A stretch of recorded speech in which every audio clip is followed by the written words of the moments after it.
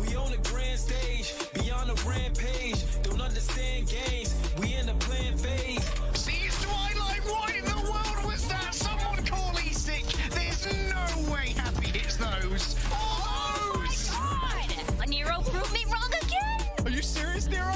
Nero with the 5k? Okay, there's the smile that I wanted to see. Forget map number 1. On the court in my range, shoot a shot and it's drained. Hit the left and then change. They're looking like that it's strange. On the court in my range, shoot a shot and it's drained. Hit the left and then change. They're looking like that it's strange. Push it to the limit, on sight. Stick it to the vision, on a mission, a collision, on sight.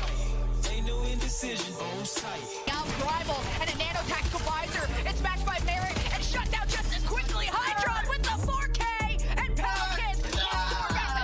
Maybe he needs to be more selfish than that. Oh my god, is that 4? Dropper just kill it. Look at him dancing in his carries. No, he's ready. He's warmed up. Dallas spend the entire round behind a new Queen string, but it's them at the end wearing the crown. Incredible comeback.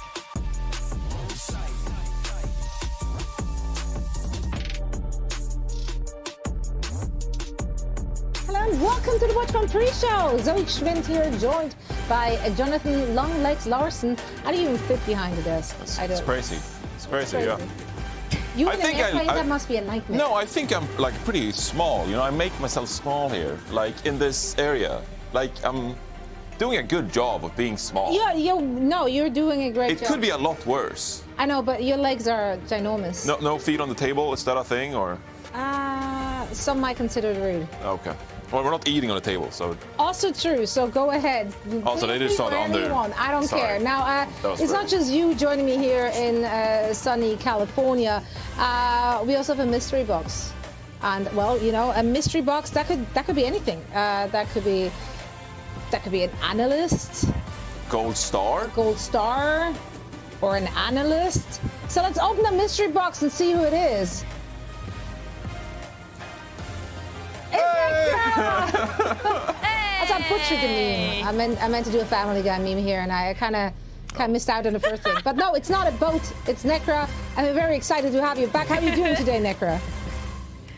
I'm good. I'm not entirely sure if you're going to get Analyst Necra or Clown Necra based on the fact that our Preds yesterday were absolute hot garbage.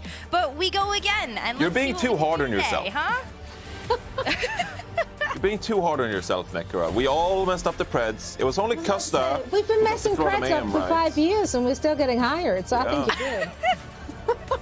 Okay, but yeah, you're right. No, we're good then. We're good. We're going to put out a good show. We're doing great. Now, of course, whilst all of us have been fast asleep, we had another exciting round in the Eastern region. They continued the action just a few hours ago and treated the audience to a classic 3 and Overwatch kind of night. Now, first up was the Philadelphia Fusion going up against the Shanghai Dragons. And, I mean, Philly, that did show us some, you know, good adaptation. We even got treated to a round of a Wrecking Ball and Farah on Lijiang Tower. Now, on the other side, to quote our editorial wizard and expert, all things APAC, Emerald, we got to see Shanghai's most and least clutch form. Necra, what did you see in that game? Yeah, I think most and least clutch form is a very good way of describing what happened in that series for the Shanghai Dragons. But I think it's important to give this match some extra context, which is that Philadelphia Fusion and Shanghai Dragons actually played each other for the very first match of the season. I remember waking up from my NA slumber and going, what in the heck happened in the APAC region? It was because Philadelphia Fusion had 3-0'd the Shanghai Dragons. And so the fact that it happened again, I think, speaks a lot of volumes to just how strong the Fusion are as a team this season, because I think we were all kind of wondering if their win was a fluke based off of how the rest of the Eastern region had gone and how unpredictable that APAC has been so far this season. But I think that the win over the Shanghai Dragons for the second time around really showed us a strategic side of the Fusion. Going into this match, I think it was very expected that Shanghai would lead more into the Reinhardt and the Zarya rush. They ended up playing a lot of the dive, and I think when it came down to that, Philadelphia Fusion just executes that dive so well, especially when you're putting all of your resources into that young rookie DPS player like Zest. You are definitely going to have some very clutch pop-off moments with those Dragon Blades, and of course the rest of the team as well. I mean, Carpe put in some big work when it came to that first map of Lijiang. So, you know, Zoe, I love getting a chance to talk about my home team, Philadelphia Fusion, any chance I get, and I'm happy to report on wins when they happen. Absolutely. Yeah, it was great to see them come out on top of the Dragons here. Now, the next match was an elimination match between the Hangzhou Spark and the Seoul Dynasty. And the Spark, you know, they came into this tournament as a #1 seed. And they'll leave the tournament as the first team out. Now we got to see passive play, very poor swap strategy, which marked a disappointing end to the Spark's tournament run, unfortunately. But Seoul, though, I mean, Jonathan, they just seem to get stronger every single day in the tournament. Yeah, they've consolidated a little bit what they're doing, the Seoul Dynasty, and also they're not as reliant on Profit all the time to pop off on the Tracer, right? So, Seoul Dynasty, they've improved and gotten better as the stage progressed. And meanwhile, the Hangzhou Spark, they were early to the meta. We saw them play a lot of Bernard, Zarya, and it was like, oh, this Zarya thing is working pretty good for them. But as this Kickoff class has really progressed, I feel like teams have started to figure out the Hangzhou Spark playing stuff like Ashe and Echo, Mercy, stuff like they're doing right here. And we even saw it last week against the Philadelphia Fusion. I told you at the time, so that I think that Philly overall played the better game, right? So Hangzhou Spark, as the stage has sort of progressed, they haven't been as strong, but they still were able to secure that #1 seed. Seoul Dynasty, on the other hand, the way they've been playing this Soldier and Tracer composition and Soldier Reaper is a thing of beauty, really, especially here on Midtown. I think the way they're sort of like deathballing with this kind of composition, they're not trying to overextend and not trying to always dive in with this Reaper like we see some other teams do. Instead, they're trying to expose the weakness of the Hangzhou Spark, trying to extract value out of this Genji pick. And, well, it works great if you're, for example, Zest on the Philadelphia Fusion, like we just talked about. If you can really put that power into a Genji's hands and he executes well, you can't argue with it. But for the Hangzhou Spark here, they find themselves in the stairs against a Prophet full bomb. Easy 3K for him. And the Seoul Dynasty overall, I think they've just figured out what they're good at. They put their players in a position to really excel as well. When we're looking at the tanks like Smurf, for example, he is best when it comes to the Winston, but also they've helped him out with the Zarya, enabling him to play that Zarya pretty well. Profit on the Tracer, he keeps doing his thing as well, racking up the kills, and Fitz on the Soldier. Mightily impressed me, might I say. I think that Fitz overall had a good series. I like the rotations from him, the visors he got from that from his Soldier pick as well. So Seoul Dynasty, they really come alive towards the end of this stage and figured out what they're good at, what compositions they want to run, and how they want to execute. So Hangzhou Spark, no longer in the tournament, as you said, eliminated, but Seoul Dynasty, they're looking very powerful and could certainly pose a threat to Shanghai Dragons in the next round. I just absolutely love that both regions just surprise us. Yeah, I think a lot of the outcomes people wouldn't have necessarily guessed, but that's how it went down in the East. If you have a hard time keeping track of it, perhaps you could provide some visual aid, something that rhymes with racket. I don't know. How about a bracket? Let's go. There it is. Just to take a look at it again, Philadelphia Fusion are sitting in that top spot, waiting in the finals for their next opponent, which is either going to be a rematch against the Dragons or they're taking on the Seoul Dynasty. Either match will be an absolute banger, I'm sure. I'm saying that now, and it's going to be a 4-0 kind of scenario. But we'll see. We'll see. All of that is going to happen tomorrow, of course, and Sunday. Now, yeah, you still have a lot to play for in that region, so you better not sleep tonight. Now, I, of course, once again, want to shine a spotlight once more onto a player, and those are hard to choose from because there's so many good players in that region. But one of the APAC players impressed us the most overnight, and that one person made it into our player spotlight. Today is going to be Profit. Yeah, so we had two different player of the matches. Of course, there were two different matches going on, right? One player of the match from each. On the Philadelphia Fusion series, it was Fixa who got it, the main support, the rookie coming in. And in this series, against the Hangzhou Spark, it was Profit once more who got the player of the match honors because pulse bombs like this, right, against the Hangzhou Spark. And if you're new to Overwatch or the Overwatch scene in general, Profit is a name that you should know about because he's arguably the greatest Overwatch player of all time, pretty much. He's obviously won a grand finals with London Spitfire in 2018 and also made it to the finals once more in 2020 with the Seoul Dynasty. That time they played more like Gesture Roadhog. Brendan went on about the flower shop. That was a big ordeal. But Profit was very much a big key to that roster in 2020 as well. And well, Seoul Dynasty, they're off to a hot start once more in 2022. And if they want to progress and actually win the Kickoff Clash, well, you can expect more great performances from Profit. So if you're new, that's a player to keep your eyes on. Absolutely. He's been known to be a very explosive player. If he's on, he is on.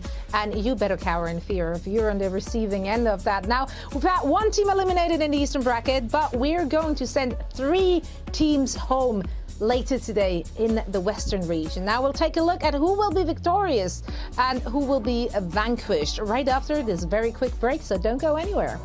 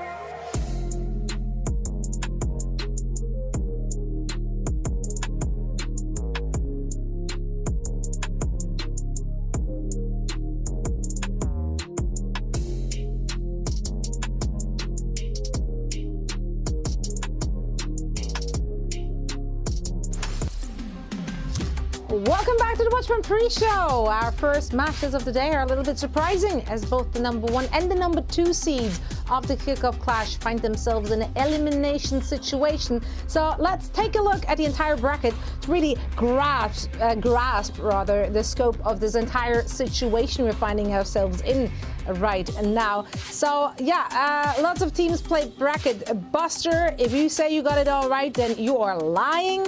I don't believe a word, and that is okay, so you do you. But now we do see some of the teams which we really expected to make a run in the upper bracket fall down to the lower bracket very early on. Which one of those, Necra, do you think is actually the most shocking? Like, which one actually rattled you to the core? Seeing San Francisco Shock. I mean, it's in the name, right? I'm shocked that San Francisco Shock is in the bottom of the roster right now, because they were first coming into the Kickoff clash, and now, you know, the upset from the Atlanta Reign, they could get upset here by the Houston Outlaws and just be out of the tournament. 48% of people, myself included, predicted that San Francisco would take the whole thing. And, you know, I think that it's just from all the bracket busters we saw yesterday, very clear that we still have so much more to see from all of these teams as they continue to evolve their strategies as we go into the rest of this portion and, of course, the rest of the season. Yeah, we've definitely seen some very positive surprises coming out of some teams. And then surprises on the other side of the spectrum, which we really didn't expect, such as the Shock landing in the lower bracket with some very uncharacteristic performances. But now the beauty, of course, of a double elimination bracket is that both the Dallas Fuel as well as the San Francisco Shock, they can climb back into the thick of things, but they will be facing teams looking to upset their chances yet again and send them home. Now, let's start with the San Francisco Shock versus the Houston Outlaws. The San Francisco fans, they must be shocked, as you said, but no, okay, I'm just keep on at it. One will land and you will laugh and I'll be happy. Anyway, where was I? Like, yeah, the San Francisco Shock fans, they're shocked to find their team in the lower bracket, of course, after going undefeated in the qualifying stages. Necra, why does San Francisco Shock actually find themselves in this situation, and what can they do to fix all of what happened yesterday?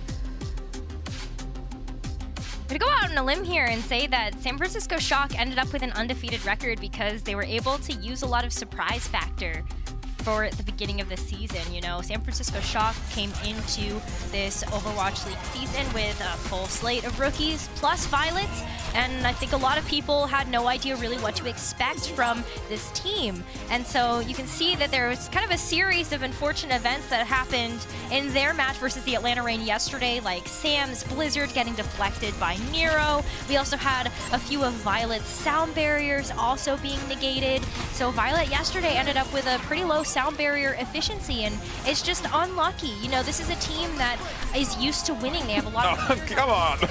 from like that's so sad. Like, I don't know, they're so used to winning, and I think that, you know, having a loss like this really will kick them into high gear. And also the fact that they did play against unfamiliarities, right? They had not played Washington Justice before, they had not played the Atlanta Reign before going into the Kickoff clash, and those are two teams that are a little bit more unpredictable when it comes to their play style and also how they have evolved their strategies in the Kickoff clash, and just I know going forward they will continue to do so. So looking at this matchup, San Francisco Shock, I think they can get their head back on their shoulders because of their strong mental. They will be able to come back from the loss yesterday, and they're playing against something that is a bit more familiar in the Houston Outlaws, so I think that will give them a slight edge. Yeah, but is it familiar though? Because I feel like Houston Outlaws look very different. That's true. Up to the Kickoff clash. Now, Reinforce, as the number 1 seed, looks to bounce back, as Necra said. What have you seen from the Houston Outlaws that will give the Outlaws fans some hopium? How can they get it done against the San Francisco Shock? Well, it's exactly that, being able to change up your compositions, you know, in the last week of the stage, because so far, this stage for the Houston Outlaws, it's been a lot of Doomfist. We've seen that from Dante, but not with the Moira. That's something sort of new we've seen with this Houston Outlaws team, and a lot of teams in the league, they don't play the Moira because it can be exposed by very good Anas. But this is something that has worked for them, And I'm happy to see this change, actually, because they had a bit of a conundrum. Hey, are we going to become a Zarya team? The Doomfist isn't really working up for us. But instead, they almost like doubled down on this Dante Doomfist because he is really good on this hero. And the Moira with the Lucio, it allows them to go a bit more aggressive. It allows them to play a faster pace that can throw off some of these teams. So the Toronto Defiant yesterday, despite the fact that they have Twilight, who is a very good Ana player, the Houston Outlaws were able to have it their way, and I think you can see that their first pick, it was Eichenwalde. This was the first composition they went towards, and it's something we'll see more from them later on today, I suspect anyway. Also, they've started to pick up the Brawl composition, so this is a Houston Outlaws team that is very comfortable with who they are and what they do best, and they're not trying to, like, you know, fit a square through a circle or whatever you. They're just trying to do their own thing and play to their own strengths, and I like that about this team. They're going to have a lot of fans in the crowd today, and I think if they're able to channel that sort of energy and keeping aggressive, I think they have the potential to throw the San Francisco Shock off guard once more, especially considering the Shock. They haven't been perfect so far at this stage. Absolutely. Well, it's going to be a tough one, I think, for both of those teams. I'm very excited to see them battling it out. Now, another unexpected matchup is, of course, the Florida Mayhem going up against the Dallas Fuel. The later, definitely not a team people expected to see in the lower bracket quite that soon. Reinforce, what happened to Dallas yesterday, and what would you say to them to calm their nerves for the game today? Well, Dallas, you dropped the spaghetti. It can't get any worse. There you go. That's the brutal realization. Can only go up from here. Yeah, you dropped the spaghetti. This is about as bad as it can get, maybe. Or maybe you could lose to Florida Mayhem. Good for them. But the Dallas Fuel, they didn't look like their natural selves yesterday on Colosseo, particularly this map. I think the series, it was like going quite well. You know, the Gladiators, they won Gibraltar, and it's like, okay, well, the Gladiators are a great team. They can play these different kind of compositions. But the Dallas Fuel were in it up until this map, and then the hero swaps. It just was the end of them. Gladiators, they were playing Winston compositions, they were playing Doomfist, and the Dallas Fuel, they had so many hero swaps going on. We had Edison on the Reaper, the Hangzhou, the Tracer, and then Sparkle on the Tracer, on the Soldier. It just was all over the place. So the Dallas Fuel, I think that they're going into this match today a bit more focused, a bit upset perhaps at this loss, because this was not the typical Dallas Fuel that we're used to watching. Usually they're very good playing around Hanbin Zarya composition. Edison on the Reaper so far this season has been fantastic. And I really do think that Edison, if they continue to play this composition, they're going to flourish today. This is their strength. They're going to play better around it. They're not going to have all these hero swaps, mishaps, and failed ultimates with no value. If you take a look at the stats yourselves, you can see Edison on the Reaper, first in hero damage, first in Death Blossom efficiency so far this season. So the Dallas Fuel, I think they should just remain calm, composed, confident in what they do and what they've been successful with so far this stage. And I think they'll come out in today's series against the Florida Mayhem and honestly look a lot better than they did yesterday. So this is where the double elimination bracket, it benefits a team like the Dallas Fuel because yesterday's performance, not really what you want to see from them. They can play better than that, and now they get another chance at the redemption. Yeah, now on the other side, I mean, I generally feel like Florida is at this point playing with house money, right?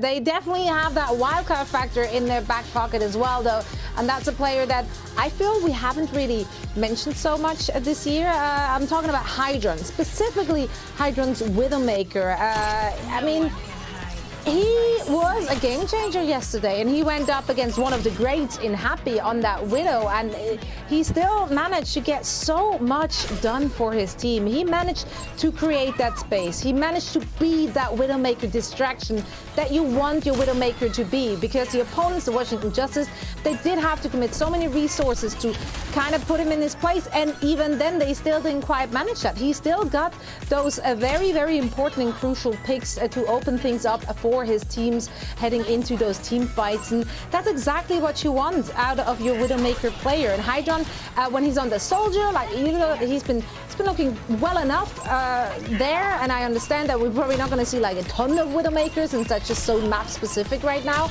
But if they can bust him out on that Widowmaker, I think that is very much something they can rely on. That is a safe bet that they can win, especially if we're looking at the opposition here in Gurio, because quite frankly, Oof. That ain't looking too good for him. Hydron definitely has the upper hand in literally every metric. So Gurio is not the guy you're going to call in order to shut Hydron down on that Widowmaker. That's a battle I personally would not want to pick if I were him. Now, those are, of course, the first two matches of the day, which will ultimately send two teams home.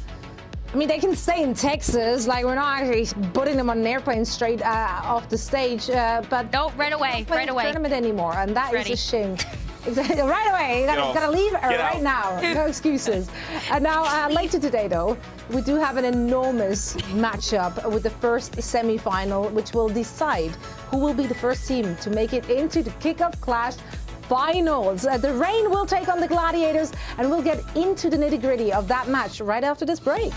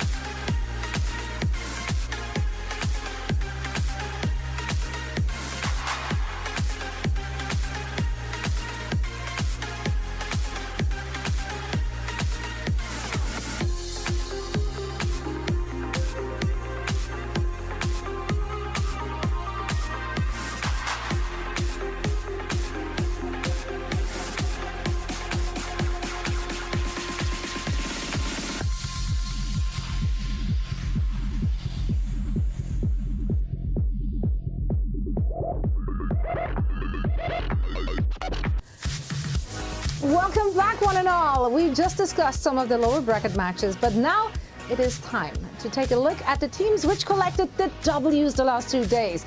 Either the LA Gladiators, there we go, or the Atlanta Rain will punch their ticket to the Kickoff Clash finals tomorrow.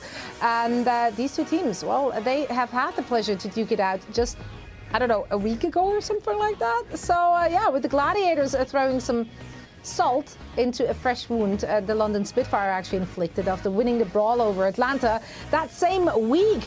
During both matches, Atlanta seemed to struggle against Ryan compositions, and we know, fittingly enough, that Reiner can play Ryan as well as other heroes. So the Gladiators, they do have some versatility here to work with, and that could prove crucial when they go up against the Atlanta Reign.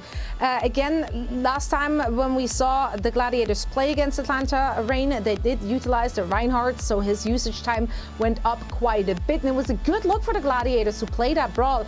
But of course, he's also been excelling on Doomfist, and predominantly we have seen the Gladiators playing those Winston compositions.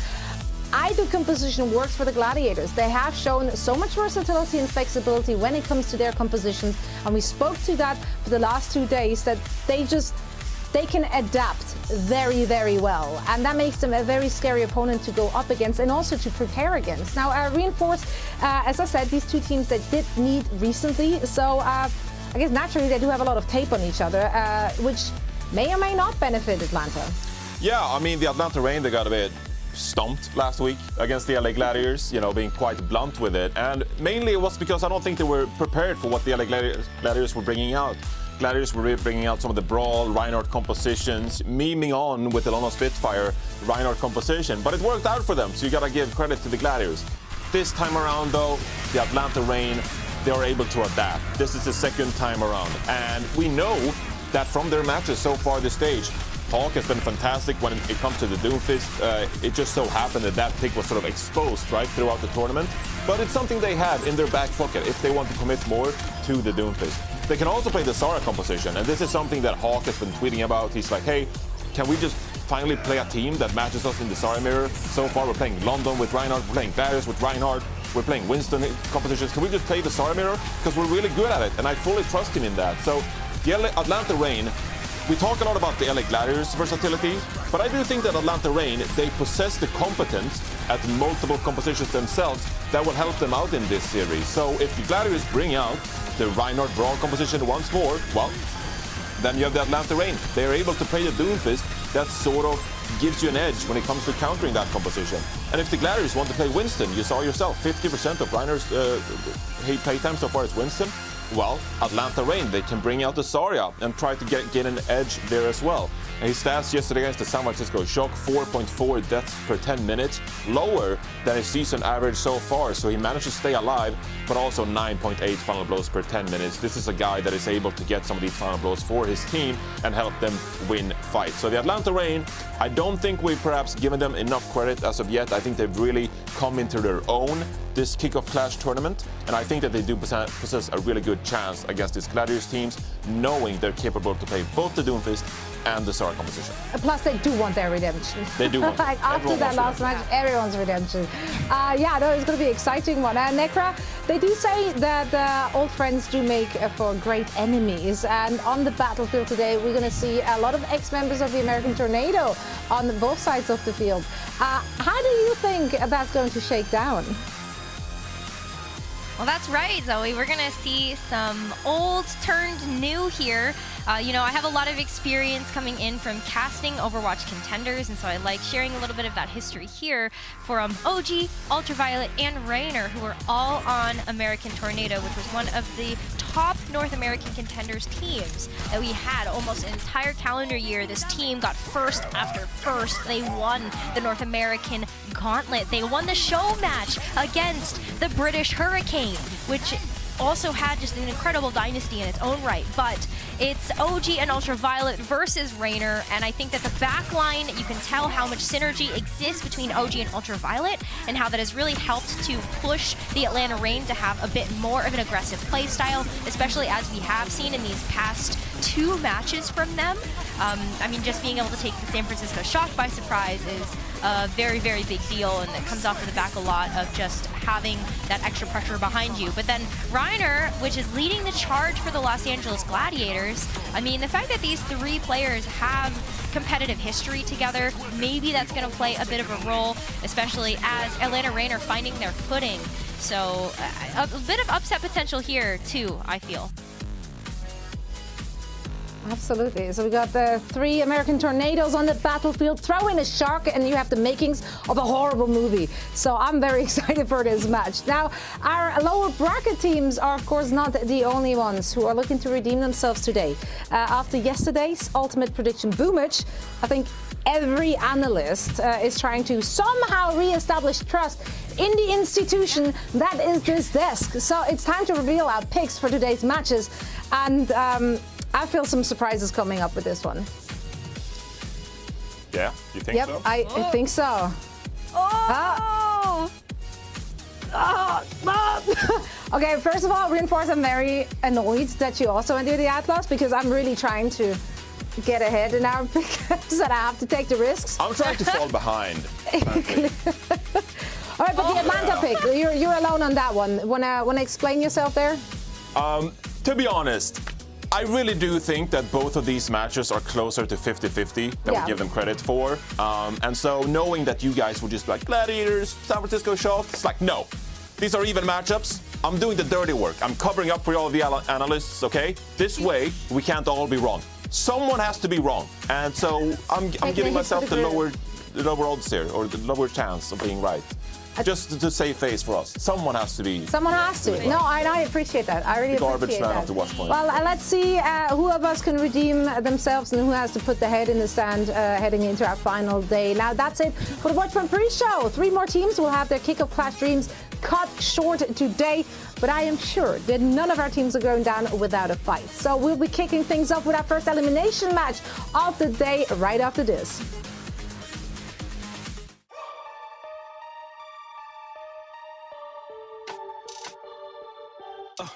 We on the grand stage, beyond the rampage. Don't understand games, we in the plan phase. See Twilight, what in the world was that? Someone call E-Sick. There's no way Happy hits those. Oh my God! Nero proved me wrong again! Are you serious, Nero? Nero with the 5K? Okay. There's the smile that I wanted to see. Forget map number 1. On the court in my range, shoot a shot and it's drained. Hit the left and then change. They're looking like that it's strange. On the court in my range, shoot a shot and it's drained. Hit the left and then change. They're looking like that it's strange. Push it to the limit, on sight. Stick it to the vision, on a mission, a collision, on sight. Ain't no indecision, on sight. Now rival and a nano-tactical visor. It's matched by Merrick and shut down just as quickly. Hydron with the 4K and Pelican. Maybe he needs to be more selfish than that. Oh my God, is that forward dropper? Just kill it. Look at him dancing in his carries. No, he's ready. He's warmed up. Dallas spend the entire round behind a new Queen string, but it's them at the end wearing the crown. Incredible comeback.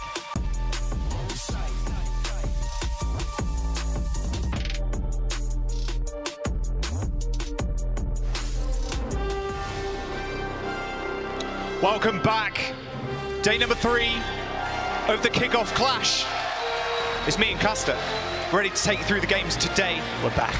First 2 games means 2 teams going home, Scott. Elimination games. Scary stuff. Who would have predicted that it would be Dallas Fuel and the San Francisco Shock in this position as well? They were the 2 highest seeds heading into this tournament, but they've struggled. Neither one of them has really lived up to their potential, and you have to start asking some questions of, are these teams going to be as dominant, not just in the Kickoff Clash, but this season? Have teams begun to catch up to them? It very much feels like it. Elimination matches and number 1 and number 2 seed in them right now. Have they been figured out? We spoke actually a lot in the green room about the Dallas Fuel, how, look, they invented that Zyacom, right? Yeah. They've been running with that permanently. But if you kind of take a step back, how long has it been since they've been running it? Well, quite a long time at this point. And it feels like teams are very much figuring them out. Ever since that first loss against the Houston Outlaws, it felt like they went back to the drawing board. They came out with this Zaya composition with Edison on that Reaper, and it paid dividends for them in the regular season. But now we're in the playoffs. We're playing against the best teams that we have in the league, and people have started to find answers to it. The Gladiators almost pulled them apart. They had the rush compositions to deal with them. And more importantly, Dallas Fuel, the team that is known for dive, have looked weak on it so far in the Kickoff Clash, and they got exposed against the Gladiators. Well, their opponent today is the Florida Mayhem. I think we better get them up on stage so the crowd can take a good look at them, don't you? Please put your hands together for the Florida Mayhem.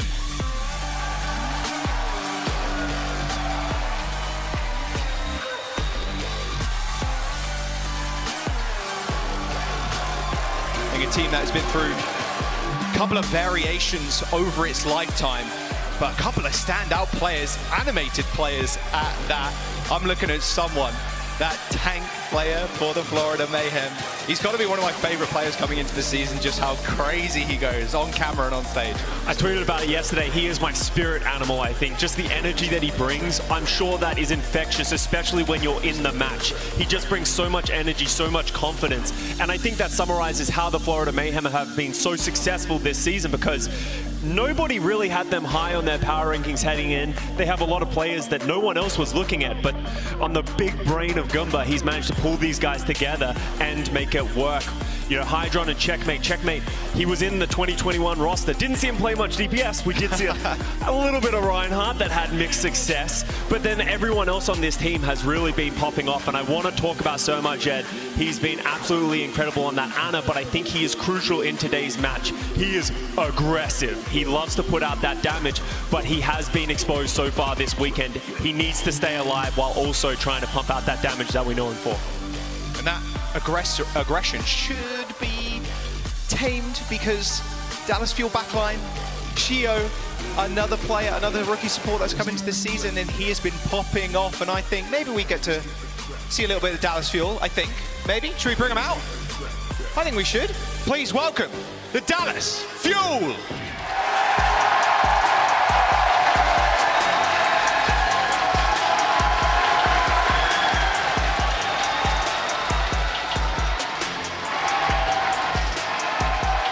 The crowd going crazy.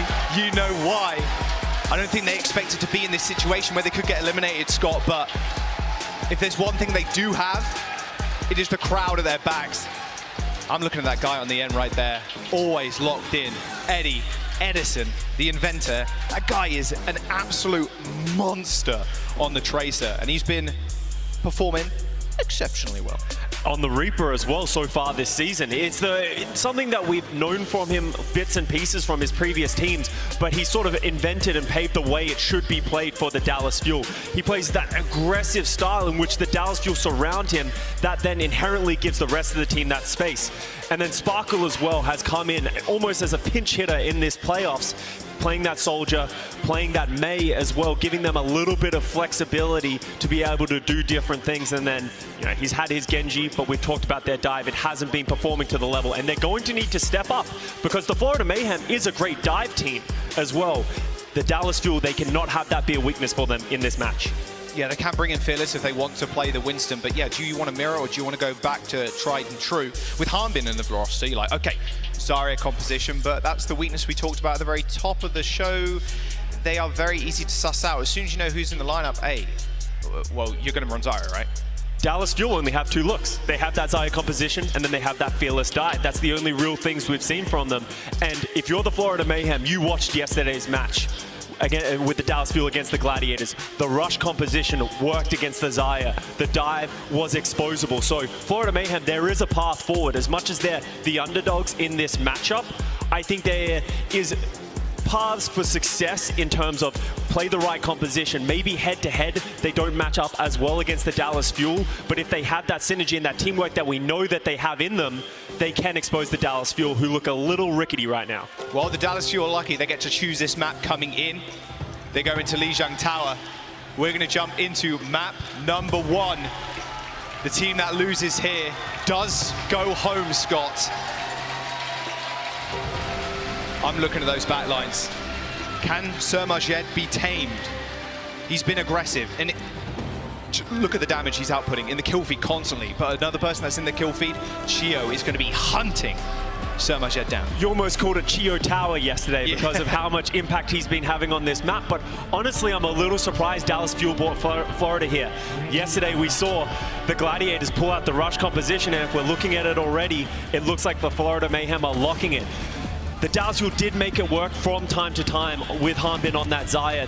Maybe they've gone back, sort of tweaked the numbers a little bit, worked things around, and they are confident in how they're going to do it. But I do not want to see Dallas Fuel do what they did yesterday. I don't want to see them move over to the rush. That's not their composition that they're comfortable on. Play what you're good at. Force Florida Mayhem to play your game.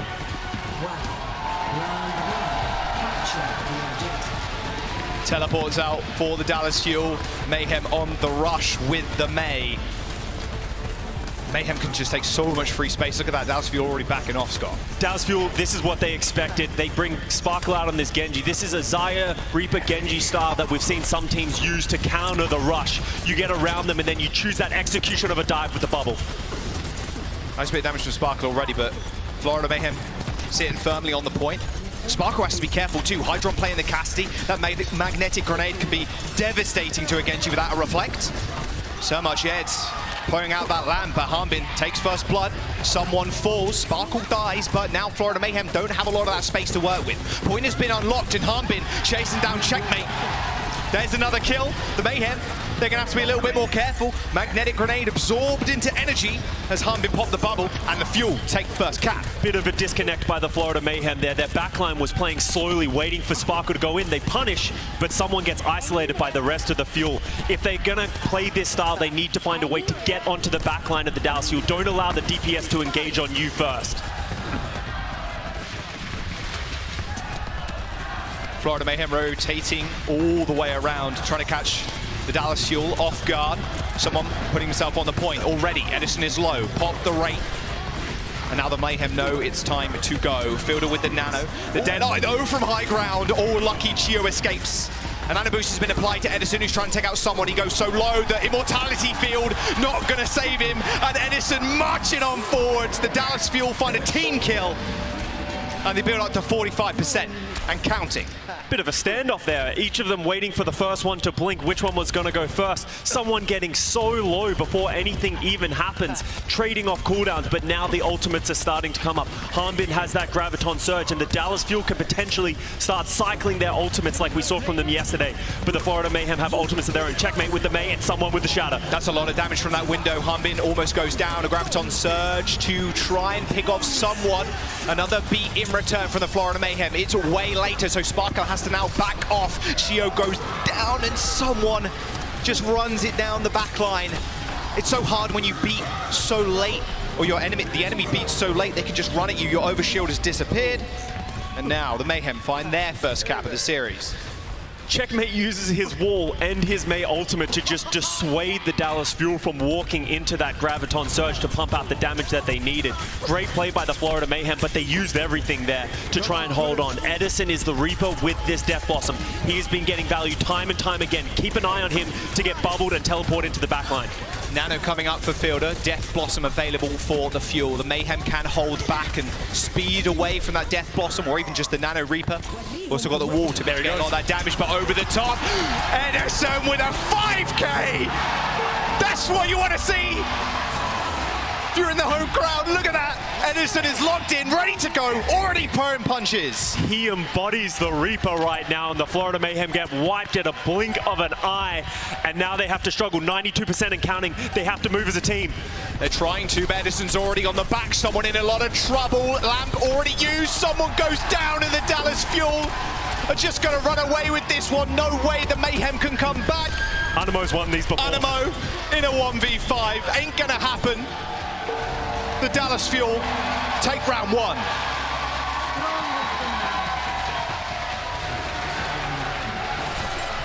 Fans appreciating that one, and I think this is important for the Dallas Fuel. Get off to a good start, have confidence in your style, and make the Florida Mayhem question whether or not this rush composition is going to work, because that wasn't close. And you can see the cycling and the use of the Dallas Fuel's ultimates is so oppressive. If you're the Florida Mayhem, though, you need to learn from that mistake. Use your ultimates better. They used way too many ultimates to counter that Harbin grab. And here's the 5K from Edison. They didn't see it coming from the shadows and the top rope. Different, kind of, not really. Take it back, no difference at all there. Dallas Fuel tried this last time against the Gladiators, and they got run over at the very beginning by the Gladiators, and then they mirrored the rush. What have they changed? Checkmate's still trying to isolate Harbin. They've used that wall to back off the retreat of the Fuel, but Fuel are more than happy to just speed into them. Hydron on the flank, trying to dish out some damage, but look at that, the front line of the Mayhem already falling over. The Dallas Fuel going to be able to cap once again first. So much yet, the only one to survive has to back off, and would you look at that? We spoke about how the Fuel, they have only a couple of different looks, but Tried and true. If it works, then it works. You only need one look if you can dominate the opposition with that. Florida Mayhem, in my opinion, playing too slow. They're just waiting around, hoping something's going to happen. Someone's going to get low. But the Dallas Fuel just slowly poking them down and then choosing their engagement with the bubble onto Edison. If you're the Florida Mayhem, you need to just play that a little bit faster. No ultimates coming up just yet. Closest thing is fielded is Nano right now. Sparkle getting a whole bunch of ult charge, but you can kind of dance around the point if you're the Fuel currently. Both Sparkle and Edison taking in turns to touch. Sparkle building up to that blade rather rapidly. Fielder is a little bit faster ahead. Sparkle, oh no! Gio with the boop on the ice block. Goodbye, checkmate. He got booped, hit the ice block, hoped he'd crash down on a platform. Didn't happen. Dissolved in the water below. And now the Fuel with a full tank of ults for the next fight. The thing I want to point out to you, look at Checkmate's ult percentage, 44%. He hasn't been getting any value on the Mei so far, and the walls haven't been that good. They need to find a way to cut Hanbin off from the rest of the team, but now it gets harder because Dallas will have all of those ultimates. Which one are they going to pull first? Is it going to be the Nano Blade or the Grab? Got to look where Fielder's aiming if he's going for the Nano Blade. Hanbin going really low though, a couple of HP left. There's the Nano, there's the Blade. Sparkle finds one, Lamb's dead. Edison kills Sir Marched. He's struggling with the wall just a little bit, but the rest of the team are not. Sparkle with a 4K, 82% for the Fuel. The Mayhem need to come online, Scott, right now. They're still not even onto ultimates. Hydron goes for the worldwide flank and gets slept by Fielder. Time and time again, Fielder comes in clutch, but they have the beat. They have the engagement tool with Animo, but they're not close enough to the point. How are they even going to get here? 99% overtime is triggered. There's another boom from Gio. Goodbye, checkmate. No blizzard for you. Can they actually get there? I don't think they can. Gio's just guarding the bridge of his life. Overtime's ticking through. Hydron's the only one touching. He kills Fielder, but it doesn't matter. The Dallas Fuel with a clean sweep on Lijiang. Take map number 1. That was not close for the Florida Mayhem. That was a struggle start for them. Maybe not so comfortable on this rush composition. Is it going to work for them in the series? But I want to talk about the Dallas Fuel. This looks like a team that is come back and just a different beast, going back to their previous form. We've seen them level up in the playoffs before after taking a loss. I want to see that from them again, and so far, every single one of these players individually are delivering. Sparkle, I just saw that little giggle from him. He knows how well he's done, and Edison too. You can crack a smile, Edison, don't worry. You're doing well. We're going to go to a quick break. Florida Mayhem get to choose the next map. We'll see where they want to go.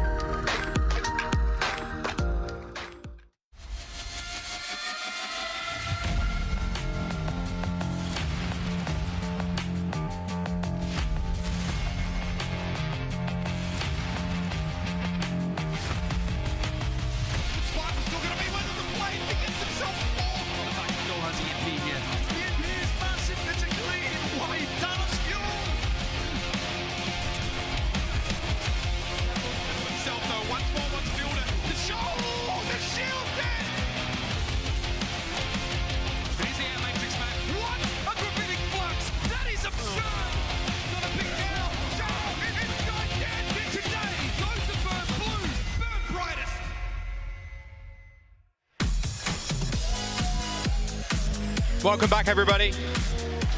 Hope you're all enjoying the Kickoff Clash tournament so far. But for those fans attending the event in person, yes, that means all of you down there. We've got some special perks that you can claim right now if you're here with us in Dallas. All you have to do is download the Overwatch League app, log in with your Battle.net account, click the gift icon in the upper right-hand corner, and that's it. Pretty simple. You can earn League tokens, but you'll also get the Overwatch League home and away Winston skin and a full pack of the 20 mascot sprays for every single team. All great stuff, so go claim your rewards right now if you're here in the venue.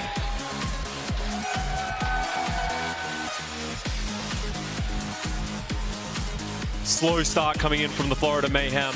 It didn't look like they were confident in what they were trying to do. We're going to move on to Midtown, a map that I think historically the Florida Mayhem have been very good at, but it's a double-edged sword. The Dallas Fuel have also looked very good. Hanbin just seems to understand how to play these corners very, very well. So if anything though, after that dominant first map from the Dallas Fuel, if I'm the Florida Mayhem, I would like to see them go to their comfort, get someone onto that Winston. I have to see, this was Mayhem's choice too, so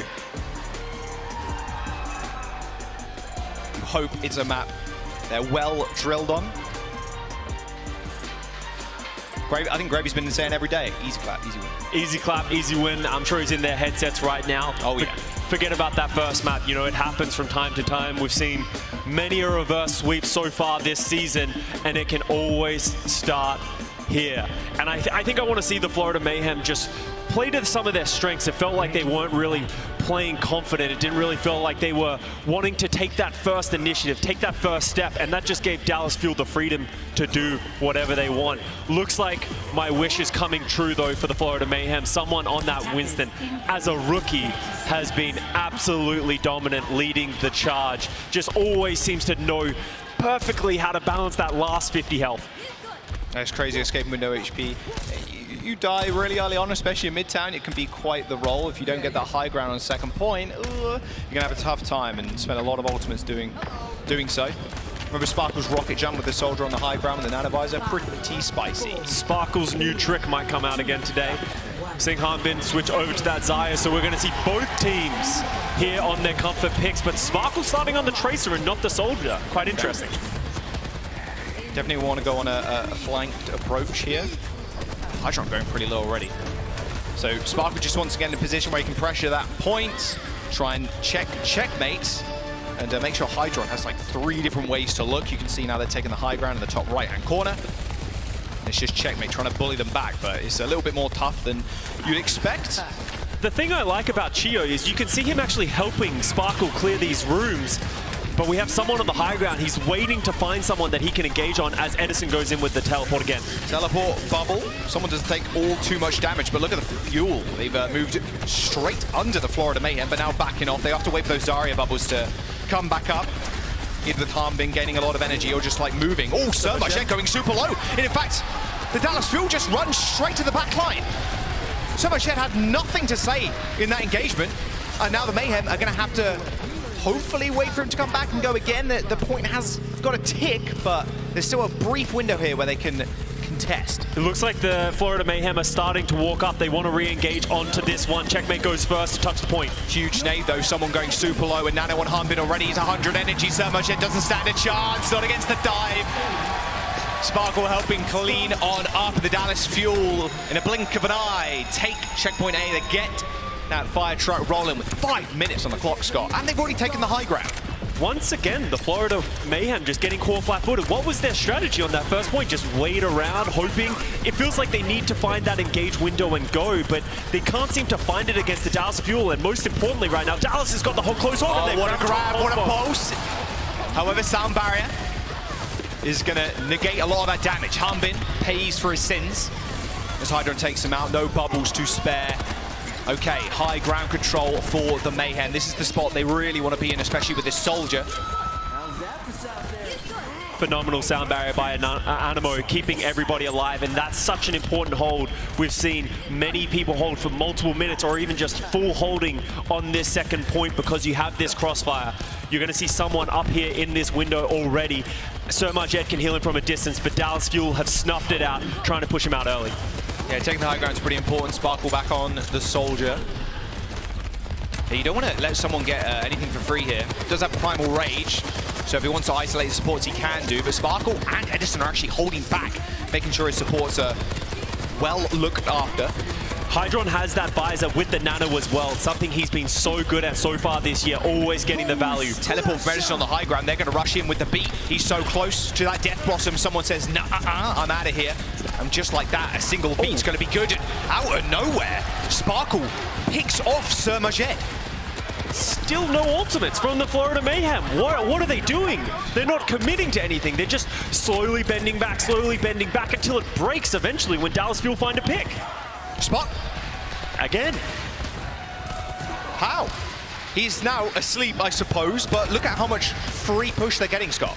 Florida Mayhem may as well be asleep right now because they're just not offering enough. I want to see a big engage coming in from someone. The thing he's done so much so far. Nanovisor coming up. Edison's waiting in the wings. Nano Death Blossom, maybe Nano Harmbin. A dive onto the backline. Fielder in a little bit of trouble. Look at that though. Nano Death Blossom straight on top of Hydron. That Nano wasn't going to save you for too long. A beautiful sleep. Oh, but the pulse is so good from Checkmate. Just weaves his way in. Sticks it to Fielder's back. Sparkle though still coming up with kills and nearing the visor, but he gets taken out by someone. The stand is here. However, Edison still finding kills, but with the lack of healing, unlikely that the Fuel are going to press on. Florida Mayhem hold on to that one. A very important hold. 2.5 minutes remaining on this map. But it costs Florida Mayhem a lot. Harmbin has another Graviton Surge, but Animo has that beat. They've reassumed this high ground on the second point, and it can be difficult for this Dallas Fuel composition to control space to get in. I wouldn't be surprised to see another Sparkle jump onto the high ground as Harmbin does the same. Graviton Surge available, thrown out. It catches the lip of the high ground. And now the visor comes through. No nano boost to back him up, but Edison doing a fair bit of damage in Animo, unfortunately whiffing the beat. A massive ultimate now denied from the Mayhem. The Dallas Fuel, all they need to do is touch the payload, just pressure it out and make Mayhem come to you, and that's exactly what they're trying to do. Someone and Surmajed are dead, and the Dallas Fuel keeping the payload going. A lot of time burnt off for the Mayhem. 1 minute and 30 now remains for the Fuel. Pulse Bomb goes wide, uncharacteristic play from Checkmate, and Animo goes down yet again. Same fate for Checkmate. The Dallas Fuel running it home. 3 minutes now for the last point. Surmajed goes down, a bit of free ult charge, and the Dallas Fuel continue the snowball. Animo getting caught in the air against the visor, just gets picked down quickly. We're going to see an adjustment here from the Florida Mayhem as Checkmate moves away from the Tracer onto the Echo, maybe wanting that beam to punish Harmbin for playing this aggressive style, but Edison is hiding with that Death Blossom right now. Don't do him dirty, Edison. He's hiding in the backline waiting for an engage. So does teleport and he's revealed himself, so the Florida Mayhem know to scatter. Visor activated for Hydron, but instantly Harmbin and Edison, tag team duo, taking care of the Mayhem. Hydron once again denied any usefulness of the tactical visor, and Edison finds himself 3 kills in that fight. The Dallas Fuel, they have 2 minutes to go to put this payload in. Couple of ults for the Florida Mayhem may stem the bleeding just for the time being, though. They're on a roll right now, and most importantly, Harmbin is holding close with that Graviton Surge. He's going into spawn. Are they going to Graviton Surge the spawn door? Touch the spawn door. Very easy. Edison with the nano. Doesn't get too much stuff done, but they still end up finding a kill. Now someone's in the back line, but look at that. Straight in the spawn is Harmbin. He's taking a fair bit of damage, but not enough to dissuade the rest of the Fuel, just running over the Mayhem. They still got time in the bank. Florida need to touch. They ain't gonna do it. And the Fuel completes. 1 minute and 30 seconds in the time bank.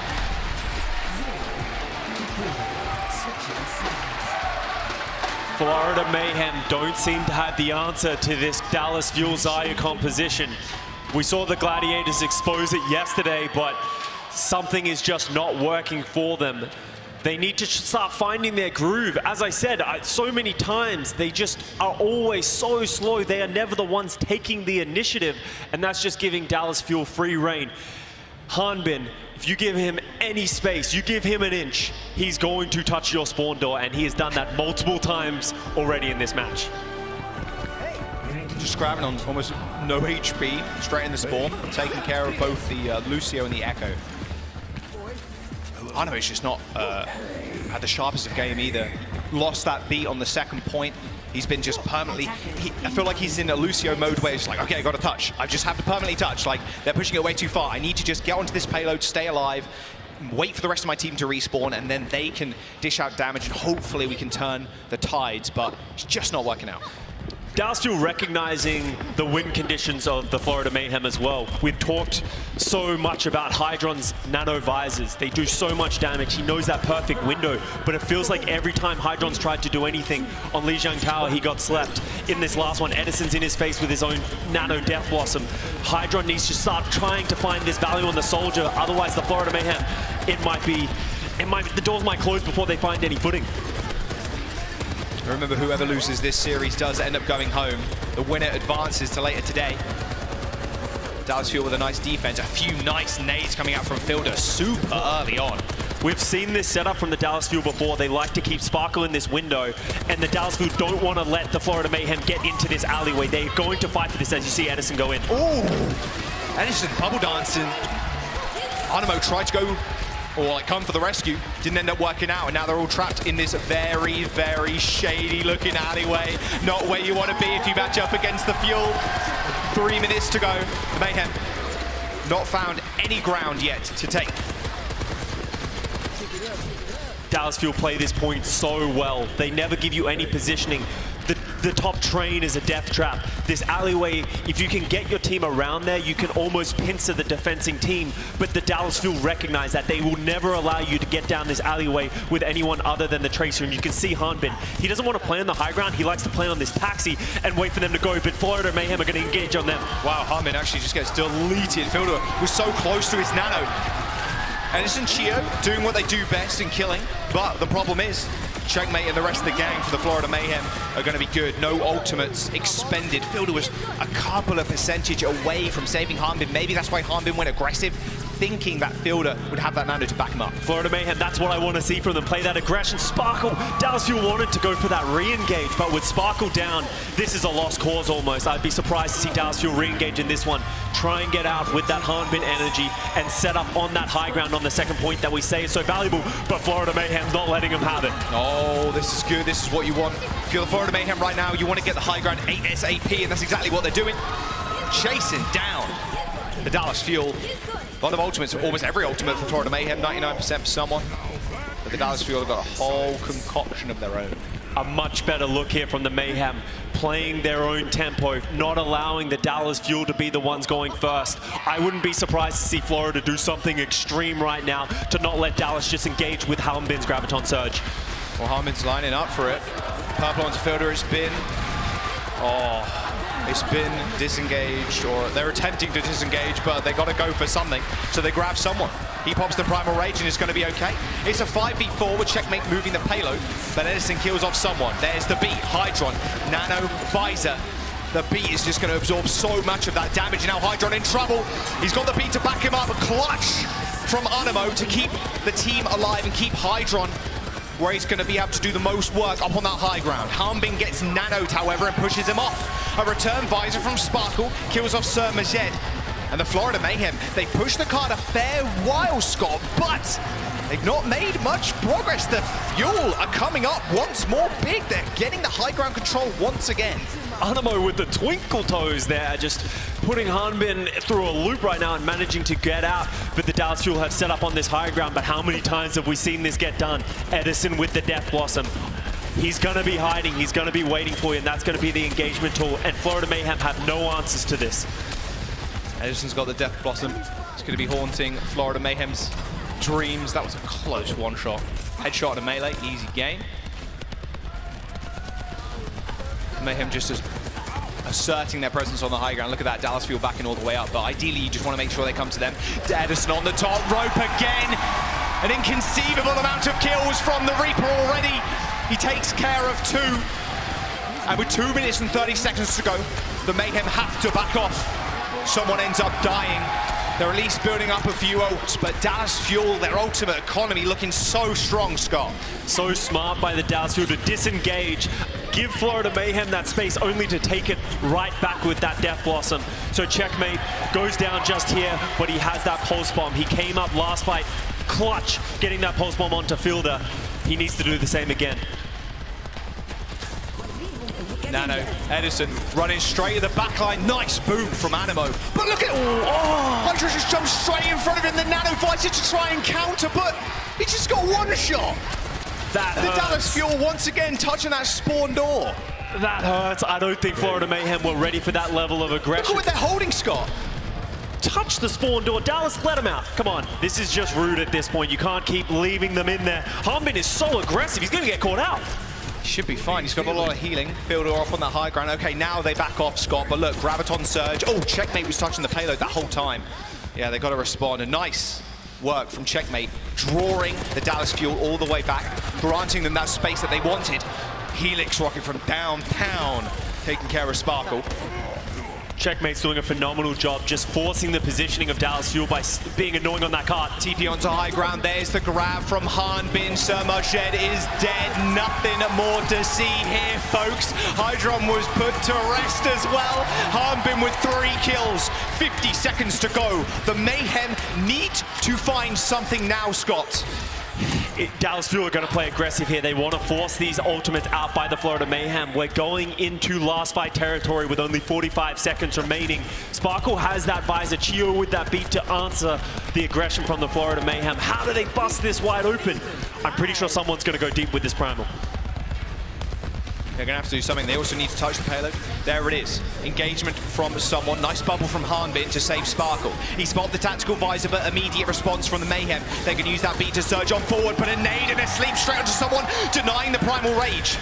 Very few tools left in the arsenal for the Mayhem. They're merely causing a ruckus right now. It's Edison in the backline again. The Death Blossoms have been so good. The Dallas Fuel, you might as well touch the spawn. Someone forced to use the Primal Rage. He can't even touch. The Dallas Fuel putting themselves on match points against the Mayhem. The Mayhem need to come back. They lose this next map, Scott, they're going home. Everything that the Florida Mayhem threw at the Dallas Fuel, the Fuel had an answer. It felt like every time they tried to do anything, there was another hammer at the door. Someone in that final fight getting slept, I believe, before he's able to use that Primal Rage. He falls, and then the front line is lost, and the Dallas Fuel just run through the rest of the team.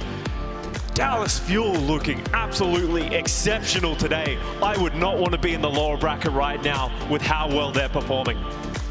Absolute dominance coming out from the boys in blue. One more game and they'll be through. We'll see you guys after this break. Map number 3 coming up in a bit.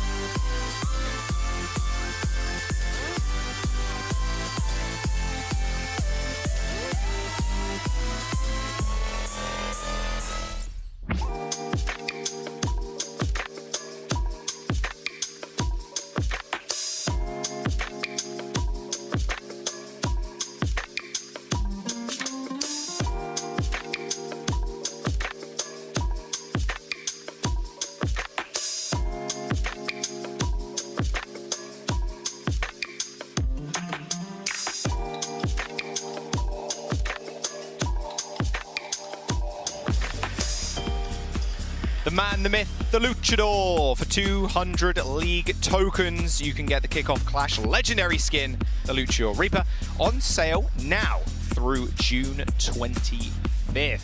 You're going to want to pick that one up. It's going to go away soon, so yeah, there you go. All right, Dallas Fuel versus the Mayhem.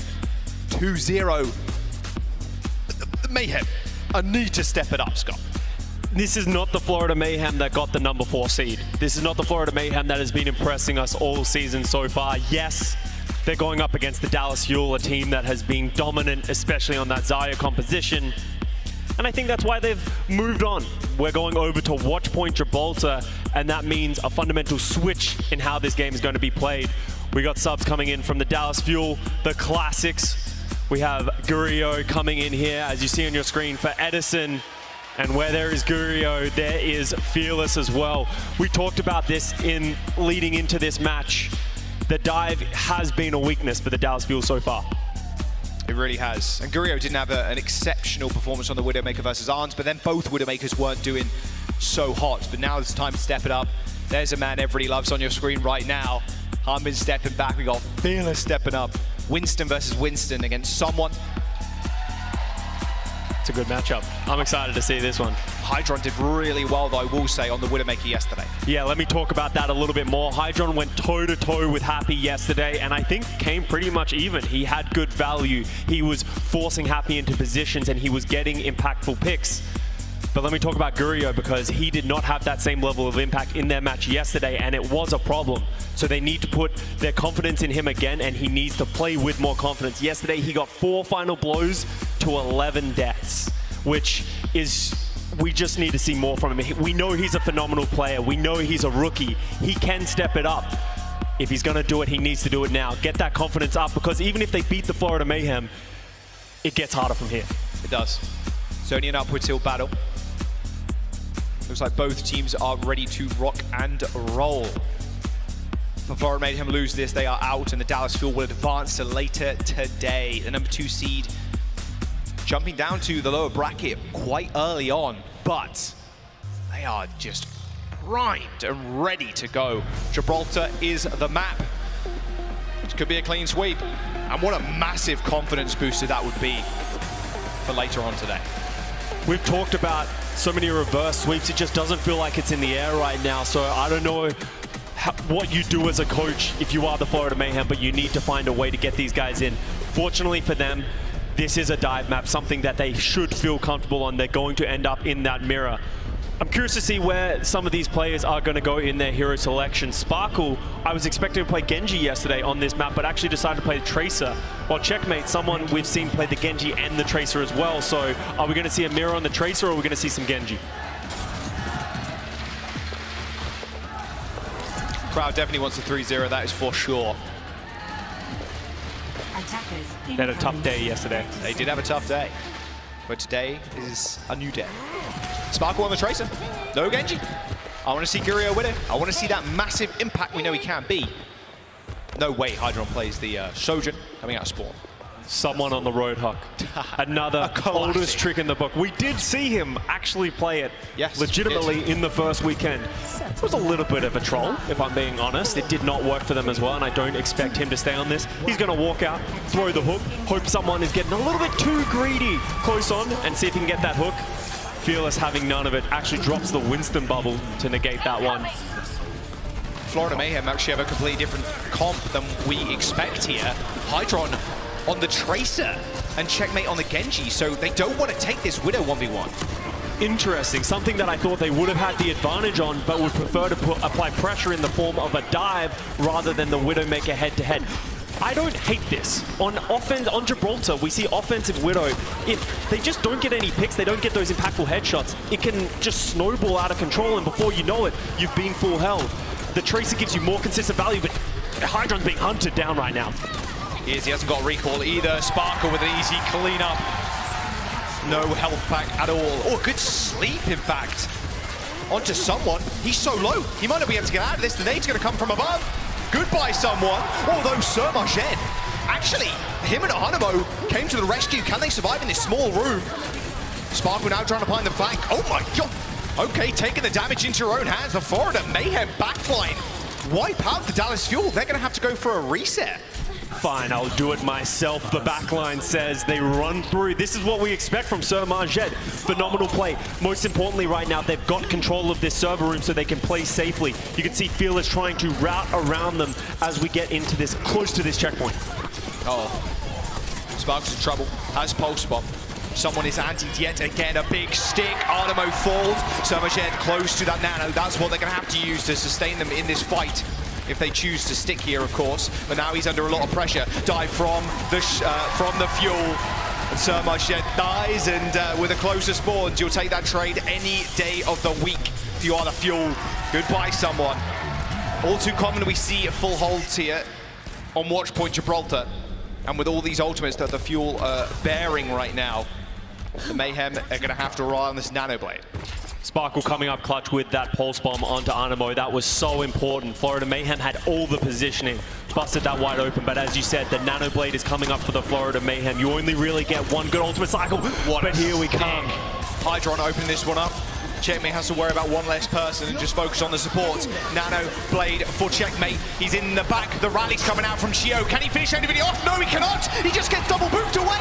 There's almost no damage coming out from the Genji, and Fearless comes up big. That Primal Rage squishing the Mayhem. The one ultimate combo that you needed to work if you're Florida. Completely denied by Chio. The rally, whip shot, and you're out. Broke his ankles right there. Checkmate gets a little greedy with the dash, thinking he went through the door. No one's there. Can't catch up, and now they're in trouble. They only have the Primal Rage by someone and the rally for Anamo. Ooh, Sparkle hits the wall. Take that, wall. Okay, there's the Primal Rage. Fielder got hit with an anti-2. Fielder dies. This could be trouble for the Fuel. Sights is still active for the Dallas Fuel. They do eventually fade away, and Chio finds himself in a very unfavorable position. The Dallas Fuel, they have Fielder coming back, but without Fearless having that Primal Rage, looks rather unwinnable right now. Checkmate chases him towards his spawn, and that will be it. First point for the Mayhem. A fantastic nade from Sir Marjet to set that whole thing up. Yeah, Dallas Fuel getting a little too aggressive with their backline, and the Florida Mayhem do a great job punishing. Now we get onto this second point, and we talk about how important this snowball is. If you can get this positioning and force the Dallas Fuel to be under pressure walking out of these doors, you can get this point for almost free. But you can see the Dallas Fuel trying to take control of this ship back. Doing just that. Sparkle got anti, has to play a little bit further back than he wants to. Same with Gurrier right now. He's only now retaken the ship, but spots two players up on the high ground, trying to deny him as much space as possible. Good bubble from someone on the entry, onto the dive. Chio extremely low, literally 1 HP, somehow survives, and Gurrier finds his first headshot of the game, or headshot kill, I should say, in Hydron. And the Dallas Fuel are just trying to corral Mayhem in this small health pack room to set Fearless up with the Primal. That's a whole bunch of damage. Can they finish up? Checkmate getting resets. Fielder and Chio are dead. Checkmate going crazy in this room. Maybe it doesn't belong to the Fuel after all. Fearless does kill one, but he eventually gets cleaned, and the Fuel not expecting all the damage coming out from the Genji. Nano Blade for them too now. Chadmate coming in clutch, and they have control, and they didn't use anything for that as well. The Dallas Fuel are going to re-engage. They have ultimates of their own, but a Pulse Bomb onto Chio, who's coming up to that rally, is going to be very important. Okay, when are they going to pull the trigger? Not too bad. There's the Nano, there's the Blade. He eventually pulls it out. Doesn't find Denny. No, tell a lie. 1/2 kills. Now Fearless is on the end of this Blade. Unfortunately for the Fuel, with Fielder dying, they may rely on this rally to back them up, but the point was taken. The Florida Mayhem now can make use of this space they're granted, and the third, they're pushing on it with 2 minutes and 45. Gurrier, not sure what he wants to do, switches over to the Soldier, but back to the Widow. I like the Widow pick here. I think it gives you such long sightlines, and it forces the Florida Mayhem to respect the sightlines from the Dallas Fuel. We still have a lot of ultimates coming up from the Florida Mayhem, though. They have those engagement tools with someone and Anamo. How are they going to set this up? I think Hydron is so low. Double blink out. Once again, Sparkle coming up big in the 1v1. Hydron had health pack advantage too. Pulse Bomb. Oh! Let's go, Sparkle. That's a player who has impressed me. Ever since I called him a D-tier tracer on Twitter, I think he's doing it to spite me at this point. He has just been absolutely exceptional on that tracer. Just his pulse bombs, I think, are the thing that are most impressive. Very, very consistent. So now the Florida Mayhem running. Hydron picking up that Widow duel and getting the first pick. Look how patient he is. Gio, though, being a good... Oh, what? Whoa. Intended. Oh, that was a bit strange. He's good, though. Spark has to be careful. Does recall. Can he hit with a headshot? Not quite. Hydro now in trouble. 60 HP and diminishing. He's getting a lot of healing from his backline with a rally from the Mayhem to try and push them on. They still have to worry about Sparkle in the back. Hydron getting focused down. It'll be a free line of sight here for Gurio if they do take care of Hydron. Not going to be quite so lucky, but the dive target has been changed. Sir Marchet now falls. Fearless and Sparkle once again in the backline causing havoc. Gurio gets revenge on Hydron. And Fuel coming up big once more in this team fight. A minute to go now. Chio's rally just keeping the backline of the Dallas Fuel alive. Someone has been holding on to this primal rage for what feels like forever, unable to find a window to get in. Florida Mayhem running out of time right now. We're in final fight territory. They're coming up to the Nano Blade again. We saw Checkmate go huge last time. Has to be big, but Dallas Fuel have got ults of their own. They're primal to maybe deny it. They also got a nano from Fielder. They just have to wait for the Checkmate Blade. This is the last tool that they can potentially get a team wipe close to. Oh my word, Sparkle was not seeing Fearless neck there. He's like, oh, like a bit of whiplash maybe. Checkmate with a very, very nice pick to start us off, but Gurio activating those sights. They're going to play a little bit more safe. Okay, Blade online, but already Fearless jumping into the backline. The perfect pick, the perfect 2 picks. In fact, Sir Marchet couldn't even get that nano off. Does Checkmate pull the Blade, or do Florida Mayhem try to wait now? There's 5 seconds to go and they still need to touch that payload. Once again, the Dallas Fuel happy to play in the spawn doors. Someone backing up. Fearless has been taken out, and now they can't touch. Scott, I'll finish that sentence. Now they can't touch. The Nano Blade, the only ultimate combo they had to come into the fight, gets completely denied by Fearless in the end. That fight perfectly encapsulates, in my opinion, the entire issue with the Florida Mayhem so far. Checkmate gets a phenomenal kill for free onto the Sparkle Tracer, yet they're still hesitant. They're not willing to go in. Instead, Fearless goes in with the Nano Primal and kills 2 people before the Florida Mayhem have a chance to even answer. They're just not being proactive. They need to be faster. It looked like it was getting better so far in that map, but at the 3rd point, just a little too slow. Ready for battle. All right, Mayhem's defense. Remember, if they lose this, they're gone. Goodbye. If you just want to end it right here, right now, just dust this match off, move on to the next one a little bit later on. They'll be facing the winner of the next game. Which, if you're a betting man, would be the San Francisco Shock. It's a matchup I would like to watch today, but hey, never say never for the Houston Outlaws. Maybe the Dante Doomfist might come in clutch finally. But we go on to the offensive round for the Dallas Fuel. They've looked good so far. Spark on that Tracer has been making waves. Gurio on this attack round, as I said, I want him to impress me. I want him to impress everyone. Start making him valuable. Fearless going for the same thing on the Roadhog. That ain't happening. Here's the shield. It's all good. All good. All right, we're seeing Hydron actually start on the Widowmaker this time too, Scott. Jump up. Ooh, that was close. Don't want to peek that. Jeez. The Tracer waiting. Almost got a haircut there. Yeah, Gurio's fine. This is an interesting first point in the Widow head-to-head. It's all about forcing the positioning. What Gurio is going to want to do is slowly take more and more space, force the Florida Mayhem to respect him and slowly fall back, while Hydron's going to try and hold the door. You can see him playing under the cart as Sparkle slowly pushes it forward. Got to check all those grapple spots just in case Hydron peeks his head. He's way back now. Whoa! Yeah, even Gurio was like, wow, that was like he just got timing there, I felt like. Yeah. He was just dropping down, trying to find something, and Hydron peeked him at the exact time. It's always the way. As soon as you unscope, they go, as does the Dallas Fuel. Nice dive, though. Hydron getting double pocketed right now. Fearless going super low. Couldn't jump out. Didn't have the cooldown available by the looks of it. I want to highlight here, Dallas Fuel, they don't have that Nano Blade that the Florida Mayhem had. They don't have that big ultimate that's going to break open this first point. So they're going to need to find other avenues through. We have Sparkle behind them. He needs to start finding picks, forcing the Florida Mayhem to turn around that all and allow the Dallas Fuel to get in. Oh yeah, they know. He's so close to Pulse though. You still got to be careful. Oh, Fielder off screen, dies to someone. And a nade, maybe? Little assist there from Somerjet. Or it could just be damage, to be fair, as Somerjet, of course. Damage wizard. Okay, a little jostling on the payload. Taking a lot of time to try and move it through the car wash, though. 2 minutes to go, Scott. 2 minutes. It's so quickly. The Watchpoint Gibraltar, the first point time falls away from you. The Florida Mayhem, they haven't had to really use anything to hold this as well. They have the ultimates in their arsenal. The only thing I can ask for is that they go first, but Dallas Fuel look like they're going first. Oh, Hydron. Damn, he's picking up some slack right now. Killing Sparkle like that. Look, the Dallas Fuel don't want anything to do with this fight. I don't want to keep beating this drum, but Gurio needs to show something now. He's not even at his ultimate yet, and we're 2.5 minutes into this round. Needs to start getting aggressive, needs to start taking these duels because they need to find an opening. Okay, Nano Boost unlocked for Fielder. Instantly using it, you see that?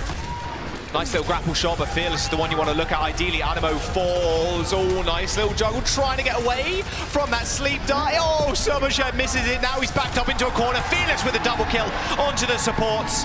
And now he's in their spawn. Hydron just waiting for it, and the bubble's going to disappear in just a moment. Should be able to get away. He does, but he is on the spawn doors, but he's causing enough of a distraction, Scott. The Dallas Fuel might be able to do this. Bumps his head on the Venom Mine, and now someone's opening this point up. Rally available from the Florida Mayhem, and with those sights online, the Dallas Fuel fighting an upwards hill battle. Dallas Fuel have no ultimates left in this fight. They used them all to get in, and now Florida Mayhem's turn to go in. Someone's in with the Nano Boost. Fielder gets antied, a rally in response, but it's not going to be enough. That overhealth wasn't building up fast enough. The Dallas Fuel need to either reset now or try and find something in this fight, but with the rally committed, they might want to do, or at least find some kills. Okay, Gurio now online, but again, they do this trade, Scott. Not exactly where you want to be. A bit of overhealth will soon disappear. Gurio in a lot of trouble. There's no supports in sight. Fielder pops his head around the corner, but not quite quick enough. 11 seconds to go. The Dallas Fuel need to find something on this first point. Sparkle stuck behind the Florida Mayhem. They're turning back for him and trying to punish, but he's out. No, never mind. He's out. Oh, the Venomine picks him up. Checkmate with the pulse bomb. He sticks Fearless. Fearless goes down, and this is where Florida Mayhem are making it their stand. A nice little counter bash there from Animo stops the aggression from the Fuel, and the Florida Mayhem will take a map. We said this was the win condition from Florida. If they can get them onto their dive composition, they should be having the advantage, and they do. Got to give credit to Hydron. Very good so far in that map on that Widowmaker, getting the picks when they mattered, shutting down Sparkle. I think that's just the tale of Watchpoint Gibraltar. You either make it to first or make it to last. That's about it. Second point, rather assailable.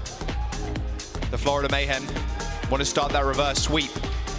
We're going to go to push next. It's going to be up to the Dallas Fuel where they want to go.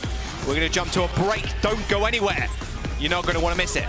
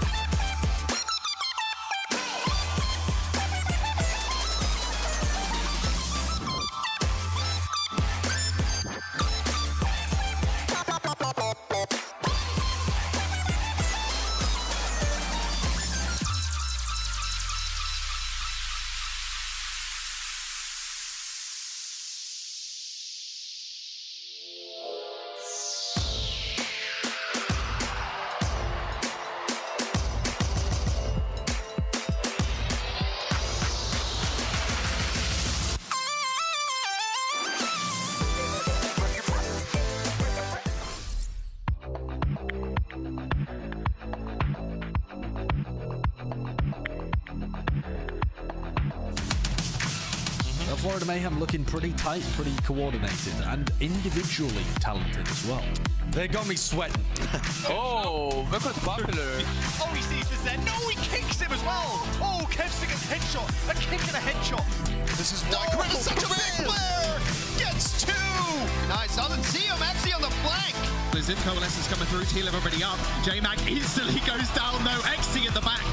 Nice little three-piece. That's what we wanted to see. Make that four. Literally one feet. You gotta get the heals. Oh! They're so unique, they're so creative, and the narratives have yet to be formed. See how aggressive the players of Florida are. It always seems like Florida's starting the fights.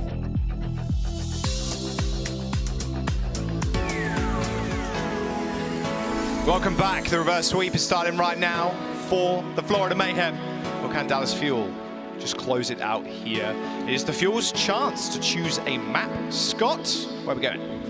Heading over to Colosseo, not too much of a surprise. A map that we've seen a lot of Xayah from so far this season is a map that they felt comfortable on. I'm curious to see if we're going to see the Hangzhou coming out from Edison. It's something that we saw that sort of Hangzhou standoff shooting down the corridor on that first fight. I wouldn't be surprised to see that happen again, but if you're the Dallas Fuel, you forget that map. You understand that is your weakness. Go back to your comfort pick. You got Harbin on that Xayah. Yeah, Harbin on the Zarya and Edison on the Hangzhou. That was kind of funny, that the composition, the two Hangzhous. I see you. Hello. I don't know where you are, but I'm waving into the crowd. Yeah, it was kind of funny watching the two Hangzhou compositions just kind of look at each other and then just wait and wait and wait. Okay, now you got a headshot. Okay, now we go in. But it's good to see kind of Grab Dragons back at it again, but he's a very slow comp when it comes down to it. So maybe the Mayhem want to switch something up. Also, put a fast one on him. We saw Pelican go absolutely crazy on the Hangzhou yesterday in the Houston Outlaws match.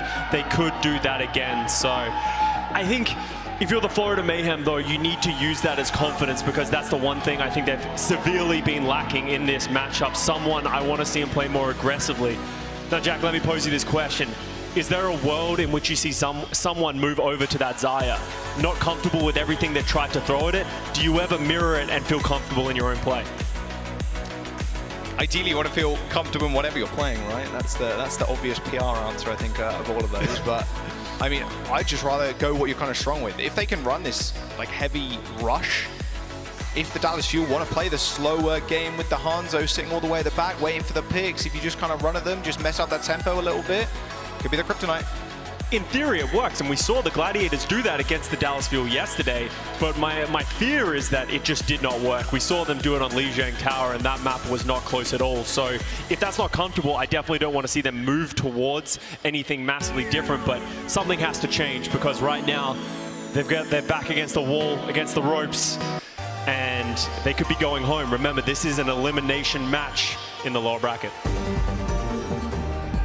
And the Dallas Fuel do not want to go out in front of their home crowd, that is for sure. So they want to end it right here, right now. No more questions about how they can play that Zarya comp. No more questions about how they got to the lower bracket to begin with. It's just like, oh, we want to play extra games. It's whatever. Yeah, more games, more fun. More games, just get some warm-up, break off that rust, get rid of that land jitters. I could see Dallas Fuel doing that. Come back in the grand finals against the Gladiators. You never know. Yeah. It's a great story. It is. Will they stick to it?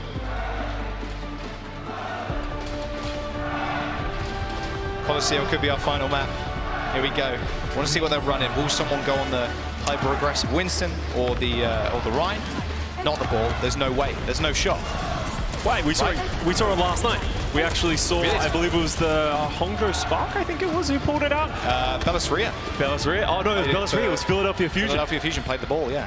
Did not work at all, so would not recommend. But there we see their choice. They're going to come out on the rush. Let's hope that with a little bit of time, a little bit of break to talk to the coaches, they can have some more confidence and play faster, because that was my issue with it last time we saw it. Just too slow. They're just allowing Harbin to get energy and allow them to choose the tempo. Edison's on this Hangzhou now as well, so you're going to want to go really fast, otherwise there's too much damage. There is, look at that, already trying to separate Harbin with the wall. If Edison randomly gets a headshot here on the, oh well, Hydron way too far in. Way too far. Seems like maybe a bit of a missed call, or he found himself overstepping just a slight bit. The Mayhem. You see that? Like a springboard. The Fuel take it in. and then pump out the damage. They take control of the bot and get it moving. It needs to be on checkmate with these Mei walls to isolate Hanbin. I don't know what Hydron was doing going that aggressive on the soldier, just gets punished instantly. But now they have this defensive high ground that they can play on to keep their backline alive, but someone's going fast and they don't want to use the high ground, they just want to go. And I like this look, it just needs to be more coordinated. There's so many ways you can hide around these pillars too. So you can kind of wait, reset for that shield, wait for the speed boost to come back up. There's the wall. Nice little boop onto Hanbin to try and force him into the AoE Hammer of the Rhine. But look at this, already a massive nade. Immortality Field actually forced. Edison takes care of it, and Hanbin just running through the window. And Florida Mayhem, they thought they had the Dallas Fuel on the ropes there, separating Hanbin from the team, but a team kill for the Fuel. And they get the robot moving again. Hanbin found a gap in the fence, and then the Florida Mayhem just had no purchase, nothing to go with. Now we have the patented Graviton Surge and Dragon Strike from the Dallas Fuel. They're going to try and get towards that one, but they're going to play under the bridge. But the Dallas Fuel have taken the high ground. They want to take this high ground fight as someone starts engaging. There's the visor from the side. Sparkle and Chio not quite so lucky. Okay. The Dallas Fuel take the high ground, but Hydron just a quick left flank. And there's no shields really for the Fuel. I mean, they can hide behind Hanbin's bubbles, but they ain't going to survive for too long. But the problem is right now for the Fuel, they got Grav Dragons to mess with next. Fortunately though, if you're a Mayhem fan, Checkmate does have that May ultimate, the Blizzard. Last time we saw Hanbin Graviton Surge, Checkmate actually put it at their feet, not allowing anyone from the Dallas Fuel to walk up and get close to the Graviton Surge. Look at Hanbin, he's just walking straight at the back line. He wants to find somebody, he can't really find much. Okay, 2, there we go. Blizzard not used just yet, but the Dragons are. Immortality Field has been killed, but the beat from the Mayhem. They're going to survive the initial engagement, and a shatter from someone, the Blizzard on top. They're all ice cream cones now. The Dallas Fuel frozen to death. And the robot is taking control. The Mayhem are in control of the robot now, and they get it moving. They might be able to catch the lead here too. They're playing so far up to the spawn. Much better play by the Florida Mayhem, choosing their engagements. We see the switches come out from the Dallas Fuel, Sparkle onto the Genji, Edison onto that Reaper. Will give them a lot more aggression and being able to spread the Florida Mayhem around. They've got the amplification matrix, but they haven't found anything. Oh, everybody's hiding in that back room. There's a health pack in there, so they might be okay even without healers for the time. But all the meanwhile, Animo is pushing the robot forward, is finally getting contested as Dallas Fuel try and make their move. And Nano onto Edison, the Immortality Field disintegrating, and so is the rest of the team if they're not careful. A good sleep onto someone, laying on his back now, laying in the spawn. Edison pushing on, another kill. Surmojet falls, and the Dallas Fuel making their stand just before the Florida Mayhem could take the lead.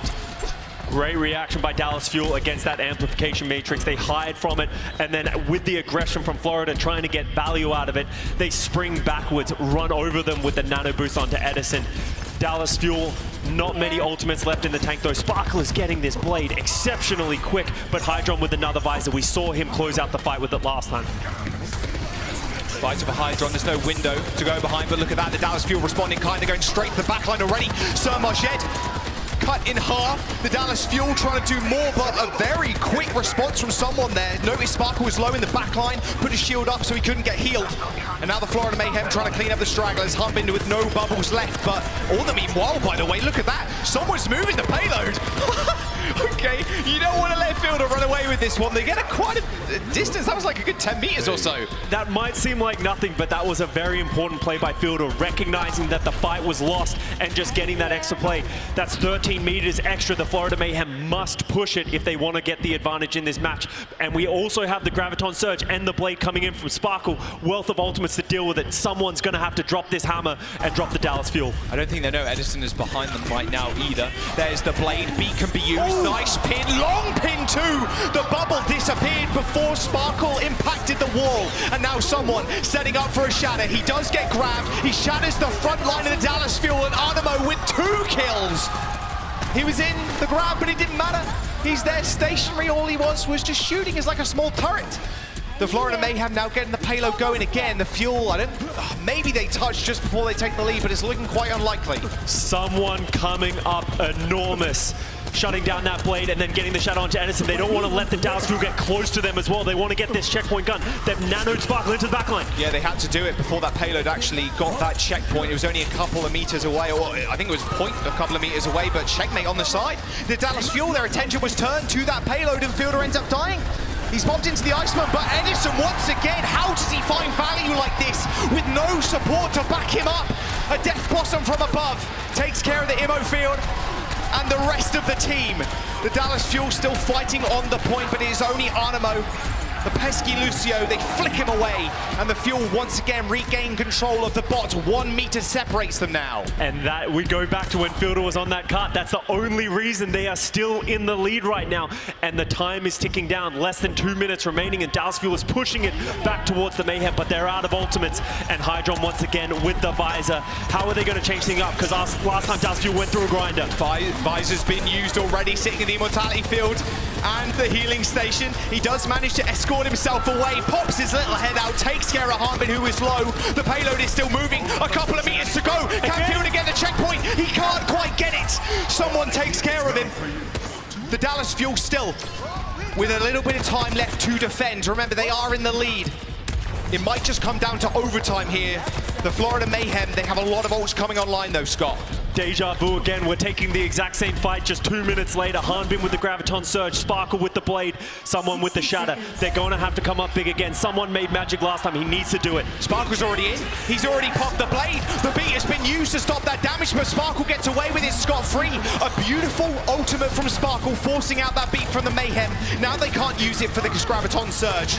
Edison on the sidelines, he's ready to jump on it when Harbin's ready too, but Fielder somehow from the side takes care of Hydron. There's 30 seconds to go. The Shadow's been laid down, but everybody from the Fuel scatters, and now the Grav is online. Harbin looking to set up. They might just pull the trigger here. They do, but an unreal wall from Checkmate denies it, and a headshot to Sparkle as well. The Mayhem, they're coming back. They want revenge.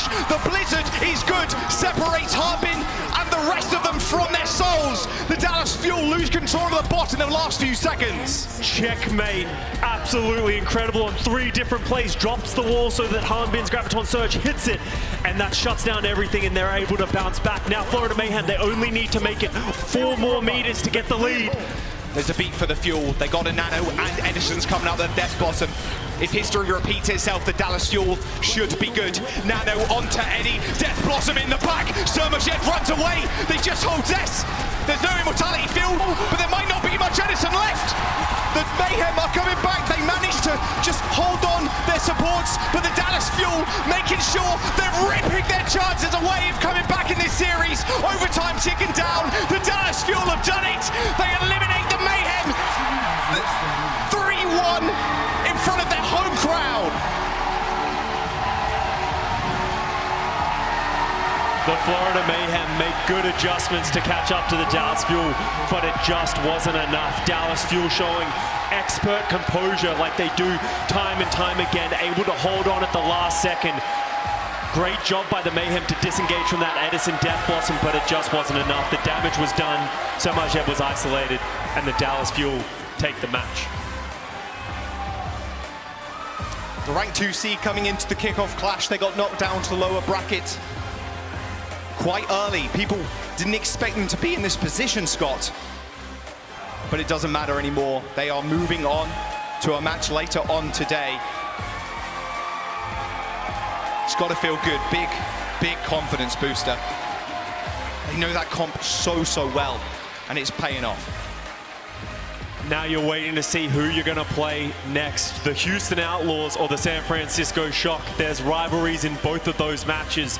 They've already lost in Texas to the Houston Outlaws, and the San Francisco Shock only just recently dropped their first match. It's going to be a banger no matter who we come up to, but Florida Mayhem, their kickoff clash ends here. They've had a great performance. They got the number 4 seed against all expectations.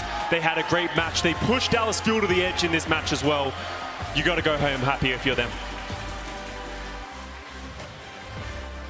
Few things to work on, especially with the dive, but you can definitely hold your heads high, and they're warmed up today too. I think that's one of the most important things to think about. They're ready to rock and roll. That has to be the weakness, the Achilles heel of the Dallas Fuel right now, something they need to solve if they can for their match coming up later today, because their dive is their weakness. I don't believe they've won a single dive map so far, actually maybe in their first series, but it needs to be better because they can't keep dropping these maps because better teams will punish them. The Gladiators did punish them. They need to catch up. Just rinse, repeat. That's what they've got to think. Rinse, repeat. Looks like we got an interview down on the stage with Danny. We got the big man, Edison, on the stage. Johnson Costa, thank you very much. What is up, everybody? I'm here with Edison from Dallas Fuel. Everybody make some noise. Woo! That was a close call. That was a close match. You know, although you guys did get the dub today, I do feel like, you know, Florida Mayhem did put up a good fight. Was there anything about Florida Mayhem that gave you a hard time? 자, 오늘 경기 당연하고요. 다행히도 달라스 팀이 승리를 거뒀지만 제가 봤을 때는 플로리다 팀도 상당히 좋은 경기력을 보여준 것 같습니다. 에디스 선수가 보셨을 때 플로리다 팀에서 좀 이 부분은 좀 상대하기 좀 껄끄러웠다, 좀 힘들었다 하는 게 있었나요? 제가 생각했을 때는 좀 라인 조합이 힘들다고 생각을 했었는데 생각보다 뭐 강하진 않았어요. 라인 조합이. 네. I mean, going into today's match, I did think that the Ryan rush comp from the Florida Mayhem was something to look out for, and I was a little bit about that rush comp, but I mean, it wasn't as difficult as I thought it would be. Yeah, and you're totally right because you guys did get the win.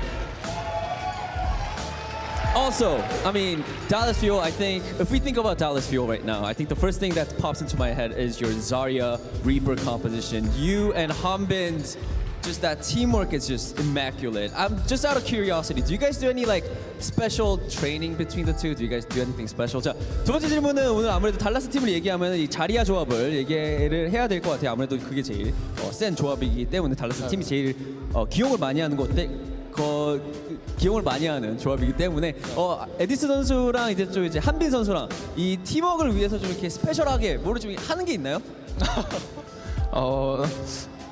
딱히 없긴 한데 이제 자리아 리퍼 조합을 할 때 항상 서로 말을 많이 하고 그리고 서로 잘 맞춰주는 것 같아요.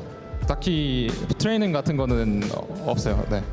Unfortunately, there's no special training that we do between me and Hanbin, but we do communicate a lot more than usual when we do use the Zarya Reaper composition, and we sort of try to look out for one another, and I think that's where the teamwork comes in from. All right, last question. You guys actually have another match coming up later tonight, and it's gonna be either you guys are going to be up against San Francisco Shock or Houston Outlaws, and I just want to get your opinion, Edison. Who do you want to play next? 자, 다음 질문. Yeah. 네, 뭐 둘 중 팀 아무나 해도 상관없을 것 같아요. 그냥 아무나 올라와도 저희가 이길 수 있을 것 같기 때문에 그냥 뭐 아무나 올라와도 상관없을 것 같습니다. Doesn't really matter. Shock, Houston, I don't really care. I'm pretty sure we're gonna win, so I don't care.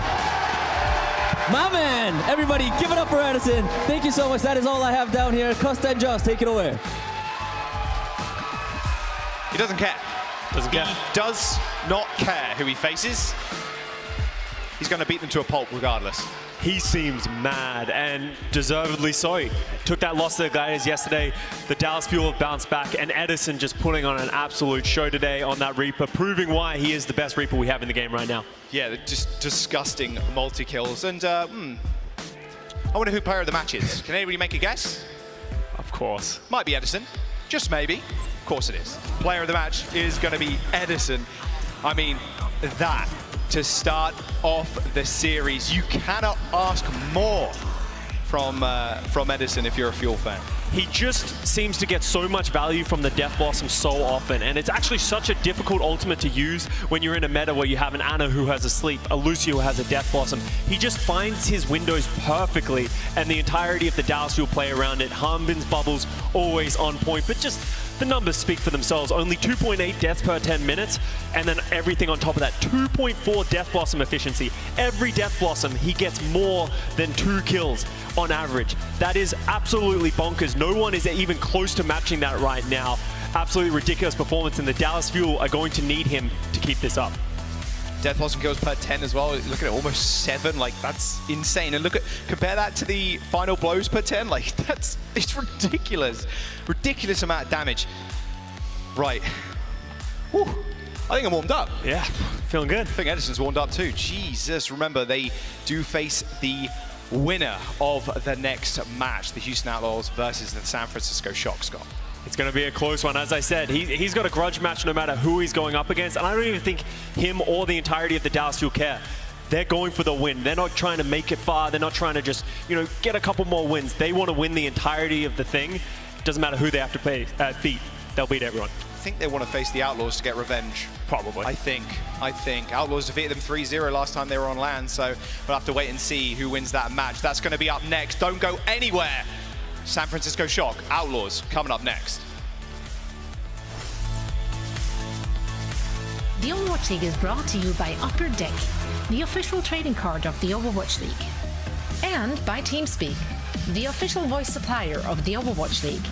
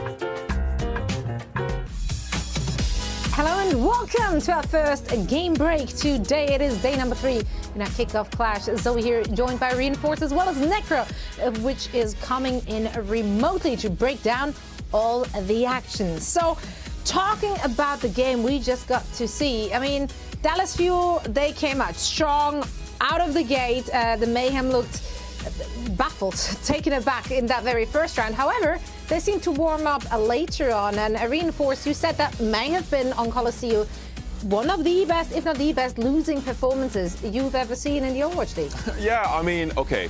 It got pretty close, but I think what was so mesmerizing by the Florida Mayhem was the amount of hero plays that just like came through in that final map, like they really wanted to win that map. And not to take anything away from the Dallas Fuel, like we'll see the highlights later on, but someone's pin onto a blading Genji, checkmates Maywall to block a Graviton Surge. I think that was a really impressive map. But it started out this series with Florida Mayhem looking a bit weak. They brought out this Reinhardt composition, maybe thinking that they could replicate LA Gladiators' success on this map just yesterday against the Dallas Fuel.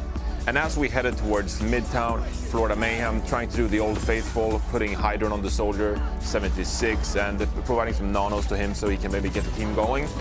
But it felt like Dallas Fuel, they were just on top of their game throughout and just were very reliant on Hanbin's Zarya play.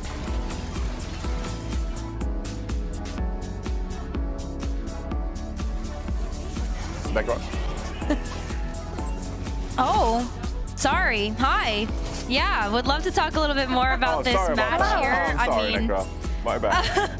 No, all good. My bad. I was like, oh, I guess I'll talk about this a little bit. I think the big point that I want to point out here is that, I think the dive still looked a little bit weak for the Dallas Fuel. I mean, obviously Florida Mayhem has a lot of comfortability on this particular composition, and so that was very obvious to see Florida Mayhem get the win on Gibraltar, but it really was about the Edison for me. The Edison Reaper for the Dallas Fuel was just absolutely amazing. I mean, we've got to watch some of these Coliseo highlights though, because you're right, Reinforced, Florida Mayhem put up a fantastic fight, and they definitely didn't go down without one, but it definitely was about Reaper. It was all about the Reaper for me. Edison has been performing on this hero really, really well, but when you take a look at his performance today versus his overall performance for the season so far, it's pretty clear that he popped the heck off. I mean, look at that.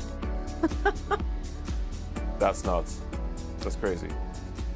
Feels good when you can defeat yourself. I mean, that's growth, everyone. That's what you're seeing on your screens right now. Yeah. But yeah, Edison, absolute scary to go up against him, and of course the team looking so very strong on that Zarya composition. That just seems to be their bread and butter right now. And if you're any other team, you want to force them off of that comfortable kind of composition, right? And that is what the Mayhem tried to do and succeeded, at least on Gibraltar, where we finally got to see that Widow duel we were talking about heading into that one. So that was a sight for sore eyes. Now, unfortunately, Mayhem is out, but they should be proud of how far they took it and how well they looked as they played their last match on stage. Can't wait to see more from the Mayhem heading into the rest of the season. Now, Dallas, they're still in it to win it, but with their next match, everything will be on the line still. Now, they are waiting for their opponent, and that will be either the San Francisco Shock or the Houston Outlaws. And that is our next match of the day, another elimination match. Houston coming in, of course, with a home crowd buff. How much is that going to help them, though, Necro? I think that could actually help them a lot. I mean, Houston Outlaws, they were able to win on their very first LAN of the season, and we know how rowdy those Texas fans can get.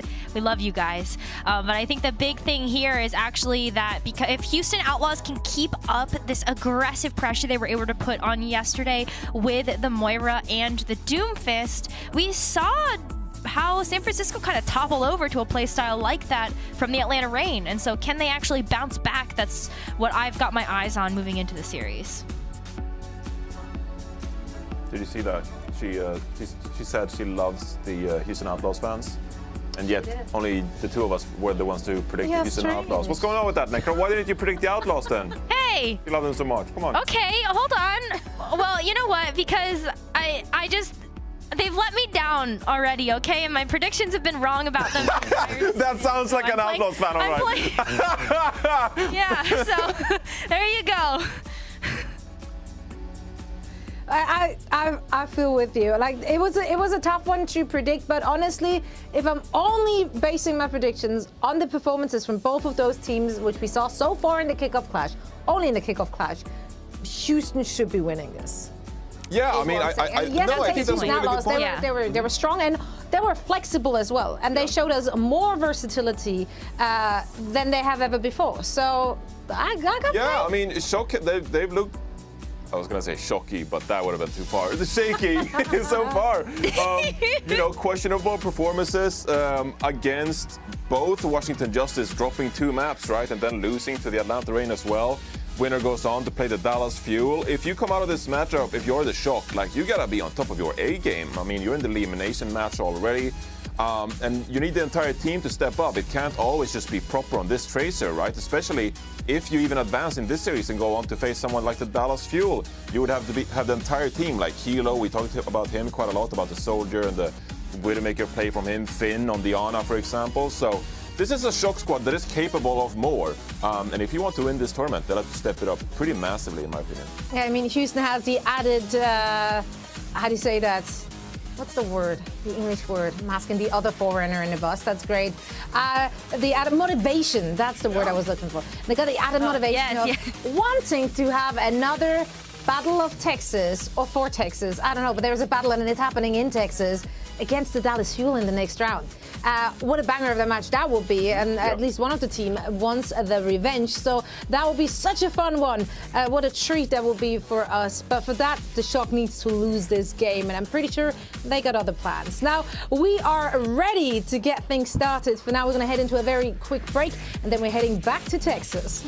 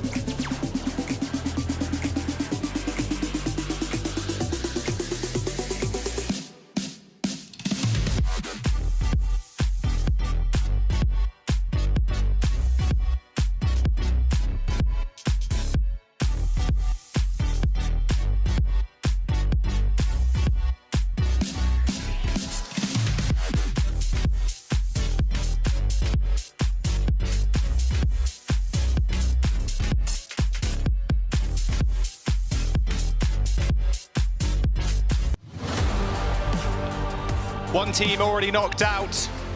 Another one to follow in just a moment. Got another Texan team, the Houston Outlaws, and the San Francisco Shock coming up next.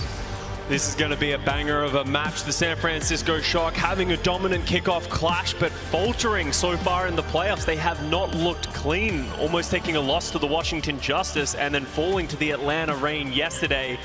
Not the San Francisco Shock we've fallen in love with. And on the other side, Houston Outlaws has been an inconsistent team so far throughout the season, mainly on the back of that Dante Doomfist. It either works or it really doesn't. Yeah, and again, another team that you can kind of telegraph in a way if they're having Dante coming in. And in fact, we were speaking this morning. We were saying how good Dante is on the Doom. He's extremely consistent with getting the power-up punch, hitting people into a wall, and then finishing up with a double left click and killing the supports. And that's obviously how you want to start a team fight, right? Taking out the Ana or the Lucio. And the consistency is crazy, but sometimes there's just not much backup there for him. You've seen a lot of these clips. He gets the kills, but they end up losing the fight. Well, you never see the clips of Dante just falling over, and that is the issue for the Houston Outlaws when they have him on that hero. If he is enabled to stay alive, be able to get into the backline, be a nuisance, the Houston Outlaws look great. But anytime a team has shown an ability to shut him down, either through sleeps or just biotic nades or just converging on him, it looks really ugly. So Jake lied to me about the secret sauce. Yeah. Unless the secret sauce was the Moira Reaper with the Doomfist, which doesn't really feel saucy enough for my liking. Yeah, maybe we should have a little word with him. We should. I don't know. Let's bring him out, though. Please put your hands together for the Houston Outlaws.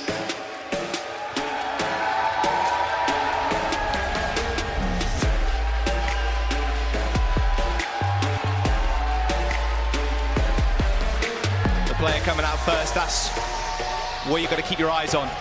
Pelican. Just God gamer in the flesh. He's been exceptional this season, and I think a big boon for the Outlaws as a whole in 2022. There was a massive signing. Everybody was so hyped for the Outlaws when Pelican came on roster. Anyone who signs the Rookie of the Year of the previous year is obviously going to get an upgrade, and Pelican making magic happen yesterday on the Hangzhou on Colosseo. I don't know how many kills he got. I'm just going to make up a number, 37. He got 37 kills at the end of that Colosseo and was just putting out a ton of work throughout the entirety of the series. But you need to keep that in mind. The Houston Outlaws, they were on the ropes. They were in trouble in that map and potentially the series if they didn't get that closeout. So they need to be cleaner and they need to play better fundamentally as a team if they're going to take down a team of the caliber of the San Francisco Shock. Yeah, Dante is going to be starting, so we know it's going to be a little bit of Doom Fist. What do you want for Outlaws win? Outlaws win. That'd be a nice birthday present for him. It would be. It would be. But they are going up against the #1 seed. I'd be pretty scared if I were them right now, but two-time champs. They're here for a very good reason. They want to continue that legacy that they've built up. Please welcome the San Francisco Shock.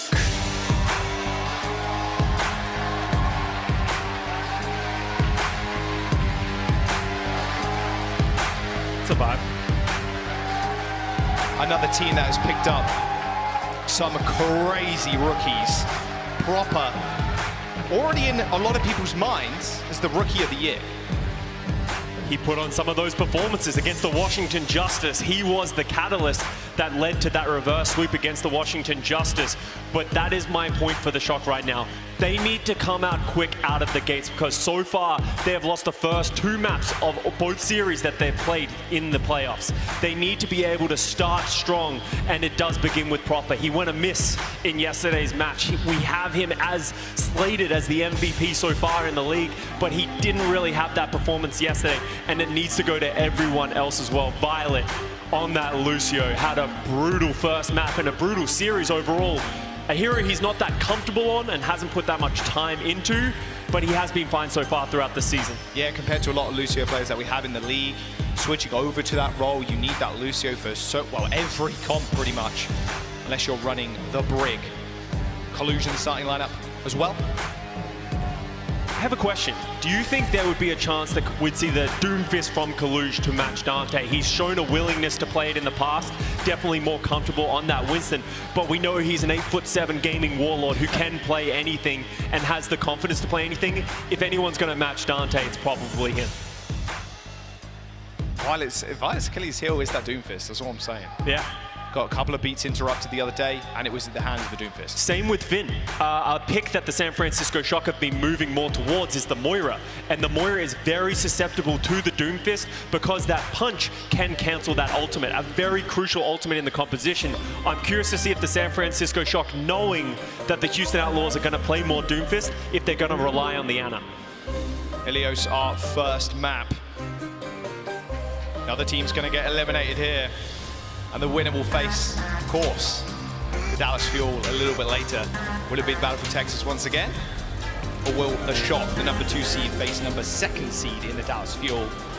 Time will tell as we jump on to our first round.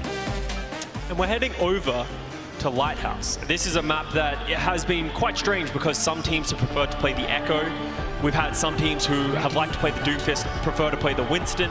We've seen a lot of different looks. Right now, it looks like San Francisco Shock are going to the standard Winston Soldier with the Ana composition, while the Houston Outlaws, and this is a trick that they've been playing so far in the playoffs, they put Iris on this Moira and Merit on the Reaper.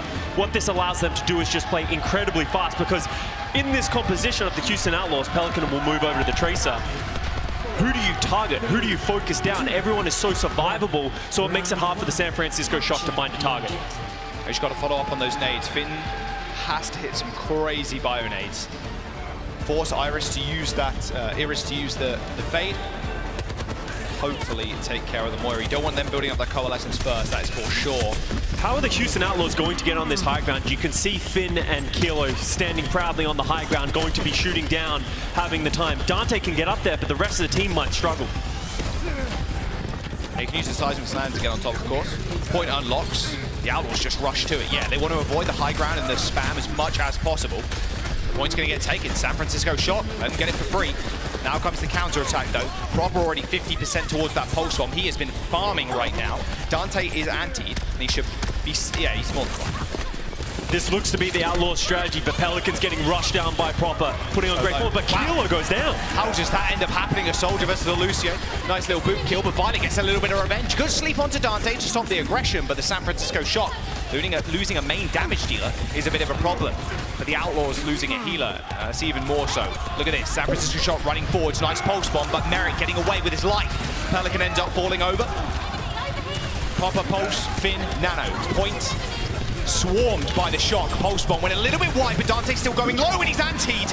Perfect follow-up from Finn's bio grenade. Lasher had to back off too, he was also up.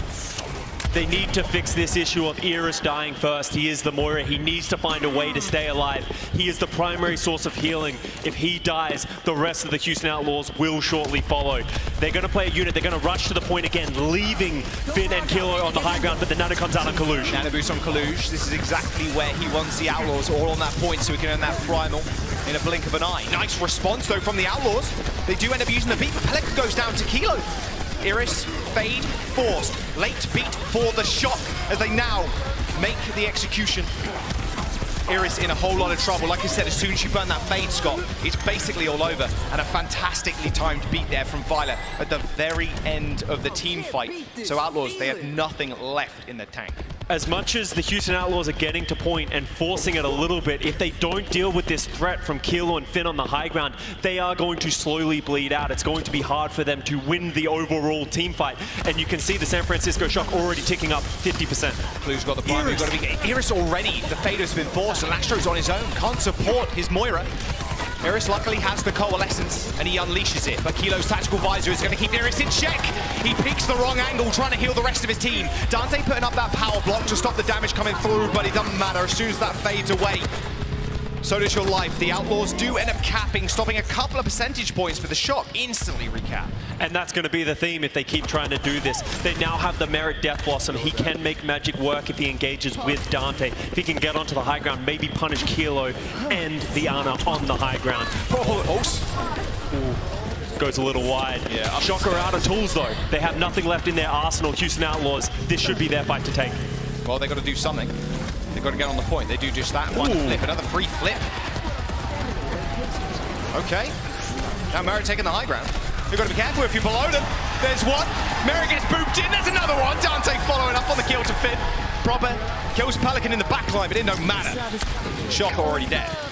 Shock maybe playing a little bit too slow. Giving up the point early gives the Houston Outlaws another 15% charge towards the 100%. We're going into final fight territory now. The San Francisco Shock, they're slowly just bleeding out this percentage. And now the Houston Outlaws almost about to take charge of this round.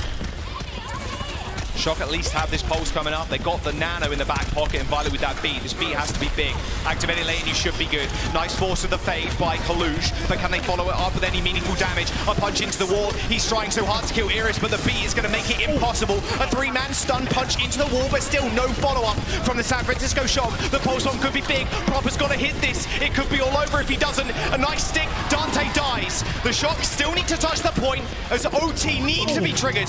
It was close, and because of that, Proper needed to get there, and the Outlaws knew it. They could just run down the rest of the Shock. Kilo with the visor. Iris does pop the coalescence, and he's now trying to dodge around the pillars, and he does a good job of it. Lastro with the final kill onto Kilo. Proper causing OT, and Outlaws at the very last second are holding strong. The Shock can come back, but it's looking rather unlikely now. The Houston Outlaws just getting control of that fight, that sustainability really keeping them through this round. Kalush, importantly, switching to the Doomfist halfway through that round in those final fights, struggling to stay alive when he doesn't have that primal rage, when he doesn't have the nano. It just feels like he's getting slowly poked down. And this is something that we've known from the Doomfist compositions so far throughout the season, is that it is very strong against the Winston. Those left-click shotguns from the Doomfist just do so much damage to the Winston. Houston Outlaws getting the first round and taking control. Interested to see if we're going to see a Widow matchup. Merit hovering it right now. I want to see it, I really do. If you take the more aggressive angle as the Shock, just go this full dive, it can be hard for Merit to do much, but if you cap that point and give Merit all that space, it can be very tough. It's all about this first fight. Setting up Merit is key here for the Outlaws. Kalush once again sticking onto that Doomfist, going to take the head-to-head, and instant value from Merit on the Widow. If you're a Widowmaker and you find that first DPS pick, that's a go button. Outlaws glowing green, they know they've got to push forward. Kilo, luckily enough, is on the Soldier, so he's going to be able to get back to the point fast, but look at the space that's been garnered now by the Outlaws. Point unlocks, they should get the cap.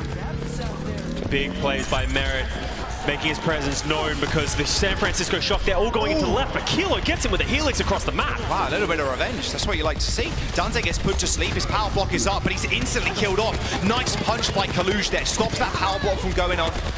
Pelican takes care of Finn.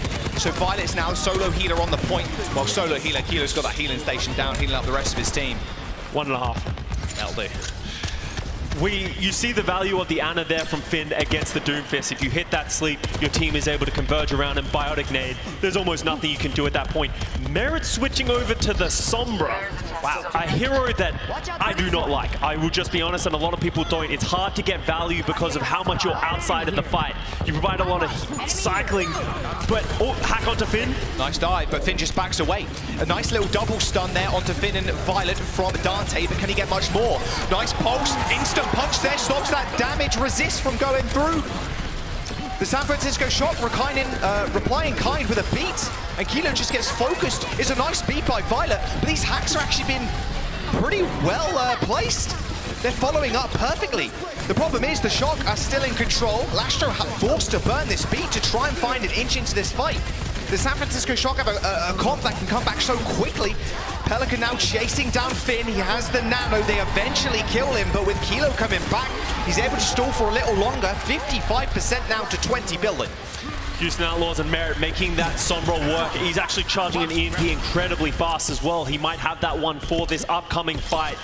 You can understand the reasoning of the pick of the Sombra. When the Doomfist goes in, if you hack him, especially through the power block, he becomes powerless and takes so much damage. They're going to look to isolate Kalush when he goes in. There's a lot of ults on both sides. Pelican opens it up with a pulse bomb on a Kilo though. Kalush with the nano. Can he kill Lastro? Proper helps him do it. And Violet in the back line, in fact, or in the front line, I should say. Nice little meteor strike from Dante. Kalush is in a little bit of trouble trying to kill the Doomfist, but look at this. Iris's coalescence doing way too much work for the Shock to deal with. They need to muster something now. They've got to go up against this EMP. Violet's beat has to be perfectly timed. Finn loses the nano as he's going down, tries to throw it and actually loses it, doesn't get any value, so they might not have answers to the EMP. Four-man EMP, nice dive from the Outlaws. The visor to stop the bleeding, and that EMP, the hack doesn't last for too long, so Kilo can almost instantly use that Violet, and now Violet with the beat. The Outlaws, they don't know what to do with themselves. You have to back off. You're up against that visor and the beat. You can't isolate Kilo and kill him. 60% now for the shot. Iris goes for the reset. They know they got maybe 1.5 fights to go now before they claim the map. Shock bunkering down in that room when the EMP goes off allows them to sustain through and then counterpunch against the Houston Outlaws. Now they have the positioning. Kluge on the Doomfist. He has that Meteor Strike, but he's got to be careful of getting hacked and isolated so he does not go down. Might want to use it defensively, maybe. Merit looking for the hack. He gets oh no, doesn't quite get Kilo. Kilo spotted him out, and now Merit's out of the action for just a brief moment in time. Polstorm goes through from Pelican, expecting Kalush to dive on in there with a punch. The Meteor Strike to separate to both DPS and tank from the supports, but it doesn't matter. Iris kills proper as the point is attempted to getting flipped by the Outlaws. 98% now online for the Shock. The Nano onto Kilo. That's a lot of damage, but can he get anything done? The Outlaws are doing a good job of mitigating it, but the Helix Rockets finishes off Dante. Merit falls 2. This is it. The Shock need a recap here. The beat from Lastro hits 3, and Iris is close to that coalescence. Kilo ends up going down. Proper and Kalush have to get back to this point now. You can tell that there's sustainability coming from Iris with the coalescence. Yeah, the coalescence is used, it's gone. Proper takes the kill, and now a hack onto Kalush. You're done for, son. The Outlaws, they're trying to clean the Shock off of the point. Violent from the top ropes, close to getting stunned out of the beat, but he still gets it off. Proper still alive and well. He's 5% towards that pulse, but he gets hacked. He has to just stay alive for as long as possible because everybody else on his team is just falling. He's so close to getting it. Another EMP from Merit, and the Houston Outlaws wipe the Shock and take map 1. Holy moly. That kill by Iris onto Kilo and then getting the coalescence was so clutch. We talked about it in the first round. He needs to stay alive.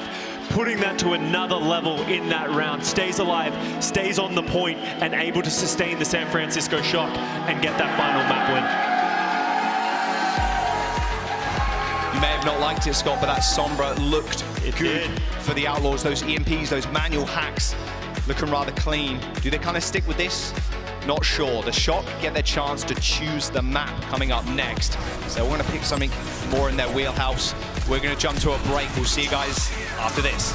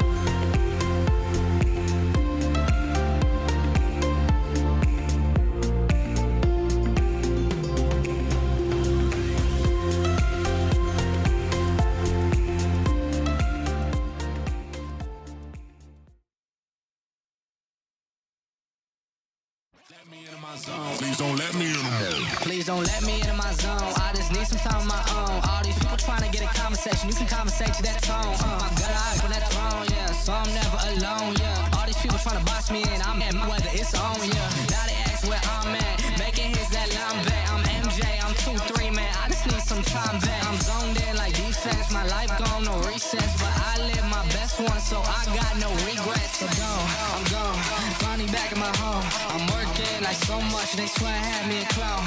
Can't answer my phone now, just leave it there, that tone. Ballin' can't beat me up, cause I'm back in my zone now. A good start for the Outlaws with Doomte being the prevailing pick. I love me some Dante Doomfist. A whole lot of love for Piggy as well. Can't forget about Piggy. I thought you were about to say Dumte for a second. Dumte. The Texan fans would get very upset at you. No. I would never say that. Dante's been very prevalent on Twitter, being like, I believe in the Doomfist pick. He thinks it's good. He doesn't believe he's being hard counted, that he's getting value, and he's proving it today. He really is. San Francisco Shock, on the other hand, starting at a similar tempo from other games, Scott, or other series, Scott. They're down a map right now. They need to turn this up, like it's happened for the last couple of maps, couple of series in a row. Washington Justice, a team that's already been eliminated in the kickoff clash. They lost the first 2 maps of that one. Against the Atlanta Reign yesterday, they also lost those first 2 maps. It's becoming a theme for the San Francisco Shock. It takes them a couple of maps to really start warming up, and it's becoming an issue. It was a close map, and we head on over to Eichenwalde. This is a map that the Houston Outlaws actually won yesterday against the Toronto Defiant on the back of phenomenal Doomfist play from Dante. Yeah, and there's no substitutions either, so we'll be seeing the same rosters. No Piggy just yet. So Dante Doom to order the day. The San Francisco Shock in this regard are a little bit more flexible because you know you're going to play the Doomfist. If you're against the Outlaws, they know they're going to play it. Aries hasn't had a bad game either. Coalescence has been good. It's not interrupted this time. It can be quite frustrating, especially against the Doomfist, but you don't want to open yourself up to getting punched like that, ideally, and that's all on the rest of your team, just putting pressure on Kalush, who was playing the Doom on Ruins, and stopping him from forcing Iris using his fade, or just forcing Iris into a position where he feels like he needs to use that Coalescence. Interestingly enough, it looks like the San Francisco Shock is going to come out on the Doomfist mirror, confident in their own play. Finn's going to start on that Ana and not the Moira, looking like the same thing for the Houston Outlaws. Merit potentially premeditating this pick as well, starting again on the Sombra. I said I didn't like it.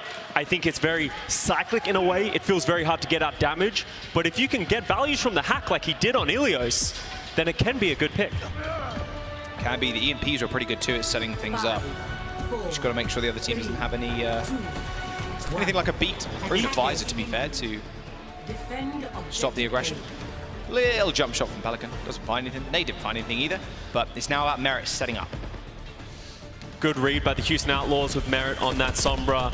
So we're going to see the head-to-head with the only differences of the Sombra and the Moira. Probably a different look of the Houston Outlaws are waiting for that go moment when the Sombra gets the hack, while the San Francisco Shock are going to play defensive with the Ana. Oh, what a fantastic read there by the San Francisco Shock. They saw Merit go for that hack. Oh, Dante in trouble. Has got the power-up punch. Not today. As soon as you see that Sombra, because you can hack from stealth now, You are like slightly revealed, so just an instant shot interrupting the hack, stops Finn from getting a doe bomb. Great cancel onto Merit's hack. Disables essentially the engagement from the Houston Outlaws. So there's going to be two different styles to look at, even though they're playing the similar compositions. San Francisco Shock are going to be playing back, try and protect Finn, while the Houston Outlaws, they're not going to slow down. They're going to go aggressive. We're looking for another hack. Yeah, another hack. Lands on Finn, but look at that. Healing station down already. And there's a nade straight on top. As soon as he got hacked, he needed to press that nade button. The additional healing just helps him survive. Dante charging the power block. You do not want to give the Doomfist the power up punch. Kilo takes care of Pelican, and Proper earning himself a pulse bomb in the backline, chasing down Iris. Nice, 2 minutes and 30 seconds to go. San Francisco Shock, not expending any ultimates in that fight. As you highlighted, Jack, as soon as that Sombra hack comes through, they back off into the lodge, they drop the healing station, they drop the biotic nade, makes them almost unkillable through that. But if you're the Houston Outlaws, you're coming up on the EMP, you're coming up on the Coalescence, but the San Francisco Shock, they have ultimates of their own. They have the Nano Visor to counter any aggression the Houston Outlaws have. Okay, setting up for another hack. He knows where Finn is, Violet is, basically knows where everybody is. Nice little telegraph. Good hack, very good hack onto Kaluge. Didn't expect that. Nano Visor from Kilo though. Beat to match. He's been hacked. Can't use those legs, but he can still shooty. Oh my word. Pulse bomb from Proper kills both Iris and Lastro. They might be able to stay alive now. Kilo fending for himself in the lodge. Healing station used. Has to back up into the high ground, but without support, the Outlaws aren't going to last long, and they're sent to the county jail. Absolutely enormous pulse bomb, putting a stop to that aggression by the Houston Outlaws. Let's have a look at this one right here. Just biding his time. Oh, in the corridor. Oh, on the Coalescence. Tragic. Iris can't fade away from that one, and they get the finish. Houston Outlaws used everything except for the EMP, so they're going to need to rely on that one getting into this one. The San Francisco Shock giving them a bit of space again. Merit's out. Once again, cycling. He's out for about 10 seconds until he can get back in this fight. Yeah, San Francisco Shock, unwilling to put any pedal to the metal at all. Oh, Iris again, just not having a good time. Nice use of the Meteor Strike there from Kaluge. Was a little bit scared. Proper. This is the performance you expected from this guy. Has been a bit slow to warm up. They're looking for him. They know Pelican's behind him. They're hunting him in the basement. This is going to be... Oh, okay, Pelican. Can Paddy get away? A nice triple blink over the side. No, it hacked health back. No, Proper finishes him off. Okay. Look at the space it's given, though. The Houston Outlaws are already in the point, and they still have the EMP. Pulse bomb next to Dante. Goodbye. Proper is cleaning up the Outlaws right now, and with 25 seconds to go, and Merit now not having an EMP, what do they have left for this point, for point A? Using it, hoping it would dissuade the kill onto Dante, but it doesn't, and the Houston Outlaws haven't been able to make anything work. They haven't been able to deal with Proper, who just exists in their backline. No one's checking him. Got the Mega Health Pack. Forcing the fade from Iris is good. Nice beat. Kaluge is hacked, but no, his ability to come instantly back, and they don't touch. The Shock with an unbelievable defense on point A. The Merit, Sombra, not getting the same value what we saw on Control. And I think that really highlighted the weaknesses of Sombra and why people have not been pulling it out. That EMP is very valuable, the hacks are very valuable, but you have answers. The new Sombra hack doesn't last for very long, it's only about a second. So therefore, as soon as someone gets hacked, they can use their abilities to escape, and the San Francisco Shock did that beautifully. They were just able to coordinate. Anyone who got hacked came back to safety, and then the Outlaws, with the Sombra, that's not enough damage. They couldn't isolate anything. Iris on the Moira, they don't have biotic nades, they don't have sleeps. They have no answers to everything the San Francisco Shock is throwing at them, and get nothing done. A full hold on Iconmotor, something we don't see very often. No, not at all. See, at the very end of the fight, it's difficult too, because not only do the San Francisco Shock in that moment have the beat, they also have Kilo just running to the backline, using that speed boost from Violet, because you don't really need to heal anymore when you've used the beat, at least not for the, foreseeable couple of seconds or so. Can speed Kilo, and then the backline is history. Iris used the fade, you're done for. There's too much damage coming out from the Nano Soldier. We're going to see Houston Outlaws go back to what they know. Merit's going to go on to the Reaper. Iris will stay on the Moira. gives them that engagement tool. Look at them to try and hunt down the backline as soon as the San Francisco Shock peek their faces around the corner. But it's a 4-minute hold. It's hard to do. It's tough stuff, tough stuff. But the Reaper's good on this map. When the Doom goes to the engage, it's pretty easy to get a lot of damage down. Just got to be careful not to charge up the power-up punch with a block. You should be good. Slow rotation from the Shock, though. You can see the Shock knowing that that's what the Houston Outlaws are waiting for, trying to stay protected. They're moving into the glass room. Oh, dear. Houston Outlaws starting to back up. They need to be careful of the biotic nades from Finn. Needs to be careful of Proper, who's on the flank. Nice forcing of the recall there by Pelican. Everybody's in that small room. They take care of Merit already. Dante is dead. This isn't a good look from the Outlaws at all. Lastro in the small corridor staying alive, keeping his team healthy. Kills Violet. Lastro actually coming up clutch for the Outlaws at the very end. There's almost a tick completed. You saw that Proper all the time, like all that whole time. He's just pressuring the point, pressuring the back line, making sure Outlaws not only have to look forward, but behind them. And Prophet's just going to do that. He's going to continue to just exist in the backline. He has a pulse bomb coming up soon. He can finish the map with just one quality one there. San Francisco Shock stepping up once again. Nice leap onto Dante. Can Proper earn a pulse bomb before anything happens? Dante is purple, no power block in sight. Someone needs to save him. It's not quite quick enough. Proper has the pulse. Outlaws have already lost 3. It's as good as over. A nice stick onto Iris. A recall onto the point, and the San Francisco Shock secure that 33%. They take map number 2 and tie this series up. A slow start for the Shock over the last couple of series, but they're coming alive way sooner than what we normally see. We questioned whether or not Kaluj would want to pull out that Mirror Doomfist, and San Francisco Shock proving very proficient at this composition. If you're the Houston Outlaws, do you go back to the Mirror, put Merit onto that Soldier, or are you confident in this Moira Reaper rush? Maybe, but that did not work on this map. It was just map diff, not sure. Maybe that was Jake's secret sauce that we haven't seen a whole bunch of yet. Like, I'm not entirely certain. We're going to jump to a break. It's now Outlaws' turn to choose the map. We'll see in a sec.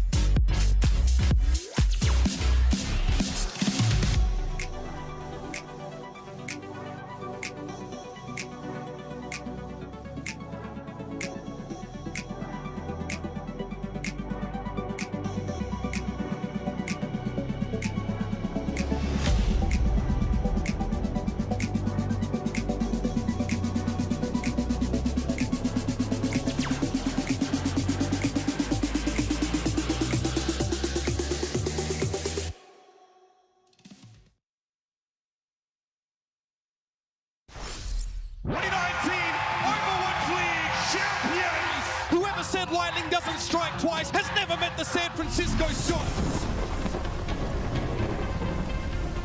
Some of the most hardcore carry performances that I've ever seen. Just a depth of talent on their roster that can't be denied. I mean, what more can you ask from the Shock? This is going to be a wild ride. Violet is cracked. He's out of his mind. I say that justice. Okay. Tasted everything right now. Jesus Christ, dude. Sam is deadlifting right now, actually. Finish is doing so much. Cleans it up like DPS and Yada. San Francisco has cemented themselves as the greatest team in Overwatch. What's better than hitting a huge Primal Rage? Well, doing it in style. Tune in and watch 5 hours of the Kickoff Clash this weekend to claim your very own Overwatch League Winston home and away skins. Looking pretty snazzy out there and ranked. It's going to be a good time. All right, Scott. Map number 3. Houston Outlaws. They took control. Shock social media. Post the meme, please. Thank you. Map number 2 was the Shocks in quite dominating fashion, mind you. Eichenwalde was held by them and then just swiftly took that 33%. We go on to Route 66 as our next map, a map we've not actually seen so far in the tournament. That's usually because teams prioritize playing that dive on Dorado, on Watchpoint Gibraltar. While if you're the Houston Outlaws, they don't have a Winston player. They haven't shown a willingness to put Piggy on that hero. So Route 66 is really the least bad option if you're the Houston Outlaws. So I wouldn't be surprised if they put a lot of work and time into this map. I'm curious to see what they're going to pull out because, as you said, Jack, we have not seen this map so far in the tournament. Well, we know what the Outlaws are going to play. It's the Doomfist. It's whether Merit actually flexes off this Sombra, because he did try a little bit of both. It was defensive Sombra, and then he went for the Reaper as well. Sorry, defensive Reaper and an aggressive Sombra, the attacking Sombra. And it works on control. You don't get a whole lot of space, to be fair, when you attack just the singular point on Eichenwalde, so it's difficult for Merit to find these off angles to hack the supports, even hack Kalush. He had that one good hack on Kalush's Doomfist. They followed up with a kill, but then it's proper, just doing proper things, getting a double pulse bomb, and yeah, you can't really account for that, to be honest. Well, you should. If you're not accounting for Proper to be in your backline and just do that much work, then you're not thinking hard enough, because Proper actually, fun fact, did not die in the last map. He was just existing in the backline, and when they're not playing that Ana or anything that really has that high damage output, there's nothing to really punish Proper. Going into this map, though, it looks like we're going to see some Widowmaker, interestingly enough, for Merit. Curious to see if Proper will walk out of spawn on this Widow. I doubt it. If they were going to play the Widowmaker, they usually go towards Kilo on that one. But I could... No, I'm right. Kilo goes over to the Soldier, Proper over to the Tracer. They're going to play the Doomfist dive, while the Houston Outlaws sticking with Iris on that Moira. But Merit on the Widow is another look. It is another look. Okay. Proper's trying to find him. There you go. Okay, using the ping system. Excellent stuff. Good advertising. San Francisco Shock, they're going to have a tough time actually getting to the Widow. They have to just rely on Proper really to distract Merit for long enough. Oh, nice couple of just SMG headshots.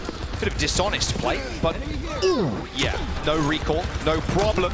Kalush, however, taking out Dante, spawns are way closer for the Shock, so the Outlaws now have to be careful. You can see the adjustment by the Houston Outlaws. Lastro marking Proper, not allowing him to just get into the backline and live for free. Merit being able to shoot freely now that Proper is down, but the San Francisco Shock with that pick onto onto Dante, being able to get the first half of the first point. You can say either way, Doomte. Doomte, yeah. Doomte, that's fine. It's in my brain. Man, Merit's having a tough time getting anything done right now. In fact, just a double punch there from Kalush. Power block up. Don't want to charge that power up, though. Straight to the backline again. Merit having a tough time. Look, he's trying to get angles, but Kalush just chased him that in, like, around the entire point. Like, what do you do if you're Merit right there? It feels like right now he needs to switch. There's no space granted by the Outlaws to give Merit a few sightlines. And that's the problem with playing the defensive Widowmaker, is if they go fast like the San Francisco Shock are, it becomes impossible to freely shoot, and you see that Merit switches over to the Reaper. They're going back to the setup that we had in Eichenwalde. Okay, the cart has not been pushed that far, luckily, for the Outlaws, and they can attempt to go in with the Coalescence. The punch has already been used by Kalush. In fact, he's using a Meteor Strike to get away. Nano boost onto Kilo, no visor, but not normally a problem for Kilo.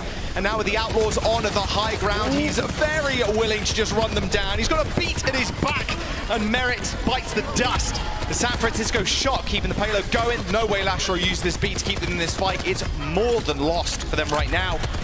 The Shock with a beat and a nano, and a visor, and a pulse, and a meteor strike to get point A. Sometimes just walking in and pressing Q is the best course of action. Using all those ultimates to get that first point is not the worst thing in the world. Outlaws weren't able to keep up pace with Merits having to switch heroes and Lastro not at that beat yet, and they lose the first point in a pretty quick time. So the Houston Outlaws back on that Reaper Moira composition. We've talked about it. They need to find a way to isolate the San Francisco Shock backline because they don't have the same level of damage and pick potential with biotic nades, but there's a pulse bomb from Pelican to bust it wide open. There's the pick that you wanted? Yeah, okay. That's a good start. Wait for those doors to close too. Pretty easy to hang around here with the Doom Fist. A massive wall can be a little backboard for the punch. All right, let's see what Shock want to do next. They've got, well, kind of got Pulse coming up. Proper charges it incredibly quickly there. They still have the Lastro sound barrier as well, so you can see the Houston Outlaws having the confidence in that ultimate. Playing aggressive. Proper down again. Definitely dealing with him better than they have in previous maps. Oh, yeah. Just containing Proper, that's what you need to do. Easier said than done, but Lastro finding that nice final blow. It's going to hinder the Shock's approach. They're taking low ground now. 3 minutes remaining. This is a hard hole to get to. Dante gets slept. This is going to give them so much space. Nice nade. Perfectly timed beat from Lastro. He's had that since point A. Edge going to surge on forwards. Mera doing a fair bit of damage, but somehow the San Francisco Shock still surviving. A nano onto Kilo to stop him from dying. And Iris, once again, getting its coalescence interrupted. The San Francisco Shock getting that payload going.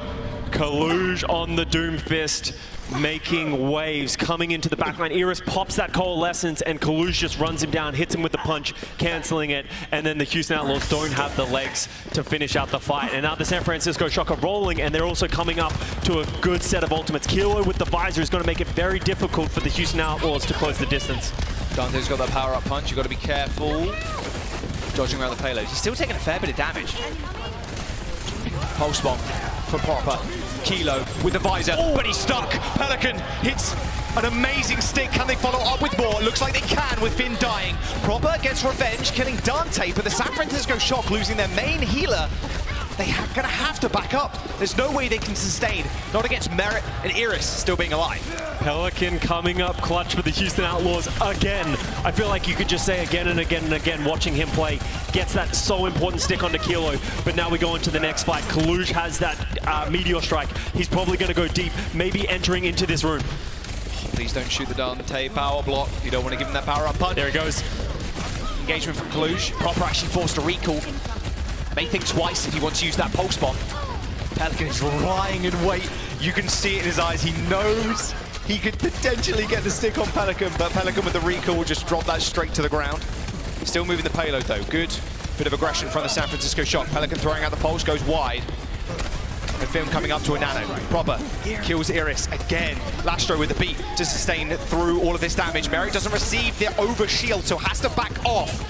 The San Francisco Shock are going to win this fight right here, right now with a bio nade. But Merrick comes up big, actually with a Death Blossom. He does kill two, but Finn was off to the sidelines, didn't get any damage from that Death Blossom, so is able to just sit on the high ground, hold on to the nano, and keep his DPS and tanks alive. Are the Outlaws going to go for this? They have the coalescence coming up soon. It's getting close. They are going to contest. Dante's holding down the cart. He's got the power block going. Iris with that coalescence. If he gets this interrupted, it could be done. Nano onto Kaluge. Everybody's in that tight corridor. You're going to have to dodge it somehow, some way. Not going to be possible, though. Kaluge going crazy in the back line. Proper finishing that one up through. Team kill for the San Francisco Shock as they claim point B. Maybe a greedy re-engage from the Houston Outlaws. It could have gone their way with that Iris coalescence, but it does not go their way this time, so they do not have that one for the third point. But there is only 90 seconds remaining for the San Francisco Shock to push it through this whole third point. And the Houston Outlaws actually blinking. Merit switches over to the Soldier. He doesn't want to be on that Reaper anymore. He's just getting punished from too far away. Iris also moving over to the Ana. Tactical visor from Kilo, just get him on the high ground. You should be good. There he is, just chilling. Visor activated. Lastro thinks twice about actually trying to engage on that. Oh, riding on the truck, not where you want to be. And Proper chasing down Pelican. Proper just forcing Pelican to a situation where he dies to Proper or he dies to Kilo's visor. Now they're taking control of the truck. Outlaws forced all the way back to spawn to try and hunker down, get reinforcements and go again. It's going to be so hard to dislodge the San Francisco Shock team from the high ground. The Houston Outlaws are going to be walking. We have a biotic nade onto Merritt, so he's not going to be able to approach. Proper with the pulse, looking at Lastro, but can just play this one rather safely, so chooses. He does. Recalls all the way back to the point. Lastro, again, quite unlucky with the way he's been positioning. A nice little dodge there from Proper.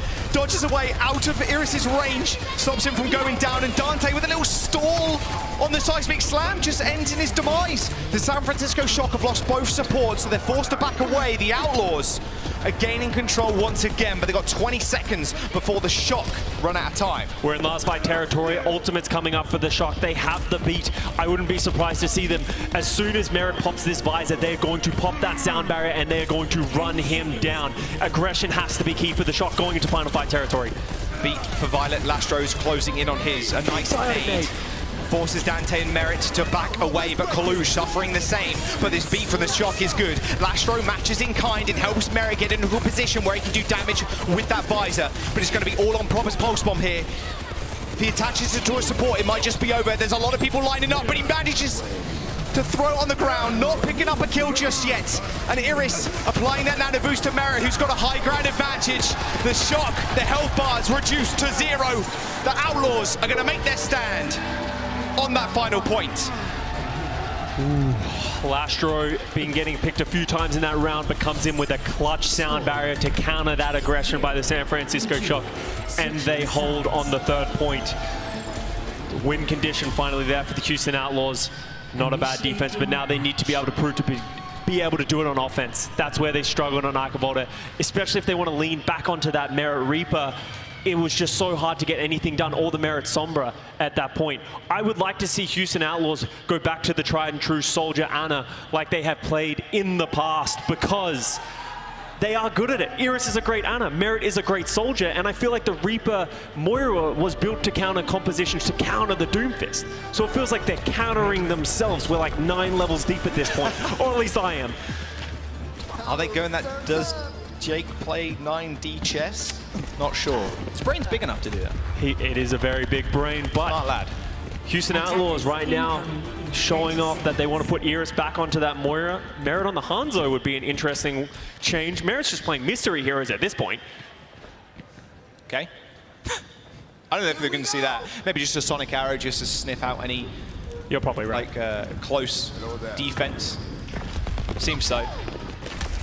It's very, gets a wild headshot. It's very impressive right now for me, the San Francisco Shock, having this look of Kalush on the Doomfist, because it's something we haven't seen much of them so far this season. And if they have that in their arsenal going forward into these future matches, if they win this match, then it's going to be important. Houston Outlaws committing to the Moira Reaper once again. Okay, the Shock playing all the way back. They don't want to engage on this on the forward hold. They're just happy to engage on the corner. Ooh, Pelican getting very, very low. San Francisco Shock willing to give up the front half of this point because they want to set up on the high ground with the Ana and the Soldier once again, getting that first pick onto Dante. It is going to be very difficult for Dante to get any positioning on this point. Proper and Pelicans, old generation right now. Kind of nuts. 60% for Proper, 50% for Pelican. You can see the Outlaws trying to get positioning underneath the high ground in the gas station right now. They can keep pushing the card, and San Francisco Shock don't have any angles. Finn's probably looking for a biotic nade, get that big purple, and then that's go time for the San Francisco Shock.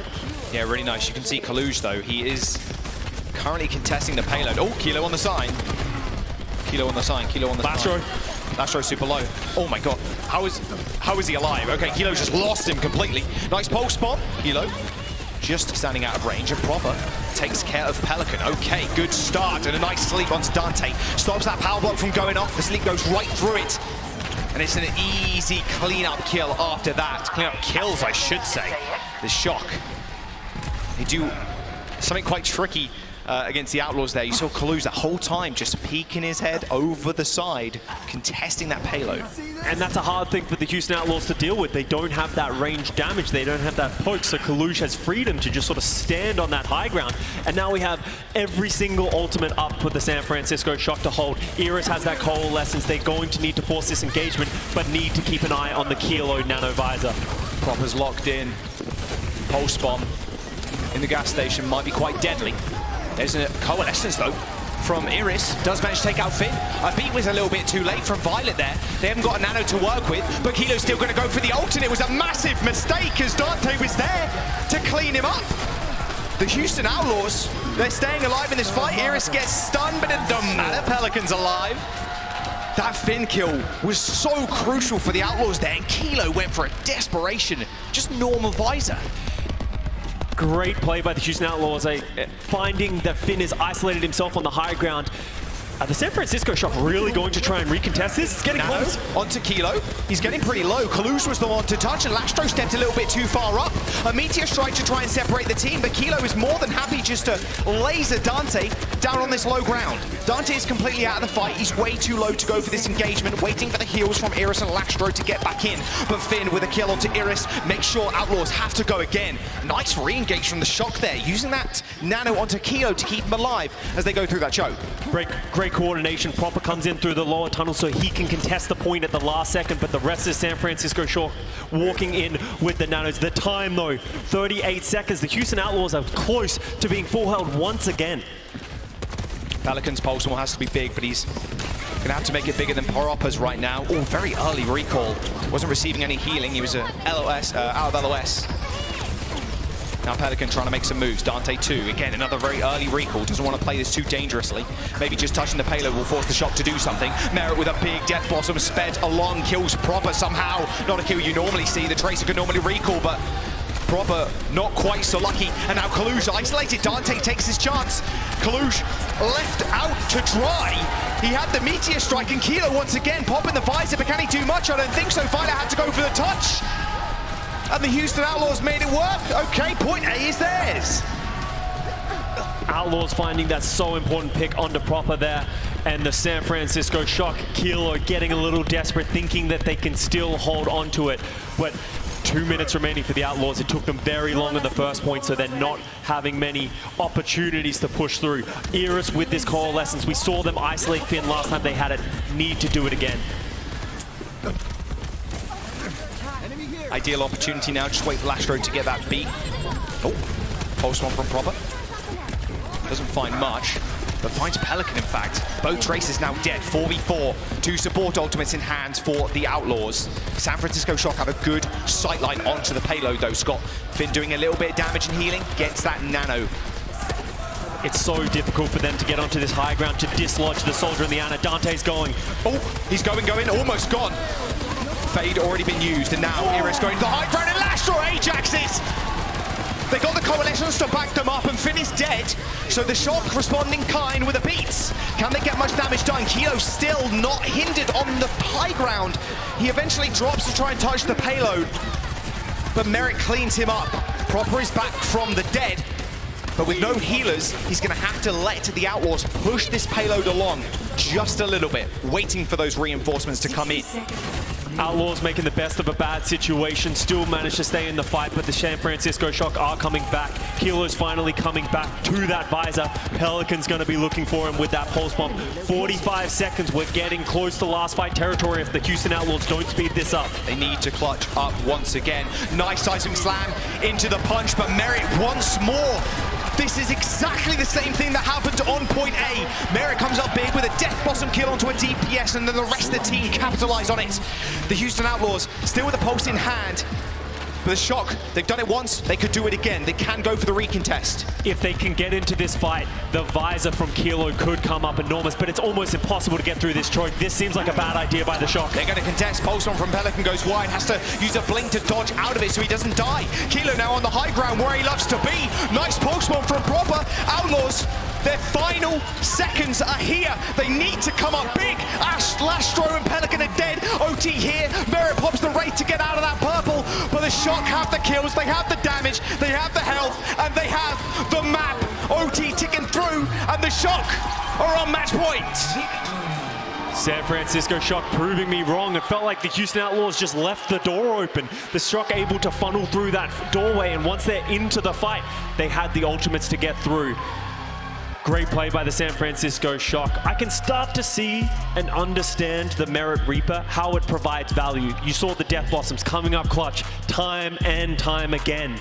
But in the neutral, it just doesn't feel like he offers enough in comparison to the Kilo Soldier. He's just not enough damage, and Dante's just unable to do anything. It's time. It's time. The reverse sweep, well, kind of. Outlaws just need a match back. Okay, there's too many reverse sweeps this weekend, I'm gonna be real. And in fact, this league, this year to begin with.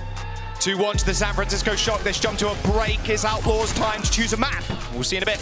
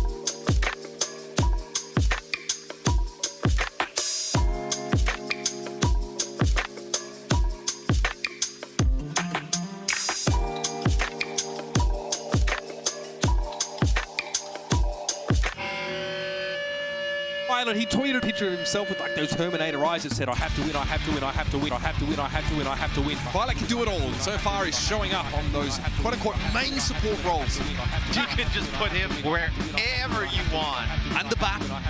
Violet is cracked. He's out of his mind. The best in the world. I mean, this guy is an absolute Zenyatta warlord. Jack of all trades, master of all trades. It's Violet. There's nobody who's on Violet's level. None of them are remotely as psycho as Violet is. Violet does what Violet does. Violet's on the Echo. All right, why not? Ooh. Violet the Daredevil, the evil Knievel of Overwatch. He's a god! Yeah. Violet is actually a god! It's crazy.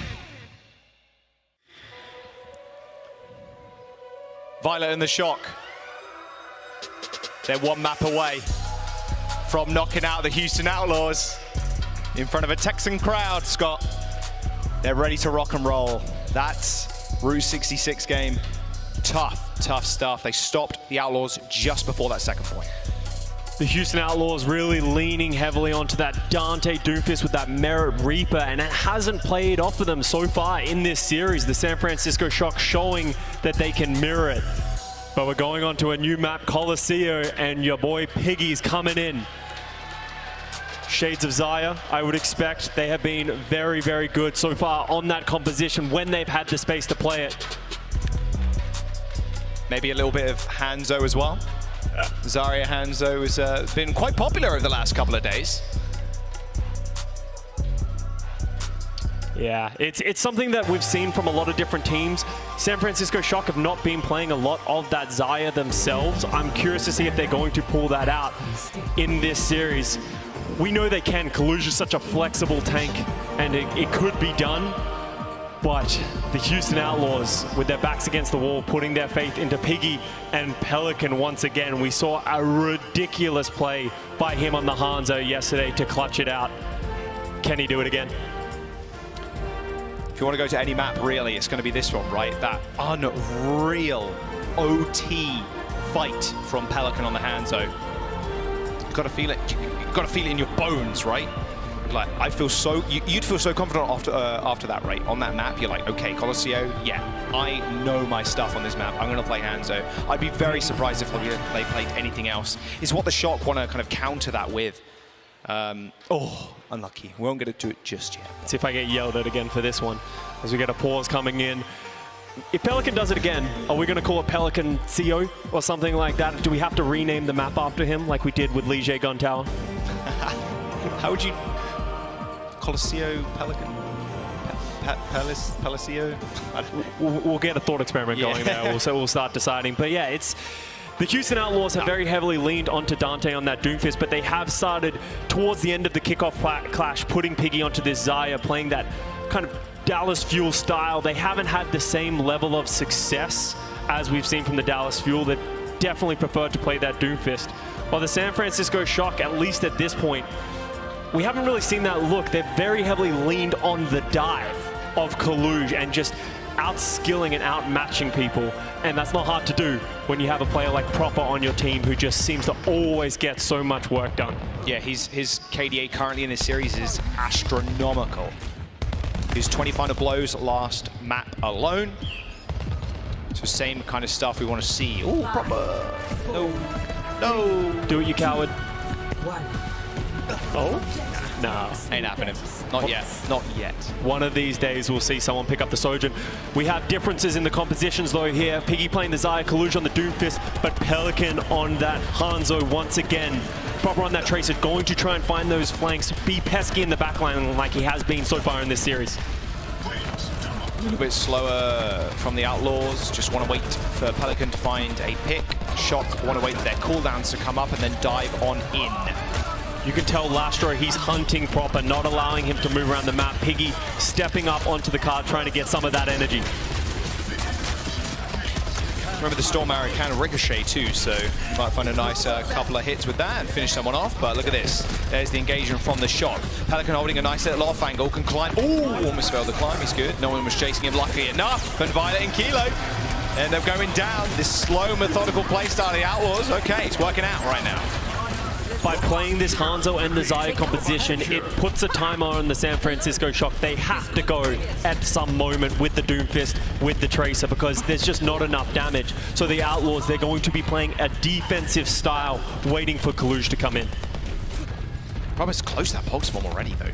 Pelican hasn't hit too many arrows, quite low in the Ultimate Charge bank. But the threat of the Hangzhou is sometimes just good enough. If you just wait too long, the Hangzhou will eventually hit a shot, especially someone like Pelican. You can see, look at how defensive the Houston Outlaws are playing as the San Francisco Shock try and find purchase. Pelican gets bioignited. Popper's trying to get him isolated. Really heads up play there. Oh, Pulse Bomb right next to Piggy. Nice. Just woke up in time. Proper still in the backline, causing a ruckus. Beat, actually, to counter that Bionade. Hit Merit, Iris, and Lastro. But, oh, Proper stealing the payload, stealing the bot. They may have won that little battle there, that skirmish with Kalush, but Proper was fairly annoying. Befriending TS1, getting him to come along, mitigating the success of that Houston Outlaws teamfight win. But now we're starting to get ultimates coming online. They have the Nano Visor for the Houston Outlaws. When they go aggressive, they'll be able to pop that one. Violet's going to need a good sound barrier. He can't drop the beat and mess it up. Merritt got bubble just in time, and a nice nano, but San Francisco Shock have the beat, so Merritt has to play rather safe. He can't quite chunk through everybody where the overhealth is present. He's 40 HP with a visor, but he's trapped in a corner. And the San Francisco Shock put him in a box and send him back home. They only used that Meteor Strike and the beat in that fight. They got Nano Visor up next, but look at what Outlaws have garnered. They got the Grab Dragons. And how do you deal with this if you're the San Francisco Shock? You just need to mitigate the number of people that are going to be in this Graviton Surge because they don't have a beat, they don't have an immortality field. Someone's gonna fall to this Graviton. You need to try and find value elsewhere in the fight. There's the visor. No nano, though. Merritt shooting a wall. Classic. Graviton Surge has been used. Dragons on top. There's a lot of people in trouble. Violet, more so than anybody else. Rather squishy on the Lucio, of course. Even if you have amp healing. Oh, what a humongous sleep dart from Finn. Stops Pelican from running away with the game. It was a 1v1 turned into a 2v1. Proper laid the Pulse Bomb right on top of his head. Cleans up the rest of the Outlaws there, even after they used their Grab Dragons. Violet presents himself as tribute to that Graviton Dragon, falls, but as I said, San Francisco Shock fighting elsewhere, managed to get a ton of value. Pelican moving over to the Reaper, unable to find value with that Hangzhou. Iris is down already early. What an unbelievable engage from Kalush. They do clean him up, but killing Iris like that, not too bad. Spawns are so close for the Outlaws, and the effective range of the Ana is going to be quite close. And, okay, Piggy now... They just don't have the healing. With Iris going down, they don't have the healing to sustain through the damage of the San Francisco Shock, but they're slowly finding picks, and with the spawn advantage, they should be able to get control of this bot. Lucio Soldier versus Lucio Soldier there for a brief moment. Violet dies. He got booted away by Lastro. Okay, TS1 now in control of the Outlaws. San Francisco Shock take the lead by 20 meters. They're in the advantage, and you can tell Kalush trying to hold as much space as he can. They have the ability to dictate the dive. Once again, they need to go in. They need to try and find and isolate Iris, but Lastro has that sound barrier. As soon as the Shock go aggressive, I expect to see the sound barrier. Nice bubble onto Pelican as he teleports to the high ground. Okay, the robot's now moving that wall forwards. Violet building up towards his beat. Maybe the San Francisco Shock back off just a little bit. Wait for Violet to get that online. He's got it now. Meteor Strike used. Violet primed and ready with that beat. If anybody falls low. Proper once again moving that payload all the way back. The Outlaws are going to have to do something like about this. They're trapped in this small corridor right now. Lastro with those hands of steel, still holding on to that sound barrier. They can keep playing aggressive, keep moving the bot forward. Trying to find those pick. Pelican's going in with the nano. Pelican, nano, but instantly slept by Finn again. Straight to the back. Proper's not there to clean it up this time, but I think they're going to be more than happy with that. Pulse Bomb onto Lastro, but a perfectly timed beat to make sure he survives. A nano onto Kilo. He's in the back line. 2 kills for the Nano Visor. Make that a third. Kilo cleaning up the San Francisco Shock. They held on to that position for so long and made up so many ultimates and just bowed their time. There was nothing the Outlaws could do. It was so tough for them to move into that position because Kilo was on the high ground. Kilo and Finn being able to stay on that high ground. San Francisco Shock are actually happy, just sitting back, waiting for it. The Houston Outlaws get a little aggressive and Kilo punishes them. Piggy's coming up to another Graviton Surge. He needs to get more value than he did last time, but the San Francisco Shock, they're actually happy with keeping their advantage. They don't want to walk into this trap from Piggy with the Graviton Surge and just happy to concede space. Man, Piggy's getting zero energy. And how does that happen? How does Violet get Merit? Wow. Merit getting caught, that's going to be a free teamfight win, but Piggy's going to try and turn it around. Yeah, he is. He's going to try, but he's okay. Almost failed. Kilo took so much punishment there in the grab, the healing station, the nades, everything. Almost saved it, but it gave enough time to Kalush to take care of the backline. Pelican antied, and now Kalush in a 1v1. Violet finishing off Piggy. And the Shock still moving that payload. The Outlaws can't really find an avenue right now, Scott, to attack. It feels like they just don't have enough. They're stuck between two stones of wanting to go in with Pelican on that Reaper, but play back with Merit on that Soldier. So they can't really do either of those. San Francisco Shock playing flawlessly, dealing with that Graviton Surge. Pelican with the Death Blossom, going to try and get into the backline of the San Francisco Shock and get a punish. Violet's in trouble though. Wow. Okay, Violet almost went down. Teleport to the back. Bubble on top. Finn, he's got the sleep dart and is ready. Oh no, not quite quick enough. The Death Blossom wasn't even needed. Finn was already dead, but it at least secures the kill. Kalush falls and the Shock, yeah, they're just dying on the payload. And the Outlaws once again gain control, but Scott, they got 35 seconds to gain 20 meters. And the Shock are going to have a big fight coming up next. Nano Visor versus Nano Visor. We've seen this tale so many times in the kickoff clash. Generally, the person who goes first gets the advantage. Are the San Francisco Shock going to play aggressive, or are they going to stay defensive like they have so much in this map already? Shock up by ground control. Proper. Ready with the pulse bomb. Outlaws need something special. Overtime's here in a couple of seconds. Nano Visor versus Nano Visor. Kilo versus Merit. Who gets the better of the positioning? He's hunting. He wants to find a pulse bomb onto this backline. They're ready to rock and roll. You can see Iris just placing his crosshair straight over Merit. They're ready to go with this Nano Visor, waiting for Kilo to maybe pop it first. Nano Visors for both teams. Kilo in the backline already killing Iris, but no, Kilo shut down. Merit kills Violet off the back end of that too. They're playing so far back, Shock had to overextend. Overtime is here and the Outlaws are pushing.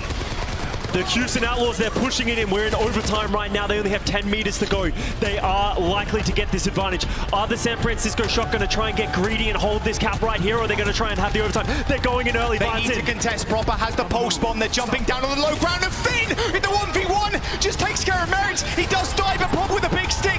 Absorbed into Piggy's bubble, but Piggy has a grab. He's so close to using it. He gets one, but Kalush with the defensive ult manages to kill off Piggy.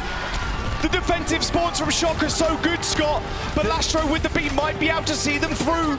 One more meter to go. The Shock have to stay on the card. They cannot get off of this, otherwise the Houston Outlaws will win. Violet's dead, 3% towards the beat. That was the tool they needed, but Finn comes back with more vengeance. Pelican falls, and Proper staying alive on this point. The healing station is going to be good.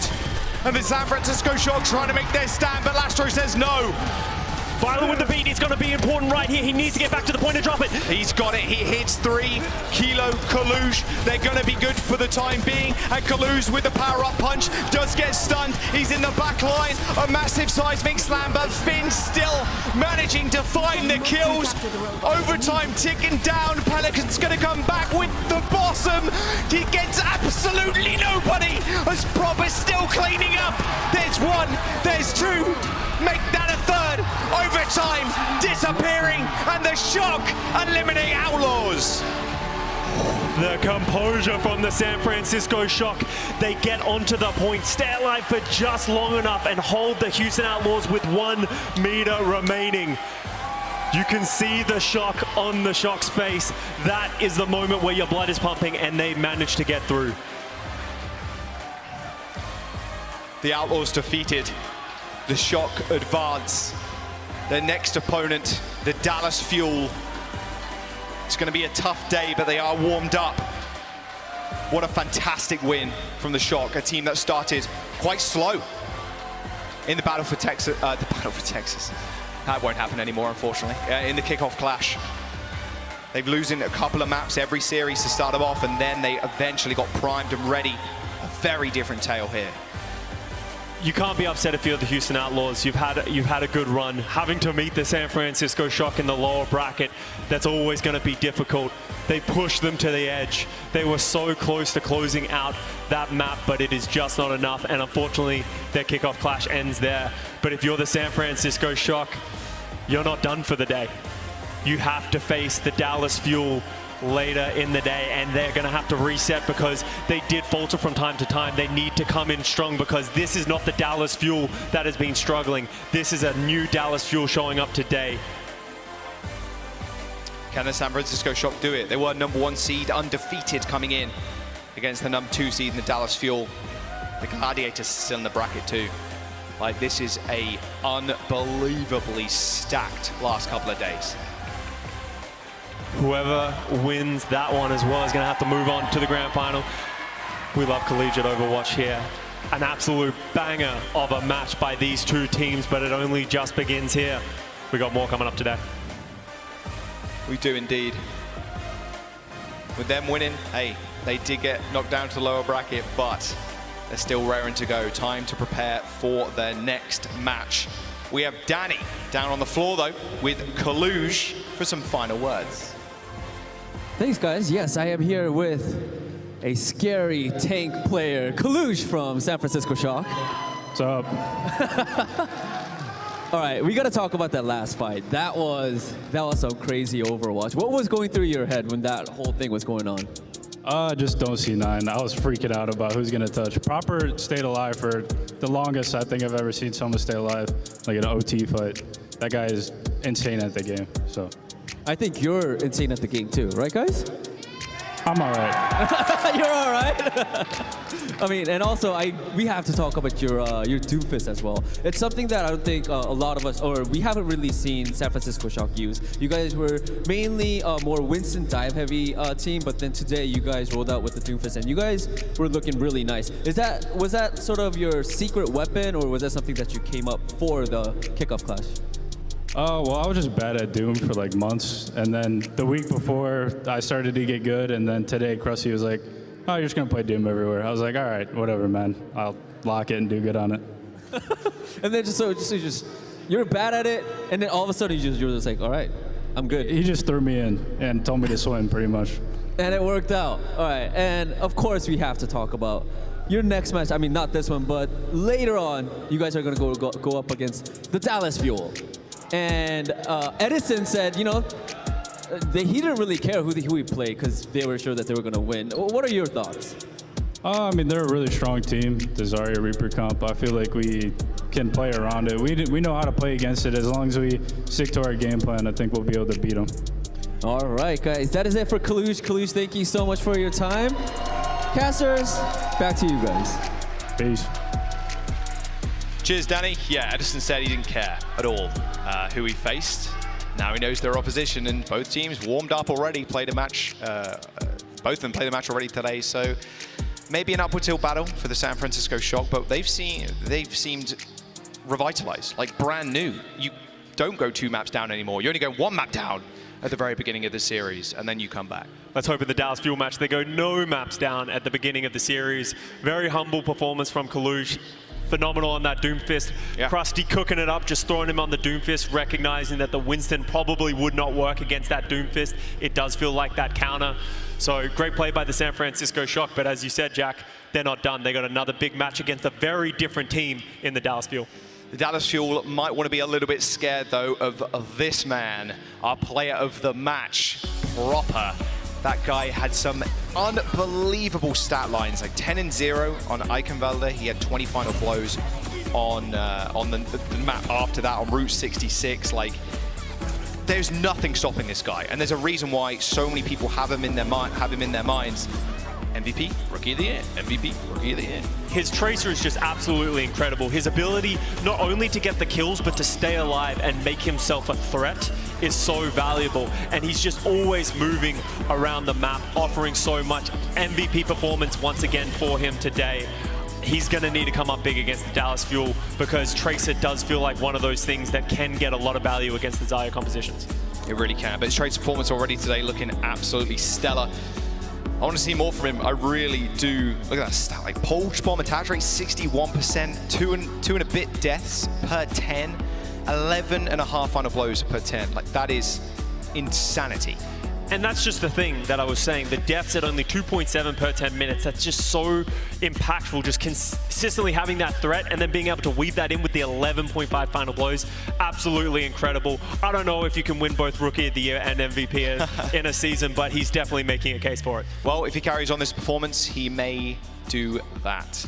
Scott, we're going to take a quick break because we've got the Atlanta Reign versus the LA Gladiators up next. I'm excited for it. The crowd's excited for it. I bet you guys at home are excited for it. We'll see you after this. The Overwatch League is brought to you by Upper Deck, the official trading card of the Overwatch League, and by TeamSpeak, the official voice supplier of the Overwatch League.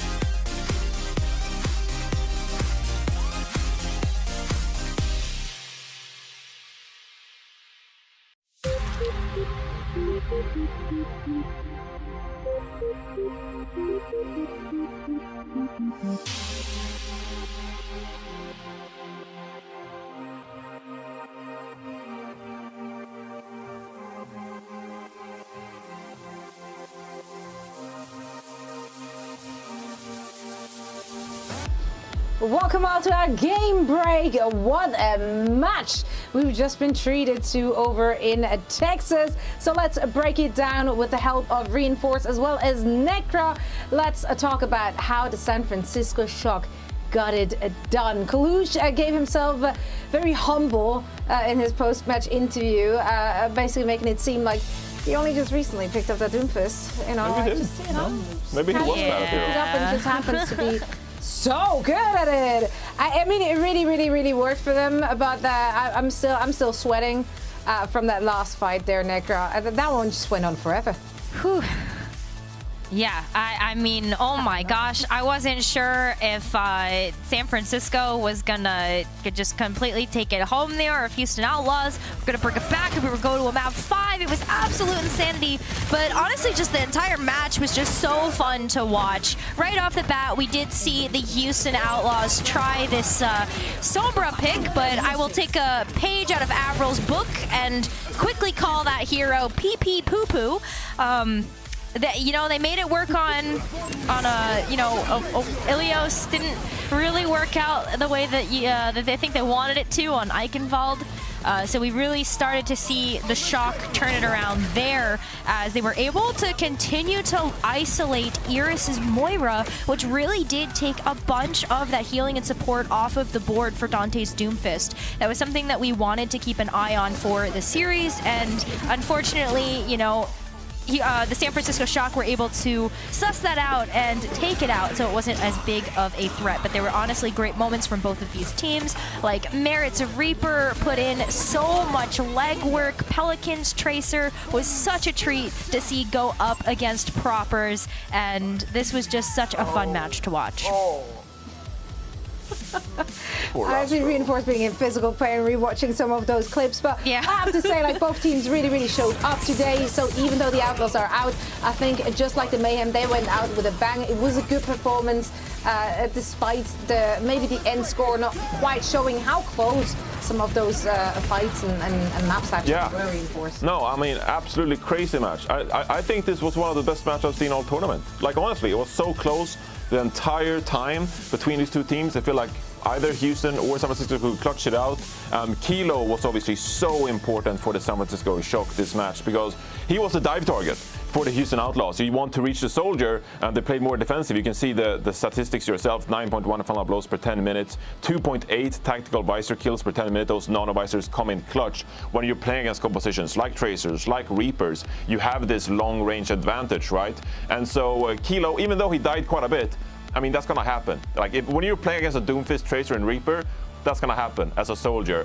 But I wanted to point out Kilo because obviously he was a focal point of San Francisco's Shock strategy when it came to like hiding in the house on Eichenwalde, when the entire strategy was just like go into the house and we hide and we put down the heel and we're going to stand around it.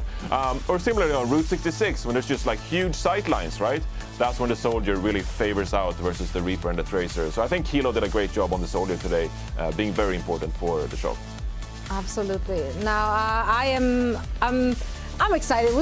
We've had so many good games already this tournament, so I'm just certain that we're going to continue in that fashion. Now our next match will be fought out between the Atlanta Reign and the LA Gladiators. This is a semi-final match, so we're going to decide who will be waiting in the grand finals. And before we're going to talk about this game, we actually have an interview over in Texas with Danny.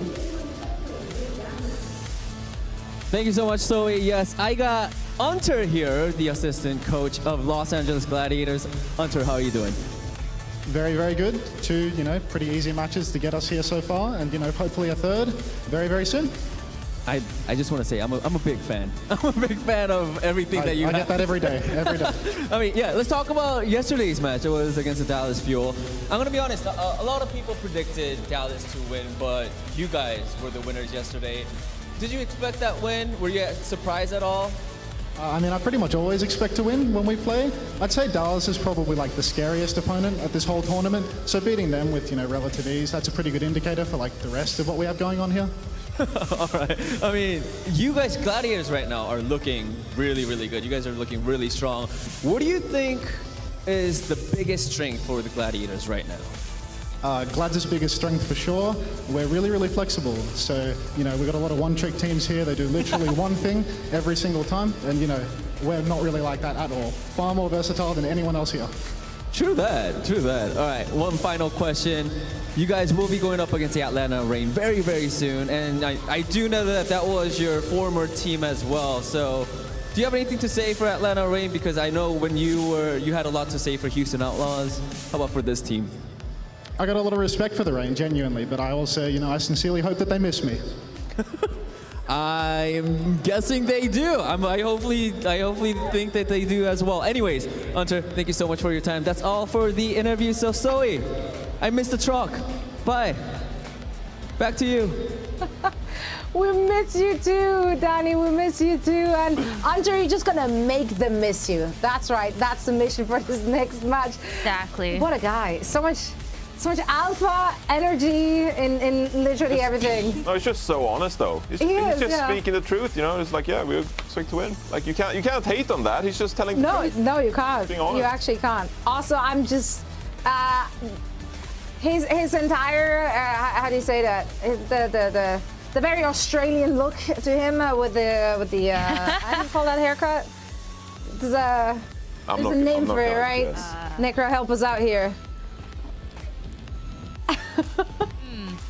We don't know. I can't help you with that one. Yeah, I don't know about that one. That's all right. Whatever it's called, I like it and I kind of want it as well. We could get you a fake mustache. We can just have fake mustache. I can grow out a mustache eventually. Ooh, I like that. I'll work on that. In the meantime, it's a look, and I like it. No, I absolutely love Hunter and everything he has to say, so it's great to get a quick chat in with him. Now, obviously, both teams are coming in with confidence. You did pick the Atlanta Reign. Why is that? I think this is a 50-50 flip. Like, as Hunter said, like, Gladiators so flexible, can play pretty much every comp at a very high level, and Kevster is a beast. But also the Atlanta Reign, they've impressed me with their Zarya composition and their Doomfist composition, and I don't think they're gonna, fall easily if that's the case here in this matchup. I think they'll be coming out fighting hard with both Zarya and Doomfist, and that's enough for me. That's it. That's enough for him. Yeah. Doesn't take much for Reinforce.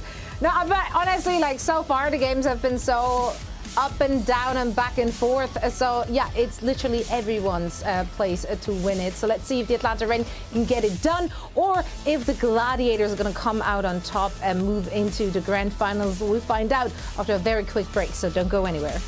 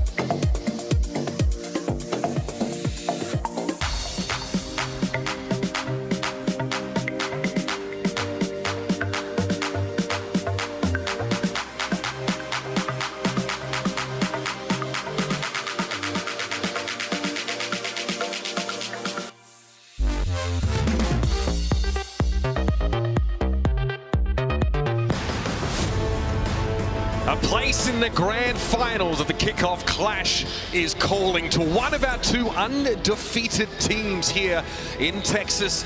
I'm Mitch Leslie, joined by Matthew Morello for our final 2 games of the day. And this one sure to be an absolute gigabanger. It's the Atlanta Reign and the Los Angeles Gladiators. A gigabanger, that's a good one. I think a lot of people expected the Gladiators to be in this position.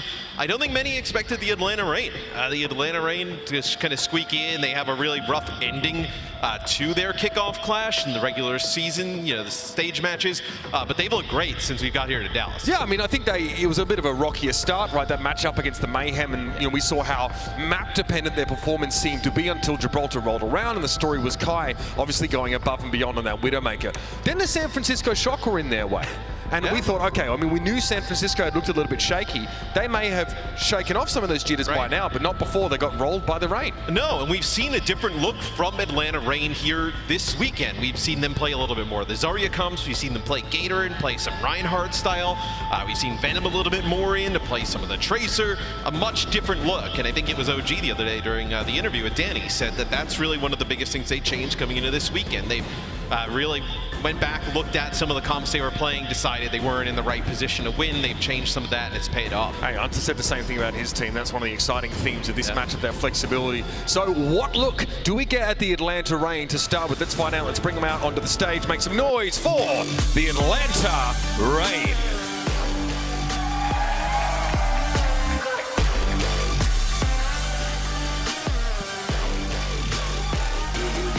All right, there's the blue cap. That's a dead giveaway. Gator going to be starting here at tank. We see Venom also in this starting lineup, right? So already the game plan starting to take shape here for the Reign. Atlanta's a team that plays off of a lot of confidence, right? Advancing this far, I think they got to feel pretty good about that. But these early maps in these series, they're able to get an advantage. Definitely be huge for the remainder of it. Gator in, it tells you it's going to be probably either Reinhardt or Winston-based gameplay. So that'll be a bit of a tell for the LA Gladiators. Yeah, look, the Winston has really looked very, very good for Gator. I think he's, obviously managed to turn that into a legitimate threat, which means the Atlanta Reign has no shortage of options. And again, they're going to need it against the Gladiators. We just heard from Hunter saying, I genuinely don't think anyone comes close to us in terms of the flexibility, the adaptability that we have. The Gladiators came into this tournament with that. The Reign had to fight it throughout their games, but they're both here. Yeah, it's the Gladiators. And they they have the lineups to be able to play everything. All right, it's time to bring out the Reign's opponents, looking strong and plenty of strong words as well. It's the Los Angeles Gladiators.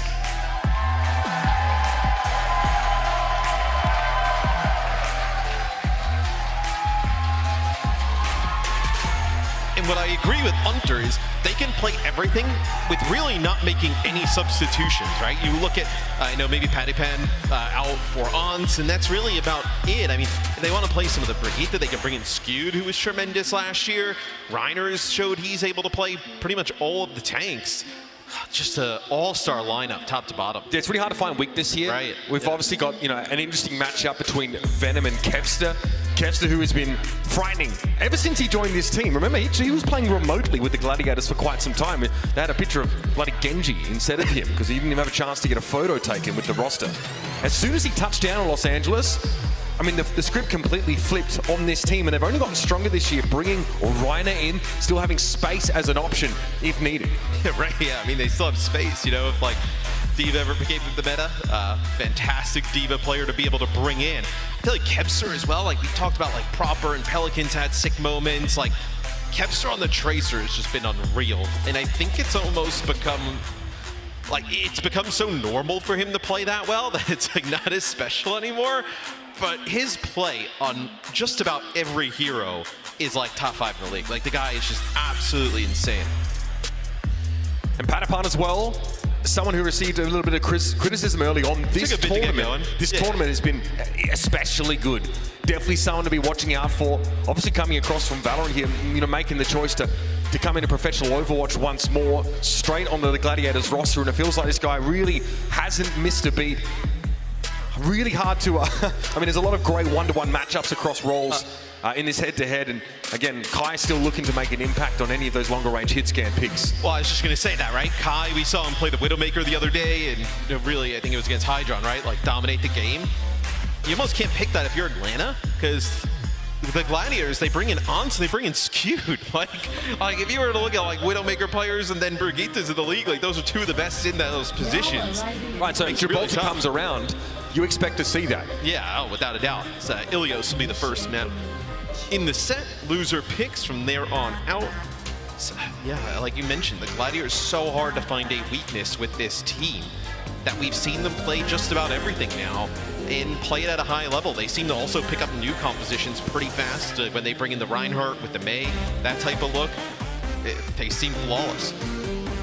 So the Gladiators, again, Anta really hopes that the Reign are missing. He also tweeted out Coach Diff last time they played. So, you know, he's more than happy to talk a little bit of smack, which is just as well because we know what the Reign have had to say on many of their last showings. It's nice to hear from OG after their previous map, you know what I mean? Definitely a level-headed individual touting the flexibility of the Atlanta Reign. So this is two teams who think they have all the answers. Well, there's one question left. Which of these two will it be advancing through the upper bracket to our grand finals? Ladies and gentlemen, the Atlanta Reign and Los Angeles Gladiators. Both teams will come out with a Winston-based look at the start. So a lot of teams, when you see Gator in, you think about the Reinhardt, and you're like, the Winston, are you that worried about it? But he's played pretty good on the Winston in this tournament. Yeah, definitely not a weak point anymore, I think it's safe to say. See Panapan trade with Kai at length early here. Shoot him with the binding grenade. This will slow the Gladiators down, no doubt. Oh my, Panapan catches some strays as he tries to back up. It's the Reign who try and establish themselves on the point first here. Means that, you know, Shu might have a decent binding grenade lineup if he wants to get aggressive with that, but Panapan, trying to dodge God knows what, gets caught in the crossfire. Yeah, and it was Ultraviolet who actually hits a sleep dart onto Reiner. Kai comes in, cleans up 3. So I think he could be the difference maker in this series. We talked a little bit about it, you know, on the Widowmaker, right, if Ons comes in. But when you play these Soldier heads-to-head, I think Venom is a really good Tracer player. Like, do I think he's better than Kempster? No, but can he, like, kind of keep him at bay? I think possibly. Kai's aim at range, though, is just unreal. That, you know, he starts to heat up, it's really difficult to stop. I mean, his aim is just incredible. That I think he could be a huge difference on the 76 specifically. Gator trying to play in a neutral position here. Now looking to pressure Reiner down, who doesn't really have line of sight. I love the vertical jump up here. This will allow Ultraviolet to lock him up and heal him. Although it won't be any more pressure for the Gladiators for now. They just doesn't look like Kempster was really there to join up with Reiner. That's Weiner. He was over dealing with Gator. Nice pulse bomb there to get rid of the enemy Winston, and Venom wants to try and harass Shu. Forced to recall though, as Yana seemed to be a little too strong for him. Yeah, and Ultraviolet gets a kill. They're going to nano visor and try and push in. Pulse bomb there. Funny Astro. Oh, lucky. Slept on the other side of the wall, just breaking line of sight from that explosion. But Kai getting rid of Shu with that tactical visor there. Nice predictive Helix rocket, but Funny Astro was just able to get out of the blast radius. Venom gets rid of Reiner here, but Kai can't stay alive even inside the biotic field. Patapan hitting all the shots. And Funny Astro isn't long for this world either. It's 57, plays 21 with the Gladiators still in control. And Patapan won't be able to retake. And he uses visor there. And the counter to that is they sound barrier and they run him down. OG and Venom just run right at him. He takes so much damage, has to back up as a little bit of percentage there gained by the Gladiators, but Atlanta getting off to a hot start. No ultimates coming into this next fight, so this one is going to be huge for the Gladiators. You're able to take this. You're in a good spot to Reiner fortunate, Matt, that he didn't use the Primal Rage at the very least there, but the shield dance is absolutely won by Ultraviolet. Fortunately, he's rewarded with a Helix Rocket to the gob, so not really what he was looking for. The Gladiators able to move in, take point, and obviously that sound barrier allows them to do it a bit more aggressively. Atlanta's going to get close to 99, so you're in one-fight territory here for the Reign.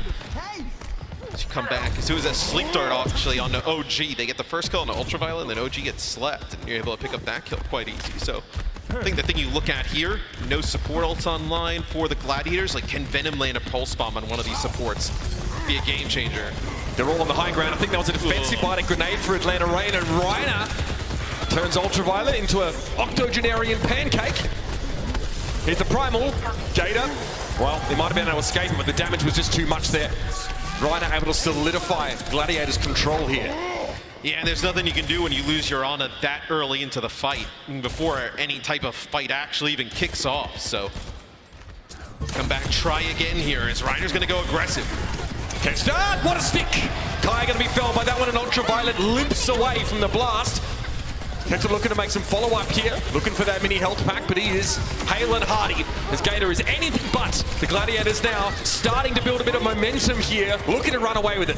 Yeah, and I mentioned how big Venom's pulse bomb would be. He throws it in and doesn't connect with anything. So you see the difference between Kepster able to connect, Venom not able to do so. So now you're going to be in last fight territory with the Gladiators, an opportunity to steal this first round. Shu is in position for this nano. Funny Astro took a big hit there. Forced to vacate as Gator swoops in on the point. Yep, Paddy's down. Shu now needs to decide on a different nano target. It's going to be Reiner to be receiving that one. Here's a sound barrier now from OG, but Ultraviolet already went down to Kepster. Not a good sign for the Atlanta Reign. And Kai needs to try and salvage, but Shu shuts him down. Finds him with the blow dart, and Kepster dealing with OG's. The pulse bomb to follow up, not even needed on Gator. And while the Reign did flip the point back, they've completely run out of players here. And so the Atlanta Reign will bask in the golden hour of overtime ticking down. Extremely close first round between these teams. Nice sleep dart from Ultraviolet on a Patty Pen. That allows Kai to pick up the kill. But Kai has to go into the middle of the map, try and pick up some more damage, pick up some kills for the team, because he's a large source of their damage. And he just leaves Ultraviolet in a one-on-one against Kepster, where with no sleep dart, there's not much of a chance. Some canny play from Ultraviolet in that previous round, especially when Reiner came knocking. Unfortunately, once that sleep dart is expended, you are out of options. Switch up here to the more aggressive composition, of course, more mobility for Ultraviolet. He's probably getting pretty sick of being dove. So off to the Moira we go. It's a little bit of a modified rush here with the Moira Reaper Tracer combination, but not with the Reinhardt. You're going to play with the Doomfist. Play really close around Gator. We saw this from Houston as well. Yeah. All right. Gator wants to try and stake his claim to that left-hand side of the map early. Ultraviolet soothing. The Doomfist here are going to be trading at length. I mean, the Gator Doomfist map, it's not the first time we've seen it here. Normally, obviously, Hawk called on to perform that role. Sometimes the map dictates that the Doom must come in regardless of the pilot. Yeah, and it's going to be Atlanta taking the point first, just kind of bullying the Gladiators back. And just like Kalush talked about, I think a lot of these main tank players are going to have to learn how to play that Doom. That's a big kill, though, first, as OG falls. Yeah, a little bit too close there to Patapan, and an easy target for that Helix. Pulse bomb doesn't connect here. Gator was looking dangerous, but another Helix from Patty will secure yet another kill. So you're just going to have both supports on the point. 3 from 3. For Atlanta, yeah, as the end of this fight going to look quite ugly as the Gladiators flip it back in their favor without really having to use much of anything. You're going to come up here for the Gladiators. You're going to have that Nano Visor, Meteor Strike to stay alive, Sound Barrier. You're down by a lot now, but you're in a position to pull away. Attack Visor here for Patapan, the only Soldier 76 on the map presently, and a pain for Kai to deal with, who doesn't get a Zarya bubble. So closing the gap on the Soldier 76 is a little bit more than just basic math. Patapan sound barrier now. It's time to go for the attack visor. He says Ultraviolet crumples.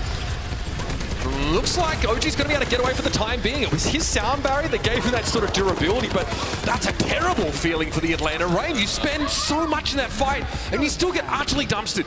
Yeah, you use Coalescence and Sound Barrier there, your Pulse Bomb, and it get absolutely nothing. Just kind of ran over. At that point, as Venom is pretty far behind enemy lines. I think they have an idea about this. So Atlanta wants to get back on the point fight fast. Ill omen for the Reign. Fortunately, they have a sick Reaper. Pulse Bomb thrown down there. Kai, though, more than just a little infirm, he's back in spawn. Gator's able to find Shu there with the Meteor Strike. Tough for Arnold to get herself out of that area of effect, and still the Gladiators are, I'm not gonna lie, they're easing right on into this, Matthew. With the Reign losing that previous fight after support ultimates came out, they have very little left to call upon. Yeah, this composition and just kind of what the Gladiators are playing has just not looked effective whatsoever. The 76 able to just sit here in the back, poke down players at range. You're not able to close the gap effectively. And then even if you do close the gap, you're so weak. Kevster's just running around finishing players off. It has not looked good for Atlanta on this point. It's go time for the Atlanta Reign. They've got to create an opportunity here. Kai trying to force an opening, but is forced to back up there. Ultraviolet taken down, and Patapan, he's causing problems. There's nothing the Reign can do about this either. Cool as a cucumber. And the Atlanta Reign are indeed trouble. That's overtime now, and the Gladiators ever so comfortably take map 1. I gotta say, you give a 76 that much space, especially one as good as Patapan. I mean, you are just asking for a result like that. As that, you know, just no pressure on him all game. He's able to just sit back. It's like a firing range out there. There's some trash talk in the chat. Gator Doom, GG's. So Kevster saying close one, guys. But they're right. The Atlanta Reign normally have Hawk in for those kind of duties, and maybe it showed a little bit there as the Gladiators were very comfortable with that setup. They're looking to sweep the Reign away and save some energy for the grand final tomorrow. Let's see what the plucky boys in red have to say after the break.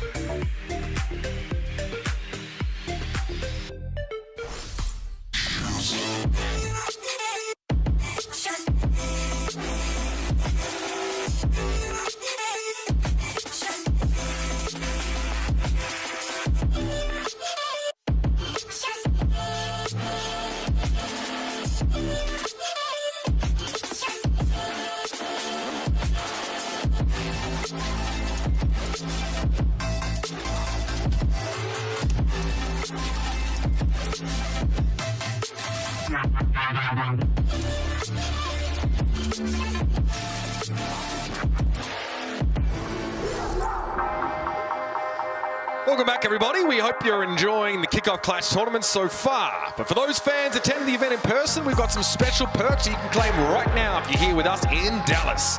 All you've got to do is download the Overwatch League app, log in with your Battle.net account, and click the gift icon in the upper right-hand corner. That's it. Not only can you earn League tokens, but you'll also get the Overwatch League home and away, Winston skins, and a full pack of 20 team mascot sprays. All great stuff, so go claim your rewards right now if you're here in the venue. If you find Brent and Josh, by the way, they got a fist bump gun buddy for you. Yeah, even trust me. It's so fast to claim. You can get up, go to the bar, come back, claim your reward. Click the button. Just like it's that easy. Yeah, so hey, what else is easy? It's so yeah. The first map was easy for the Gladiators. I thought you were gonna say it's so easy to see Josh from here. His head is shining. No, there needs to be a light source that's on it for it to reflect. It's Nero in for Venom, and you're gonna have Hawk coming in for Gator. There's a lot of people in town this weekend. A lot of esports going on here in Dallas. Tettles, one of the Wildcasters here this weekend as well. It's pretty dope. Yeah, I mean, we got DreamHack, Yeah, lots of people here. Great time to be here in Dallas, no doubt about it. Hawk coming in for Gator. The Atlanta Reign saying, right, well, if there's any more Doomfist required, he's our man. And they picked King's Row, I believe. So we saw them play this the other day. They ended up playing some Zarya-based compositions. And Doomfist as well, yeah, on defense.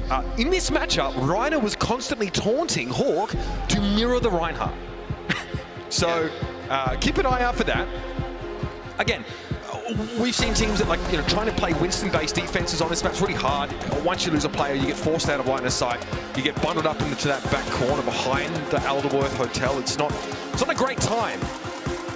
Very interested to see what the Gladiators go for. I think sort of try and go for this Ryan. Patapan is in here. They can go for May-based compositions if they want to. I'm interested in what teams opt to do on the defensive side of things. Defensive Doom sometimes. It's really difficult to play. It looks like that's what we'll see from the Reign early on, potentially, with Nero on the Genji. So a little bit more burst, access to the high ground. This could be easily counterable, though. We'll see what the Gladiators decide to pull out. They could play the Doomfist in like a Doomfist matchup, right? You can play the Winston here. There's a lot of options. Yeah, Nero obviously a substitution here.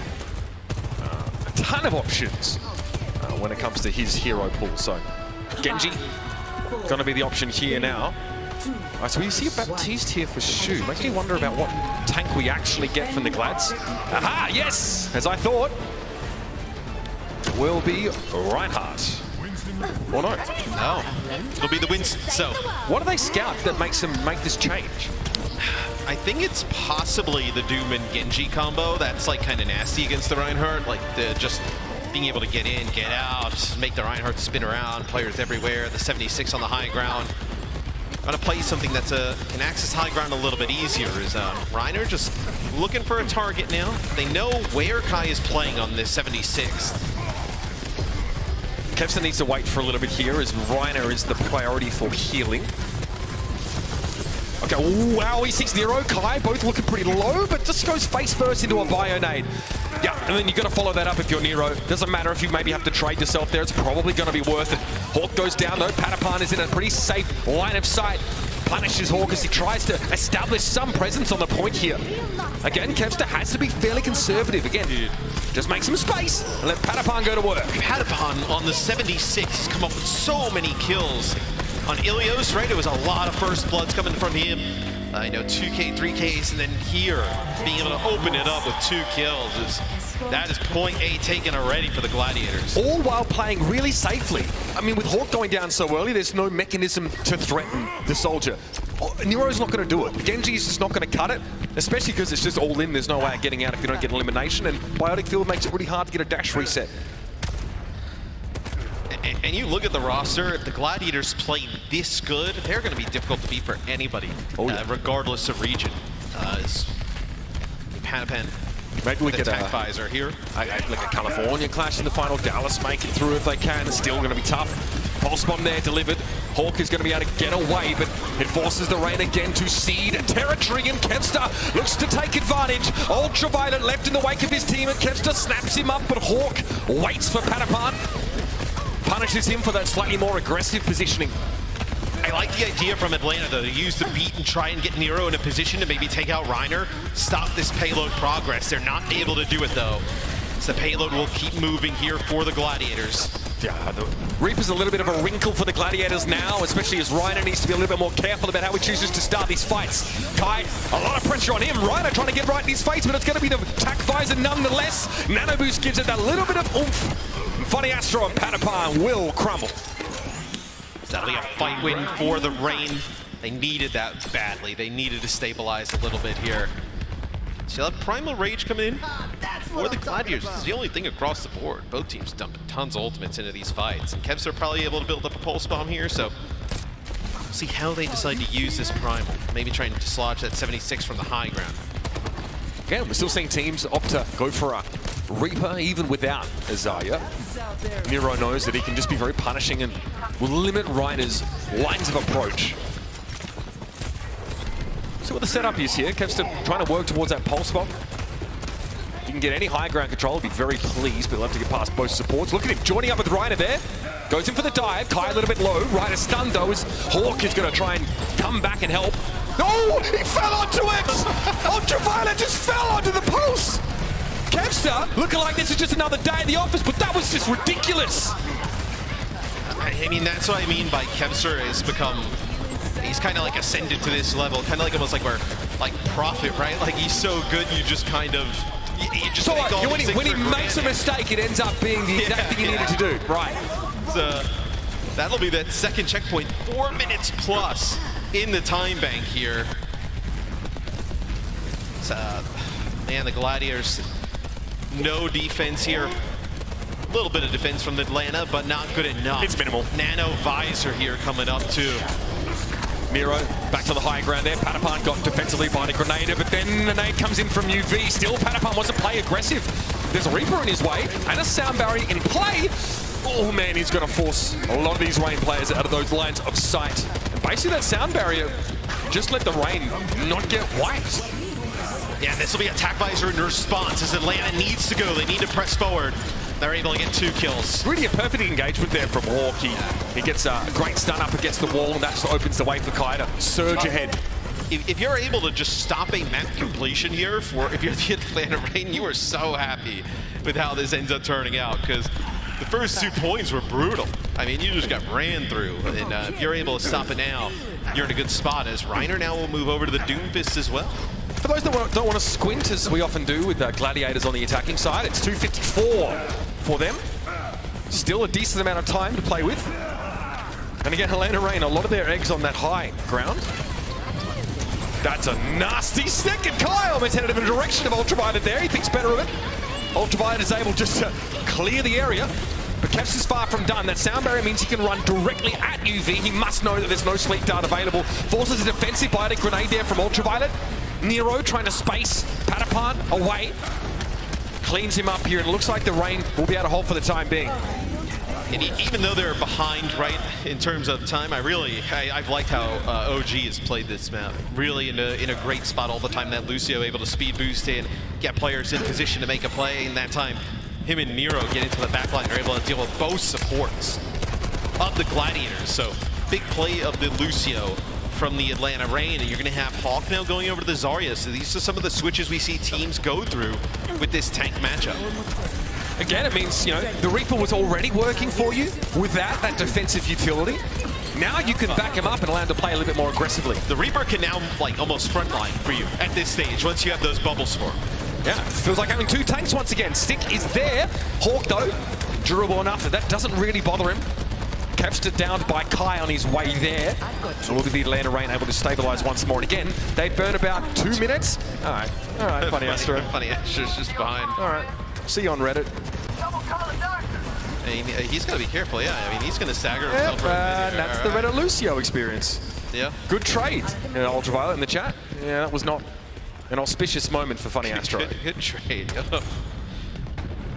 That's exactly what somebody would say in your rank. That's what you do. Now, if you have a Lucio that like, good trade, yeah. Ints at you, you're just like, okay, bro. The Lucio goes, what are you doing? I got one. 60 seconds. All right. 1 minute remaining now. Los Angeles not able to come up with an answer here, and Maybe their trouble's being compounded by the presence of Hawk's Zarya. There is a nano visor here. The Zarya is able to play a little bit more defensive and bubble some of the support sound barrier. Perfect answer. In response to the visor. This is good. They got to get on the cart, though. Now, that is a quote-unquote good trade. It's 2 ultimates for 1.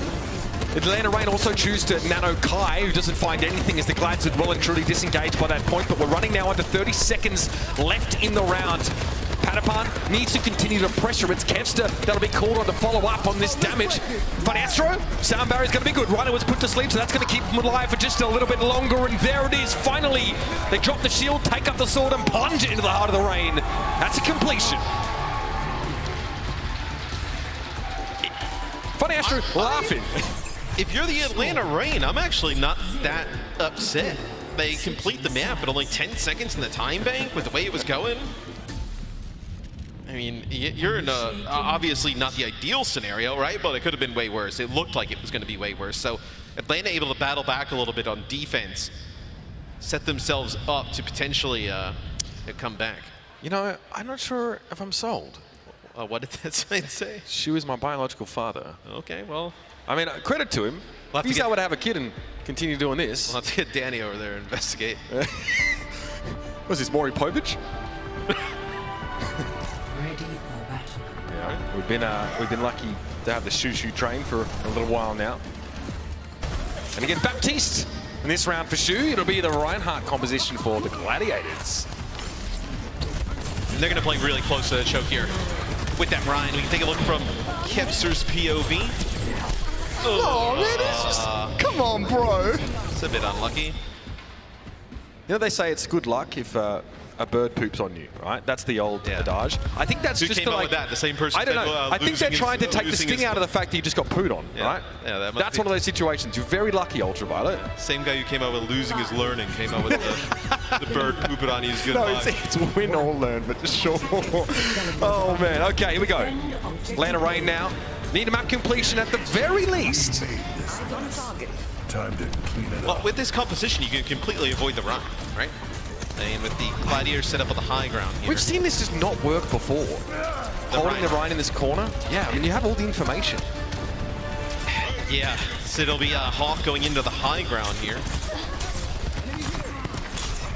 Not on your screen. They're just, you just have like Nero trying to put some pressure here on the Rhine as Hawk's able to get up there. They can play on the 76. Last time this happened, the team gave up 2 and a bit tixy, so they respond quicker. Patapan throwing up a bit of a privacy curtain. Oh, that was a nice boot. That was insane.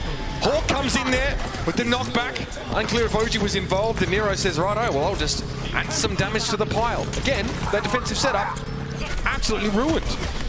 And maybe you want to play this because you want to keep it going into the second point. Like, I think this is where, in the street space, this Reinhardt with the May becomes more effective. Because right there, it was not good. Really just no defense there. Atlanta picked it apart. They knew exactly how to play against that. They get the payload moving.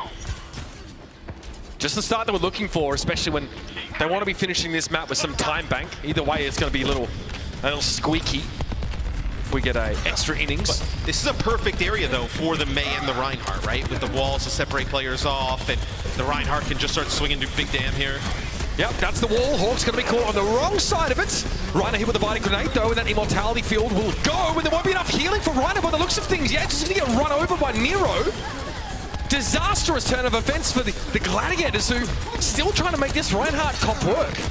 Yes, they end up nanoing Nero before he even had the blade, able to pick up a kill, then build up towards it as Hawk trying to chase down Shu. Shu ends up picking up the kill. I can't believe that. Park keeps going.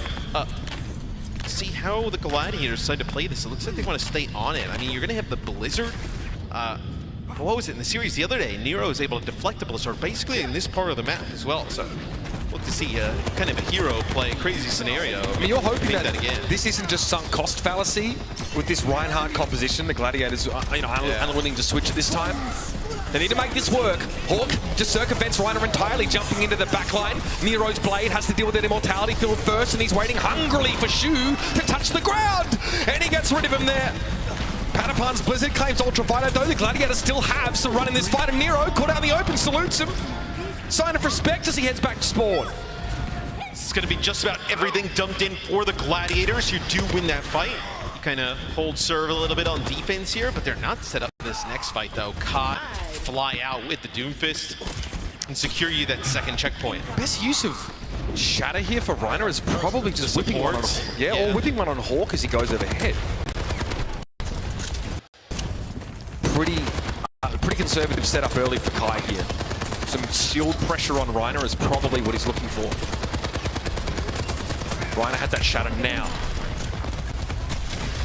Here goes Hawk. There it is. Yep, whip one on the Doomfist. The charge wasn't there though. Reiner has other fish to fry apparently. He's hit with that biotic grenade, but the follow-up is good. And the biotic. And I wonder if you're just trading damage there if you're the Rain, because you're trying to build up this nano quite fast and then use the nano with the visor as opposed to just kind of going in with the visor and not really having anything else. I mean, I'd love to know what the win rate is with nano visor, especially unanswered nano visor. It's got to be strong. Yeah. I mean, you just bully through. Against a Reinhardt though, maybe it's a little harder to get value out of. Have to be flanked. There's some high ground here where you can just like almost shoot over the Reinhardt though, right? Doesn't mean you're maybe lined up for someone like Shu. Okay, Hawk goes over. Kai's going on a flank. Nero under pressure. Oh, this guy is so filthy. Kai on a flank right now. He actually uses the visor. Nano boost on Nero. Kevster deals with him. Shu backs up. Still has a little bit of this amplification matrix to work with.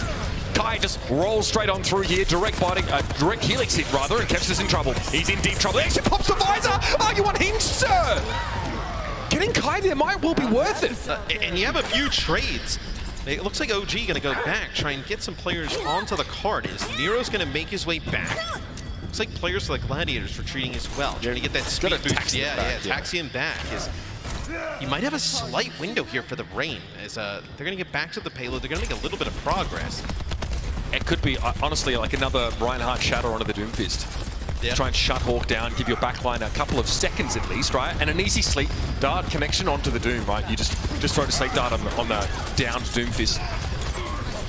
Glad split their forces briefly there, looking to try and shut down that flank attempt. And Patapan skittering away. Reiner sleeping right now. Blizzard, Ultraviolet, can't get out of it. Hawk trying to save, or at least find a trade, but he gets stuck in the Blizzard himself, and the sound barrier for the Gladiators means they go hard. Well, look, sometimes it's more about sending a message. Right. Oh. Well, message received. Going for a ride here. Oh, dear. Man, things were looking actually pretty good for the Rain, right? The first point take, they get a first fight here early. But since then, absolutely nothing. And like I said, this is where the Reinhardt comp pays off. Maybe you play it on this point 8 to just try and gain some ultimates, kind of have some of that going into that second part of the map. Because this is where it's really effective with the May. It's go time. It might have to be a naked Dragon Blade from Nero to get his team in a winning position here. 14 seconds remain.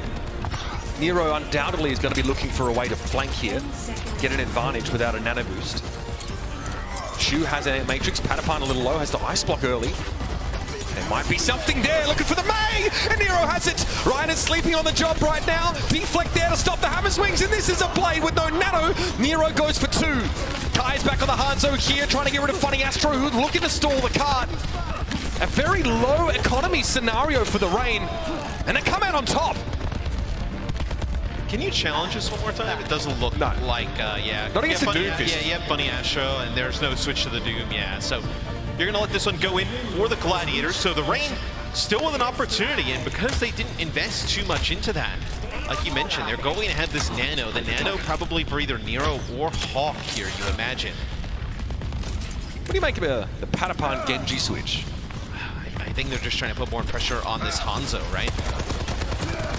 Try and control high ground or at least contest it. And if you're not going to play the Ryan, you're not going to play the May in this situation.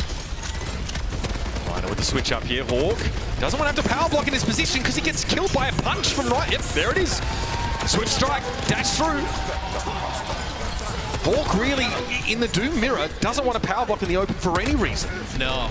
And the Genji also is better for the Gladiators in this position because you can control that high ground a bit better, especially when you have 2 players on the other team with the Hangzhou and the Genji, and even Hawk on the Doom, right, who can get that high ground access. So The Genji allows you to chase down some of those kills, put a little bit more pressure on that high ground.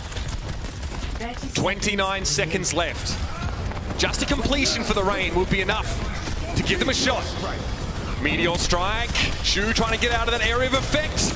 No dart chance there. Hawk's gonna knock him up against the wall and okay, just fighting Reiner apparently. This puts the Rain within striking distance of the Gladiators' record, but Los Angeles are going to come back out of the gates with a sound barrier to match that of OG. What can Kai get done with this Dragon Strike? The placement here is going to be crucial, and you can see what he's thinking, Matt. Here we go. Yeah, he's going to use it early on. It's going to back them up. They're going to have to wrap all the way around to the other side of the spawn. Oh, Reiner walks straight into a biting grenade as well. Funny Astro too late on the sound barrier. Atlanta has one of their own though, and the Gladiators are still looking to fight. OG wants a piece of Patapan here right now, and he's stuck with an arrow from Kai as he's letting them fly across the map. OG looking to power forward here. He gets rid of Funny Astro and the Rain. They get the map done. It's a 10-second difference. That's a huge clutch though by the Atlanta Rain to bring that back. Able to secure at least an overtime scenario here. So I really like the use of that Dragon Strike, right? They get the Sonic Arrow, they see they're all kind of grouping up there, they want to get the effect of the sound barrier out together. They use a Dragon Strike, they're forced to wrap all the way around, and you can actually predict that, which they did, and it's the Ultraviolet Biotic Grenade that hits Reiner right on out the door. Limiting the options for the Gladiators, really making it a very simple case of door A or door B for the Atlanta Rain. So this is going to be a little hectic. The Gladiators tried the Reinhardt defense. It was not good at all. Again, if they want to have a chance here in this overtime scenario, maybe go with something a little bit more tried, a little bit more true.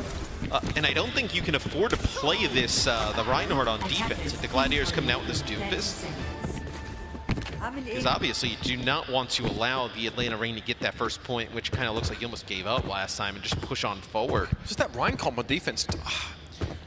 Again, scrim results must have been very different with that setup, but it looks pretty easy to outmaneuver. I also don't think it's intended to full hold point A. I think it's more intended to, you can fight on the point, you can brawl out on the point a little bit better, right? It's going to make it harder on the high ground, but...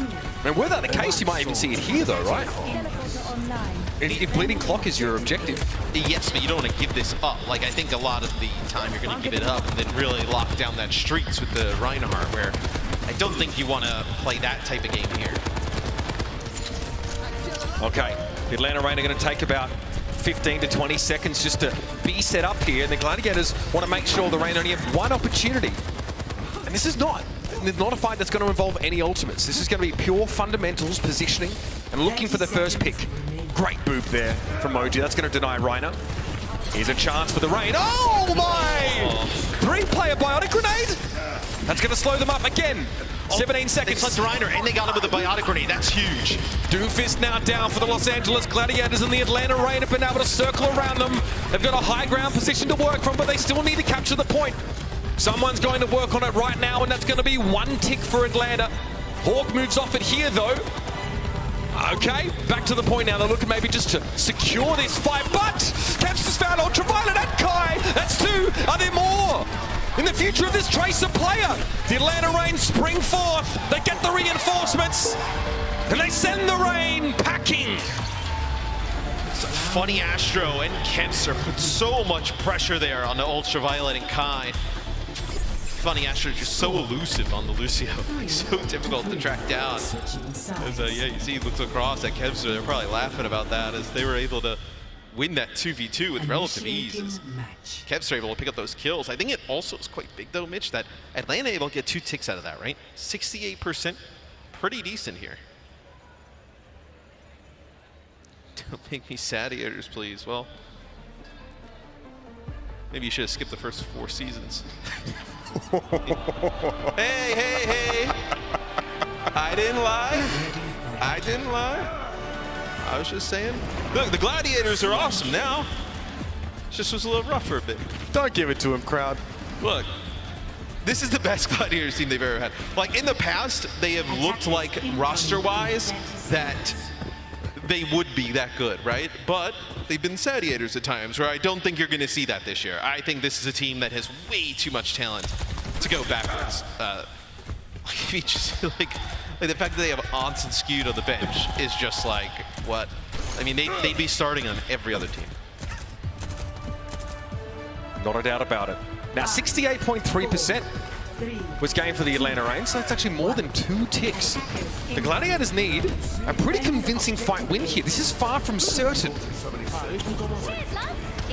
See, Hawk did a really nice job on the last time on offense with the Doomfist. Let's see how it works on the... Oh, okay, well, Kai just able to take out Patapan. That's huge. I mean, they don't have a ton of time on the clock. The 10-second lead they had is basically gone at this point. That's right? the worst possible pick, I think, that you could have seen. Patapan is a player that can actually put pressure down and potentially force a mistake. It's not the end of the world, but the Gladiators need a clean fight win. 3 players on the point. So see, they got to get Reiner to the high ground. They got to try and make a play here.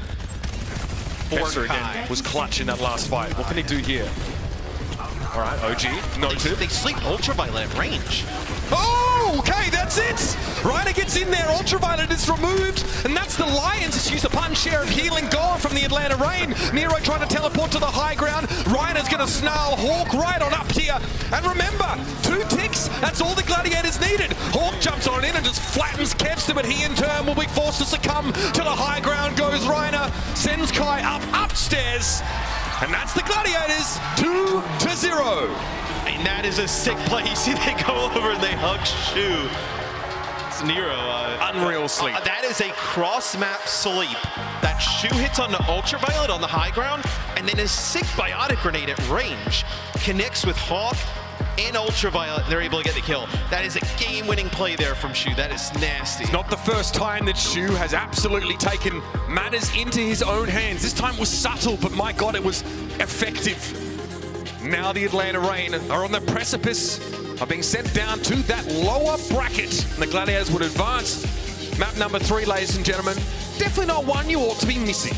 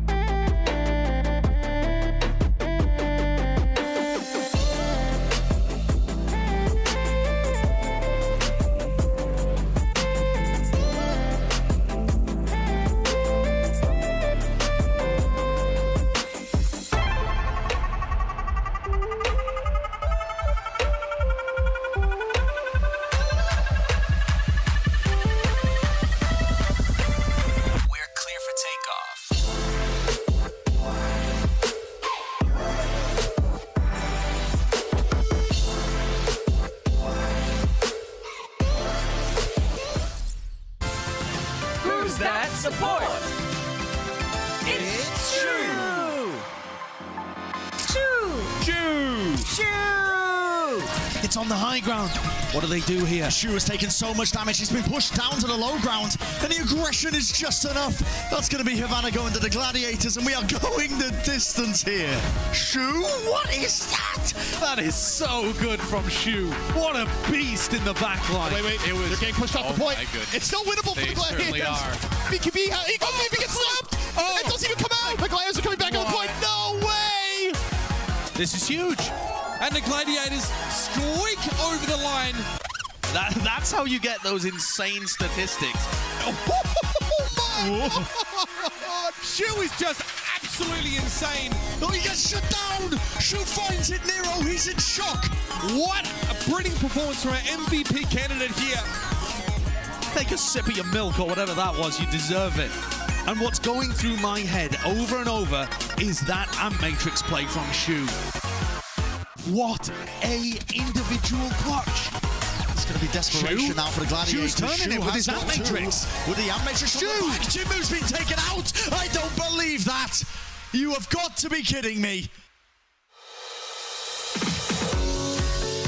It's with an uncanny frequency that it's Shu who steps up with these individual moments of brilliance to clutch rounds out. It happened last year, happened before that, and here's yet another one to add to the history books. And it's rare that, you know, when you see a player on another team, right, and you're like, ah, man, that player is sick. When he was on Guangzhou, right, I think everybody still knew, like, this player is going to be nuts. So let's take a look at this. The Sandman cometh. Oh, just like clips him right on the outside. And the biotic grenade that comes in here is just enormous. Look at, there's an attempted body block here, but oh, the timing. Yeah, it gets both. Ryan, all he has to do is pay a quick visit. He just ding-dong dashes Ultraviolet out of the server. Unreal. That is just... In the little B-roll like, clips we had as well, he had another sleep dart in basically the same spot. Skewed comes in now for Funny Astro, which is, you know, we've seen obviously the Brig from Skewed, one of the best Brigida players in the league. Funny Astro, by the way, also extremely good at Brig. Yeah. It's just not his role on this team. Yeah, it's not like he is a lackluster Brig. It's just you have one of the best ones in the league, and then Ons comes in. It's always scary when you see Ons come in. The inked up assassin has landed again. We already have a bit of a feeling of what we might see compositionally from the Gladiators. And Venom comes in for Nero here. Nero saw a lot of Genji from him. Venom definitely a Tracer specialist in every sense of the word. And you're gonna have a Gator come in. So this tells you we're gonna see probably some Winston-based stuff on the outside, maybe like a Reinhardt. But with the map pick here from Atlanta and it being Dorado, you're looking at a lot of Winston-based compositions. You're looking at Widowmaker play across the board. We do see a lot of the Brigitte on this map, so that's why you see Skewed coming in as well. It will be the same setup probably that we saw the Gladiators switch to if it were Gibraltar, right? They opt for a pretty similar play style there. But Kai's up to the challenge, right? We get very excited because we have, you know, obviously a lot of the best Widowmakers in the West here at the Kickoff Clash. Obviously, we saw, you know, the interplay between, you know, Kai and Hydron with that matchup between the Rain and the Mayhem. Arns has pretty consistently been put in that top three, right? I think a lot of people, if they just had to go off the top of the head, you know, three of the top four would probably include like Happy Kai, Arns would be in there, right? Yeah, it's tough to argue with how good those players are on those long-range hit-scan heroes. Not just Widowmaker, you look at like Ashe. Ashe has seen some play. We know how good Arns is on that hero, but no real signature for him when she was just played every match, right? I think you're going to see the Widowmakers just basically locked in here. Widowmaker with the Tracer in play.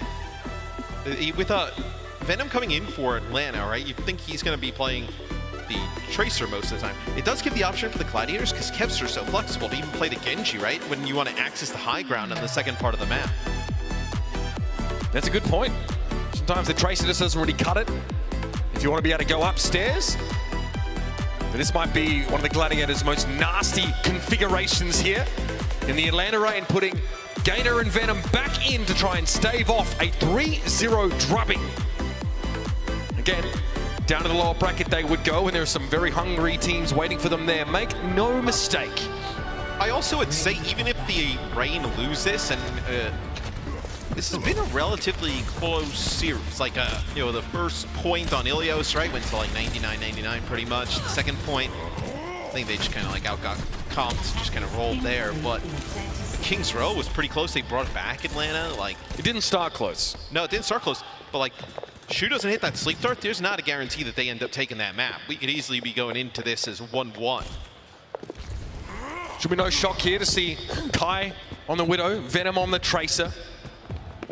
There will be more Gator Winston action and OG on the Brigitte.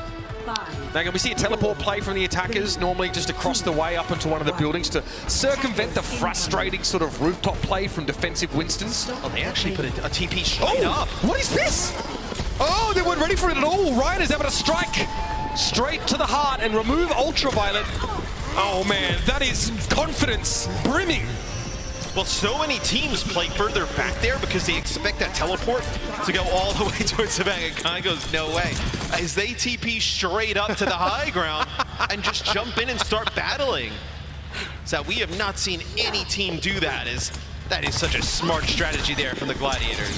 Just the utter disrespect as well to jump straight into your face. With a composition that's usually a bit more finesse-based, right? You'd set up for a while, but this is just aggressive. I don't even think that's BM. I think it's just catching them off guard, because a lot of teams just play so lax at the beginning because Winston Bubble comes in the high ground, and now you're kind of scrambling, but Kai with a headshot on the Shu, sensing right. Good opener there. Arns obviously gives him a tickle, but Kai really not bothered by it.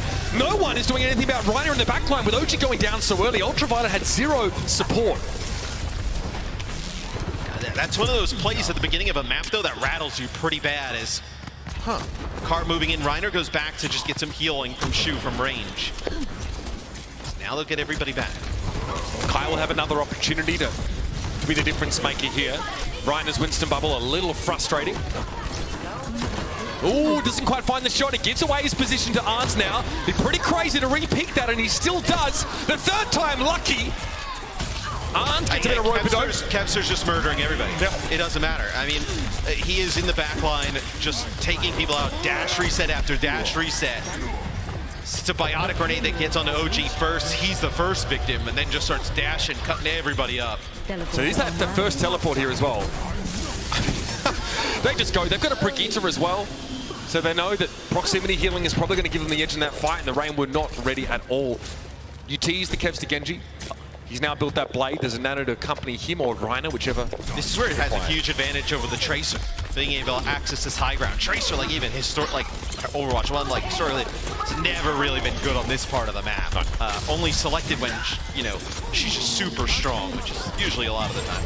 Pulse bomb dropped there. Reiner was slept, but he's awake now. He hits Primal at just the right time. OG tries a whip shot to not catch her away. Nice movement there from OG. The whip shot, and then looks like he was going to jump off the side, and then uses the shield bash, the bash to get back on top, just juke a little bit. The best way to deal with Genji is to, imply you're going to drop down, or drop down and then, grapple back up. It's frustrating for him to try and chase you in Blade, or Baptiste will use his Exo Boots as Genji comes in. The support's got to live here, though, for Atlanta. It's just headshot after headshot coming in from Ons. Arns doesn't quite know where Kai is until now. He sees a glimpse of him, and Reiner is first to the fight. A lot of pressure on Arns here as he grapples across the way. But look at Reiner. Look at how much spacing he's creating. It was really up to Venom to try and stall the cart there with Reiner so deeply embedded in his lineup. Another good whip shot from OG there to intercept, but still, Ultraviolet has to play a bit of a frontlining role here. Reiner slept, jumps away from the pulse bomb though. Gator returns home. And Venom really starting to get pressured down now. He saw the skewed shield bashes in his direction. Atlanta's been careful here. Yeah, Atlanta really didn't get much out of their support ultimates. They used the rally. It just was enough to basically keep OG and Ultraviolet up as Kai with a big headshot onto Skewed. Ons returns one, though. Yeah, Ons obviously an easy shot for him to get rid of Venom there. Reiner is nano boosted. He's able to find Ultraviolet with that kill. He can 1v2 here, especially with the Primal Rage. This could be dangerous, and of course, Kevster comes in at the most opportune moment to secure that fight. Gator will try and stall if he can, but that card got across the line. It's just the burst of the Genji and has Hunter been told that you probably can't use chat as a coach midway through the game?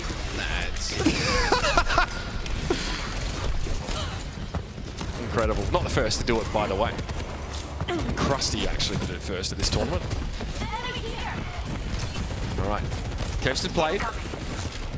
Takes note of Kai, tries to go for the one-hit combo. Great bionic grenade. It's just insta-kill there. Yeah, I mean, Venom was following up. I think Ultraviolet just domed him there with the grenade. Rhino's Primal is...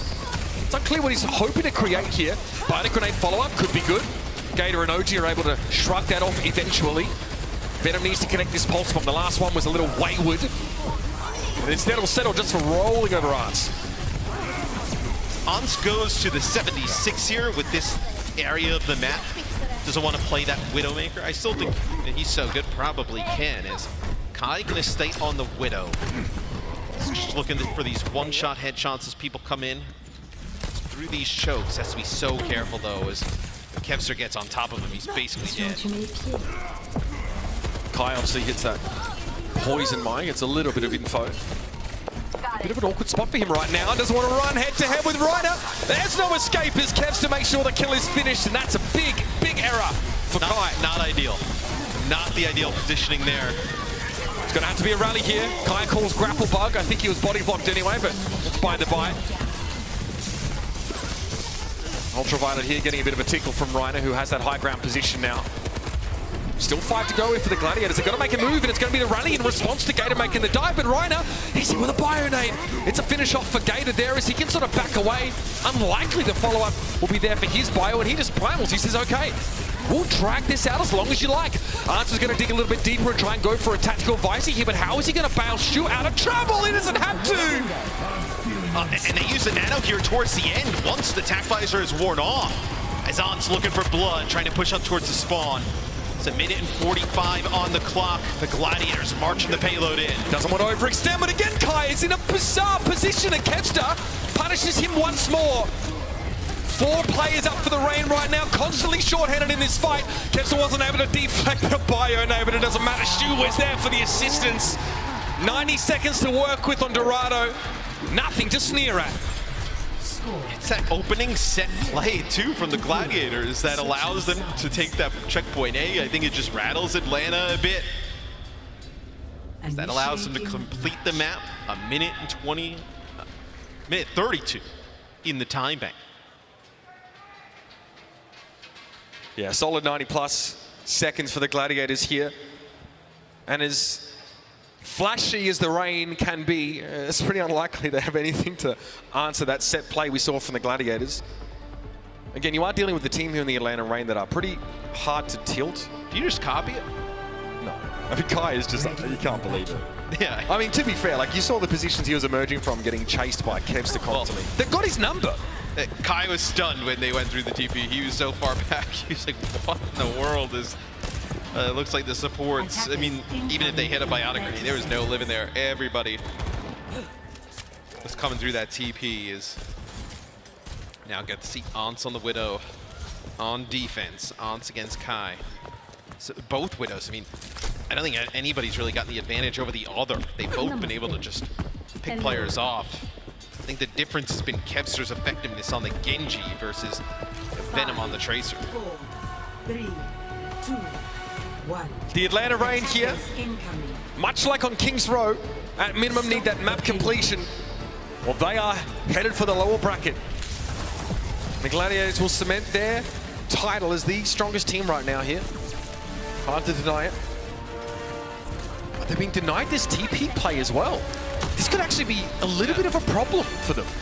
Yeah, Reiner actually plays up on that high ground and just destroys the TP. So not able to get those supports on the high ground. It takes a long time to destroy that. The Rain could have gone. You know, maybe had some shots at range here. I mean, Kevster hits him with a question mark in the chat. Even he's not too sure what the game plan is here for Atlanta. You know, I speak about their resilience mentally, and I think they've definitely earned a title like that. But that was an interesting start to the round, and they've not really made any headway in sort of controlling this high ground.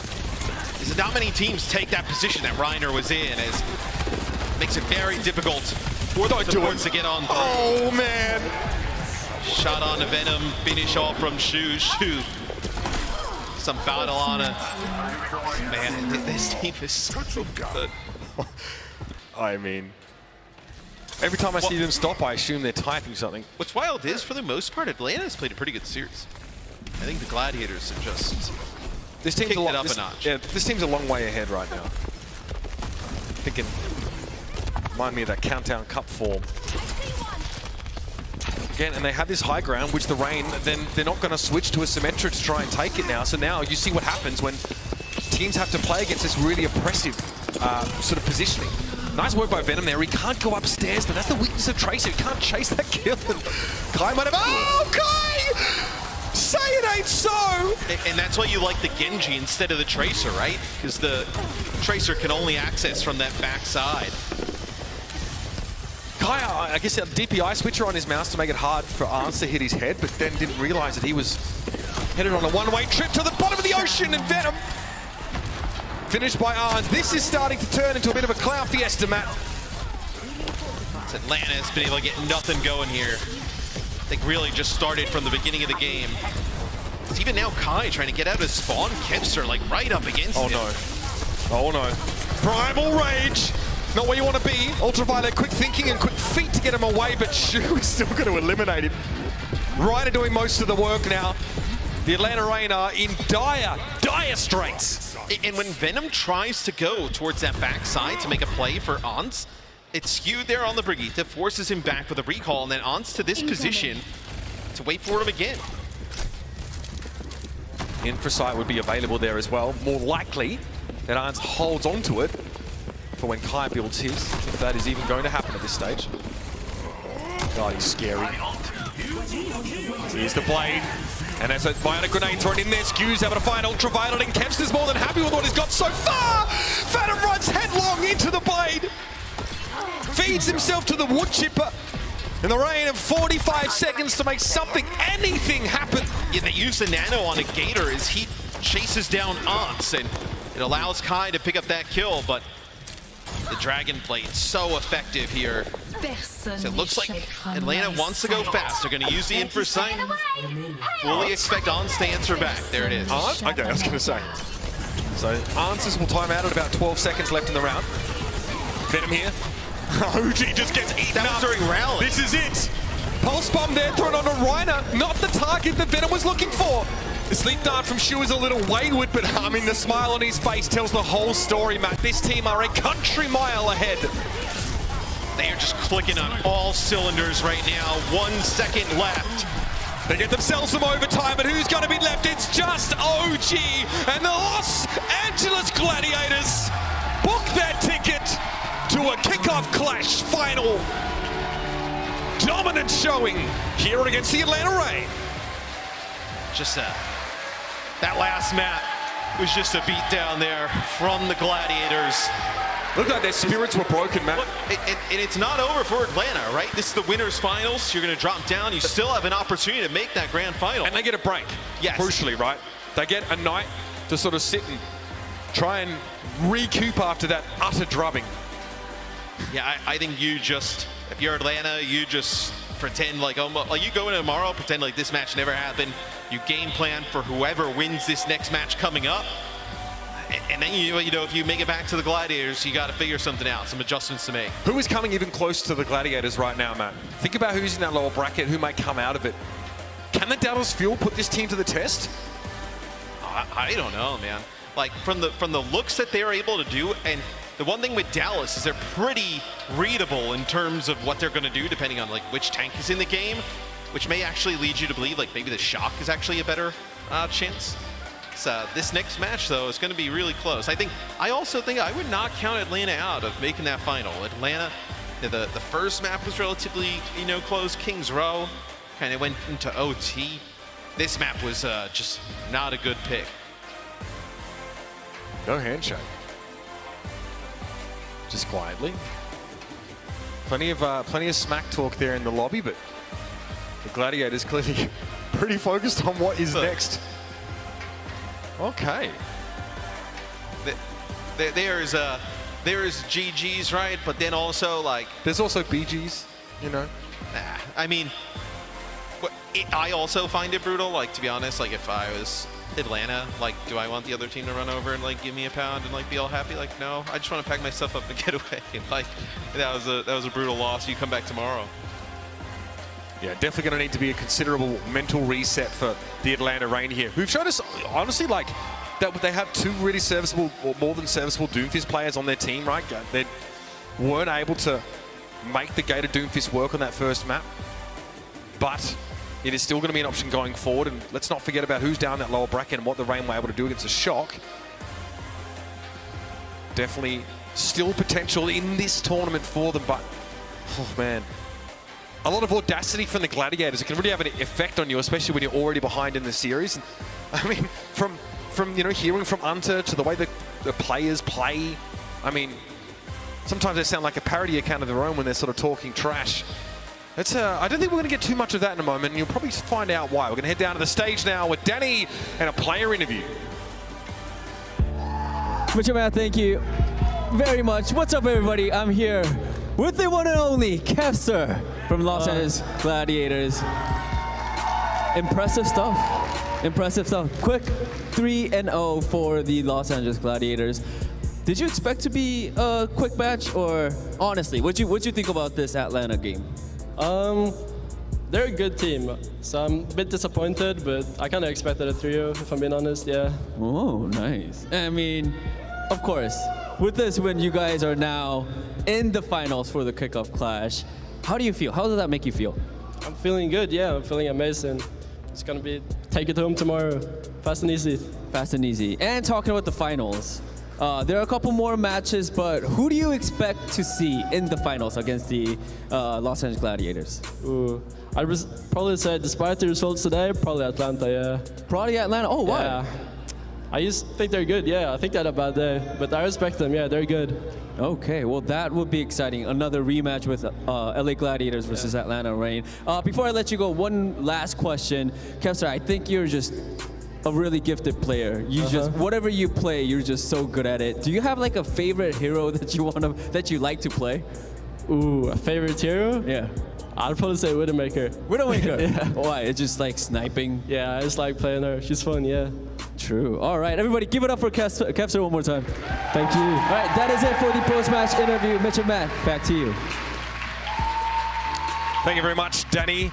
Yeah, look, interesting really to hear that from Kefser saying, look, we still think that the Atlanta Reign are probably the second best team here behind us, despite the result from today. That's a pretty glowing endorsement considering what they just did to them. Honestly, I may tend to agree with how they've looked otherwise, and even some of those games are competitive there. I think they just kind of ran into a team that is on another level right now.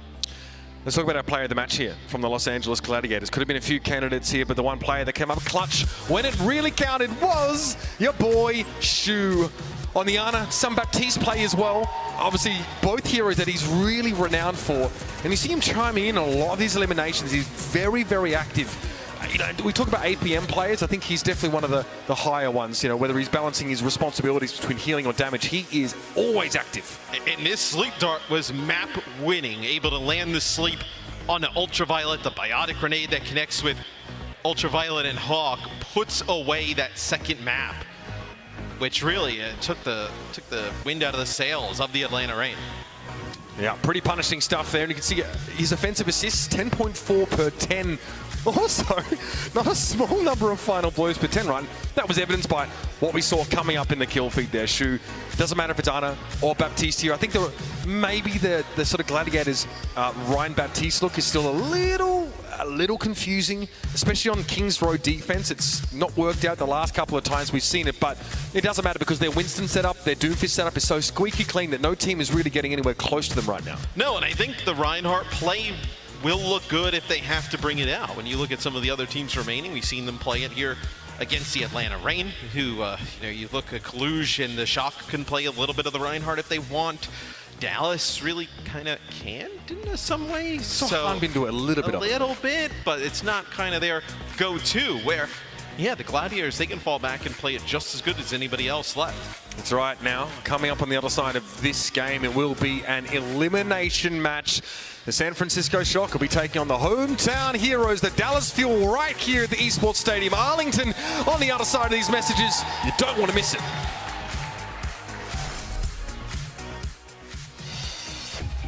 The Overwatch League is brought to you by Upper Deck, the official trading card of the Overwatch League. And by TeamSpeak, the official voice supplier of the Overwatch League.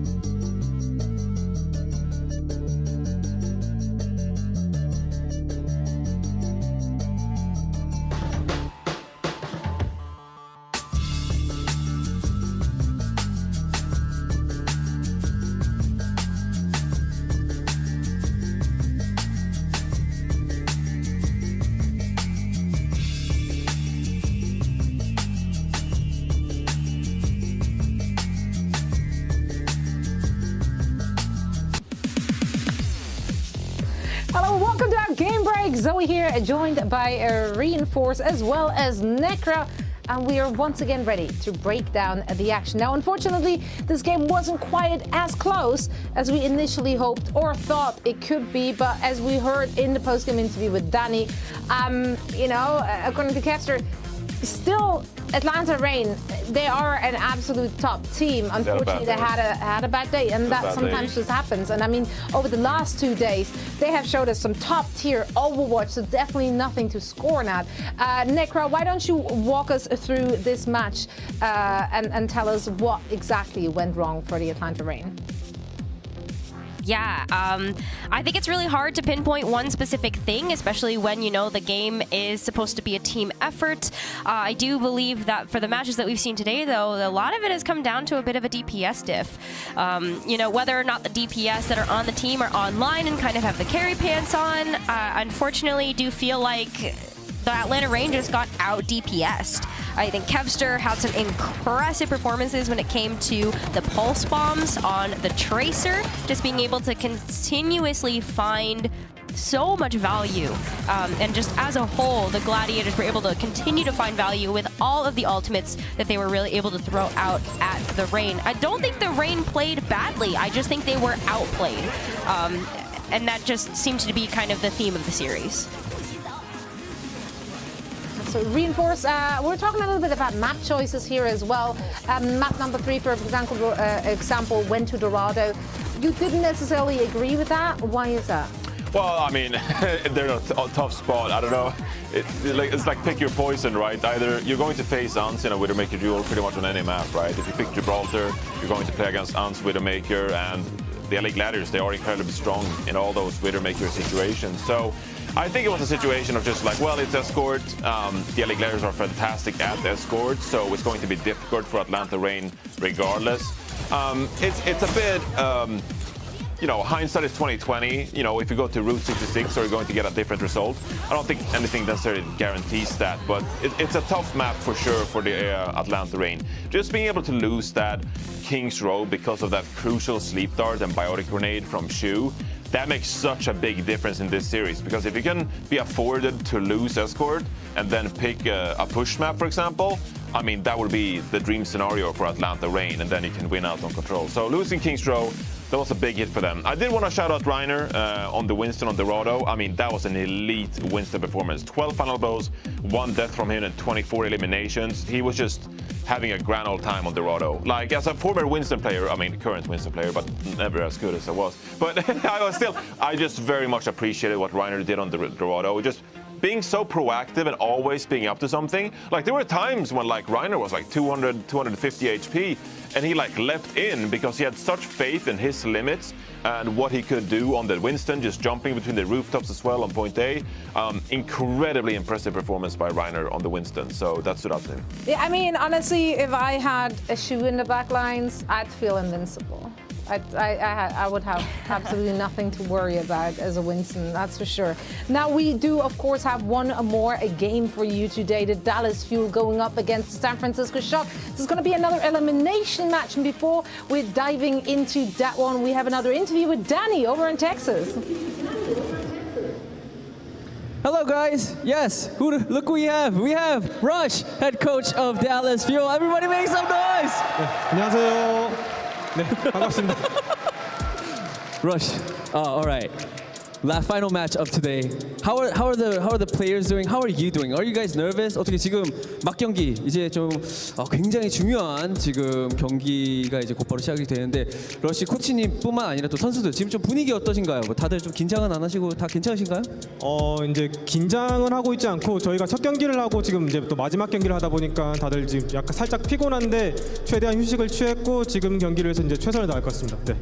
All right, I mean, I don't think anyone's really nervous. The fact that we had to play the first match of the day and then the very last match of the day does make us feel a little tired. We tried our best to get as much rest as possible, and I think we're gonna do our best for the match against the San Francisco Shock. And talking about this match, we saw San Francisco Shock come out with something special, something that we haven't seen, the Doomfist composition, and they were looking pretty good, I would say. Are you guys worried about the Doomfist comp from the San Francisco Shock at all?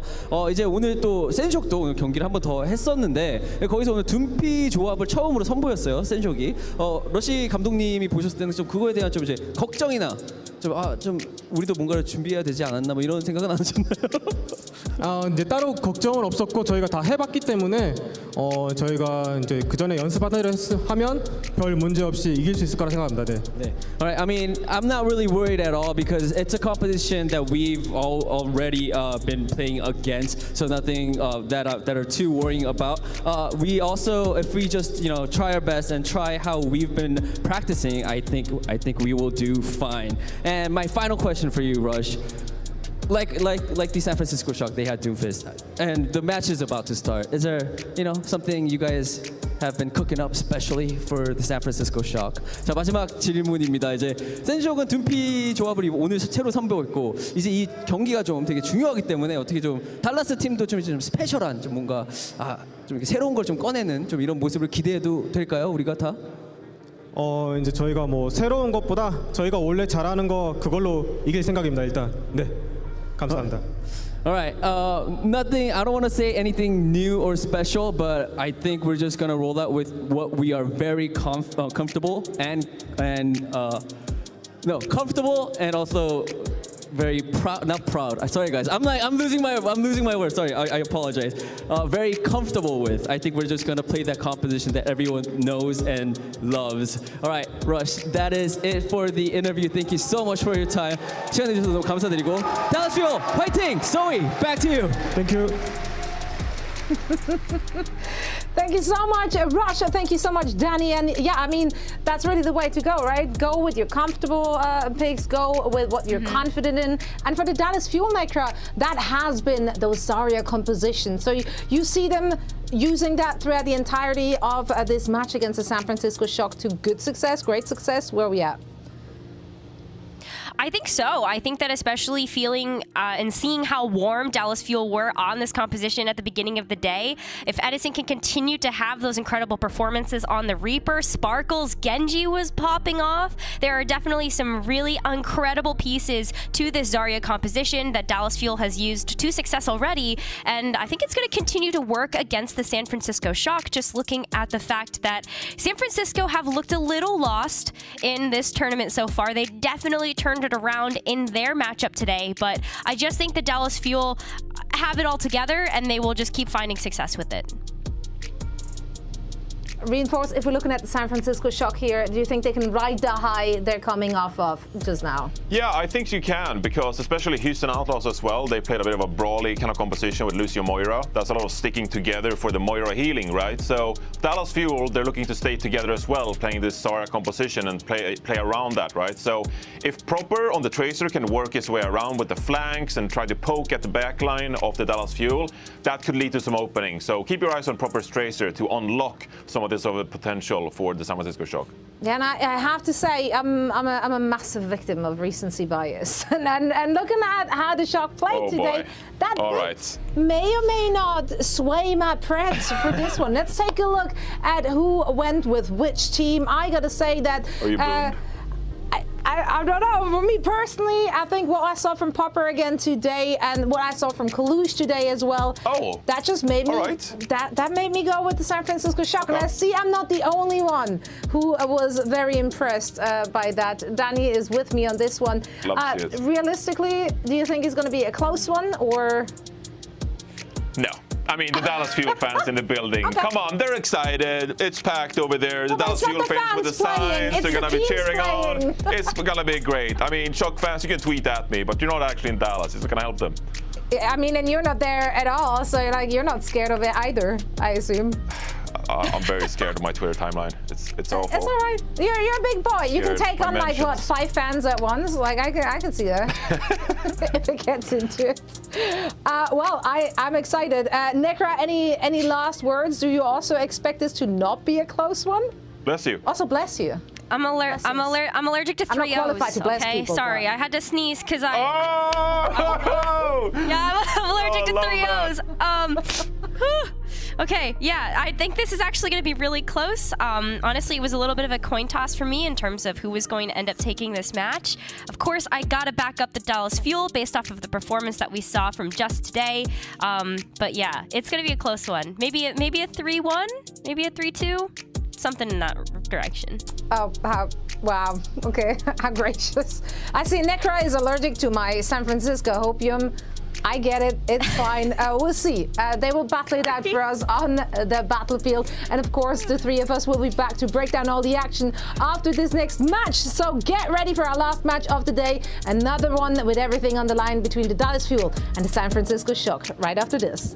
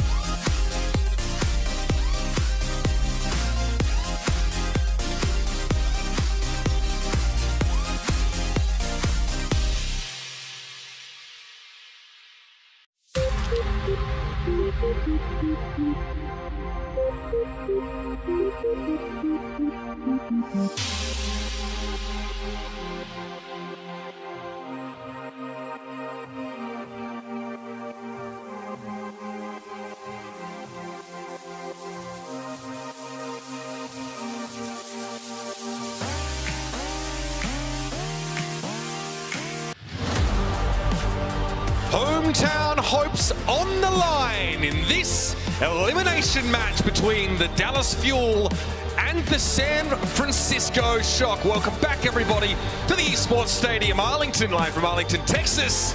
This one, Matt, is sure to be a firecracker. I mean, this is a matchup that a lot of people probably had in their final.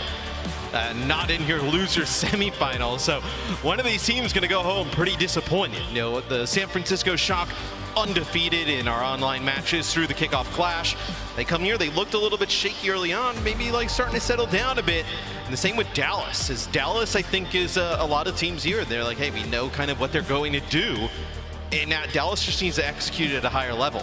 We spoke to Rush. I mean, Danny did earlier on and said, you know, what should we expect from you guys? And he just said, look, I mean, it's much the same. We're very much locked into our lane right now. We have a strong idea of what we want to play. It's going to be a matter of executing it. I remember we heard from the Gladiators about playing the Shock. They said they're glad they don't have to deal with, you know, proper trying to constantly deadlift that team against them. A scary prospect here as well. Someone like Sparkle may have to stand up and try and mirror the impact of Proper. That is a huge ask. That I think is one of the biggest things for this series. Like, Proper, we have not seen anybody really stop him all tournament long, even through the Shock's bad games.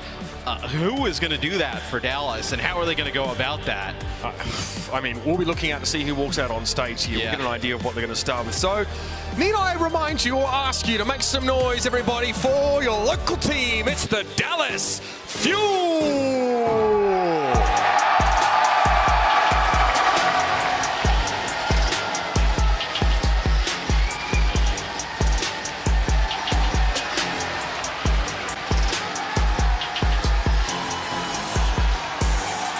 Obviously the crowd going crazy here for the Fuel. There'll be Hanbin in the lineup to kick things off. Edison and Sparkle in that damage dealer role. We've seen just about everybody in terms of damage for the Fuel. I just think, man, they're gonna have to turn up big time here against the Shock. Because you got to imagine, right? Think about you know, Battle Texas early on in the season. There were like a lot of nerves with this Dallas Fuel team, right? In that matchup. You come in here, right? Everybody going crazy for you. You're going up against the Shock. Does it work for or against? You don't know, right? It depends on how this first map goes, and that pressure starts to mount. Remind you, the journey so far for the Dallas Fuel, a 3-0 victory against Toronto in that first round, and then they faced the Los Angeles Gladiators. A close match, but a 3-1 result sent the Fuel to the lower bracket where they took on the Florida Mayhem. Dropping a map to them, but able to squeeze their way forward. This team, obviously, multiple options here. We've seen Hanbin show us even the Reinhardt at times. The question is whether they have the answers, do they have the toolkit to deal with their opponents. Everybody welcome to the arena, the San Francisco Shock.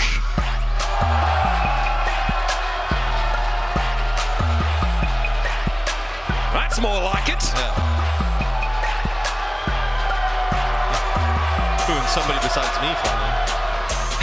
So, look, I think the Shock, they came into this event as the favorite.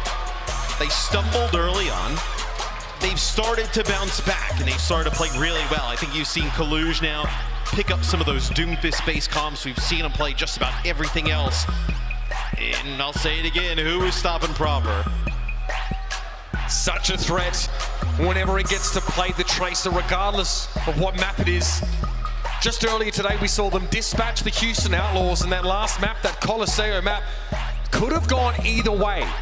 How much is left in the tank for this team? Do they have what it takes to go up against the Fuel in a very hostile crowd situation? These players had better have shaken off the jitters, Matt, because this may be their last chance. They got there's something fun though, right? About being in the position that the Shock are in. Being able to send the hometown team home, you know, knock them out of the tournament. Everybody, you know, obviously upset with you, but you move on to tomorrow. There's some fun in that. I think they gotta understand that coming in, that's like one of the better moments that you can get here at an event. The Dallas Fuel as a franchise have been fortunate to play in front of home crowds in the past, and you better believe they've lengthened their strength. Going over to Houston earlier on this season, they realized it wasn't just them that could be lifted on the shoulders of an involved crowd. Our first map in this series, ladies and gentlemen, will be Oasis. The first time we've seen this one this weekend.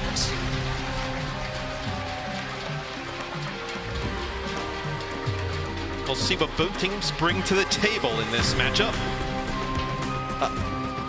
I bet you the Dallas Fuel would have been totally fine with this match if it was in the final. They probably did not expect this to happen here at this moment in time. But I think both of these teams, you look how Atlanta just played and you're like, hey, maybe we can actually make a run back, right? Even though I think Atlanta plays, you know, they'll play much better than they played. Maybe an off day, right? Yeah.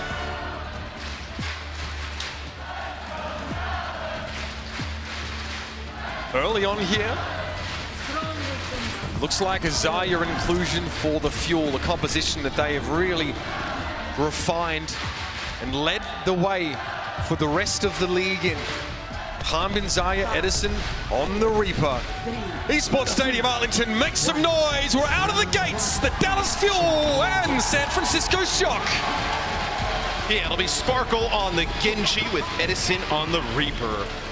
We'll have the Shock playing this Doomfist composition. Kaluj mentioned that Krusty's like, hey, just lock it in, figure it out.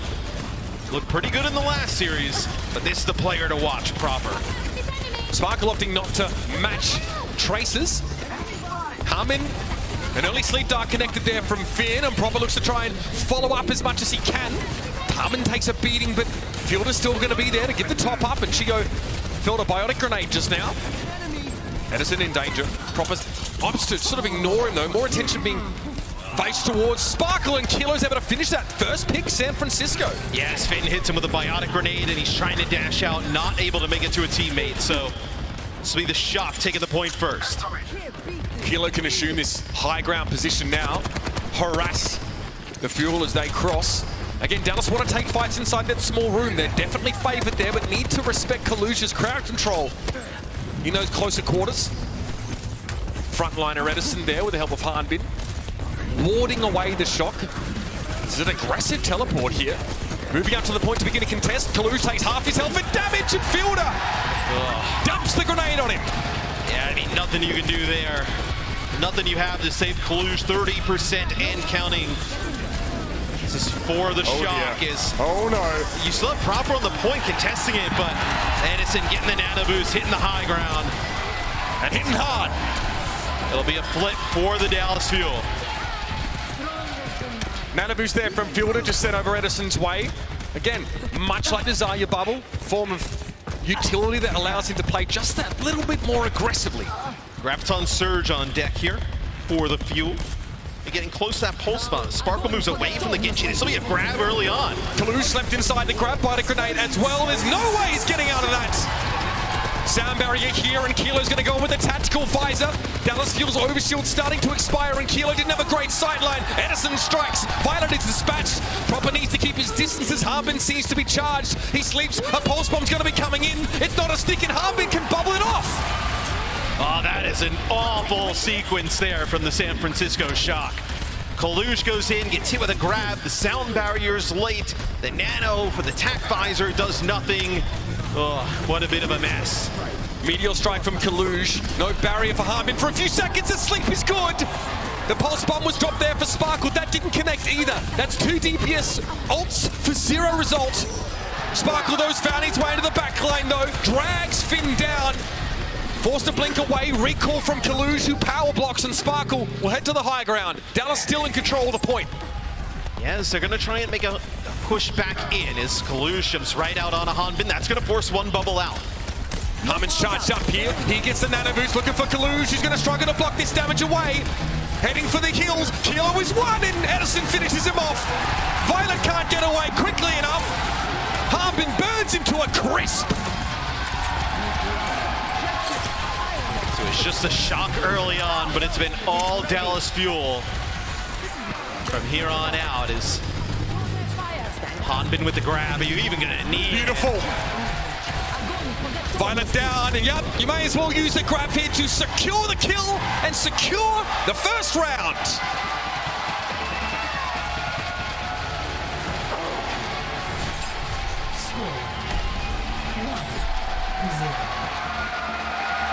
So we've seen a lot of teams counter these Zarya-based compositions with some Reinhardt play. I wonder, you know, Oasis doesn't really suit the best for that character. It's a big ask on a map like this, Matt. A lot of high ground here, too.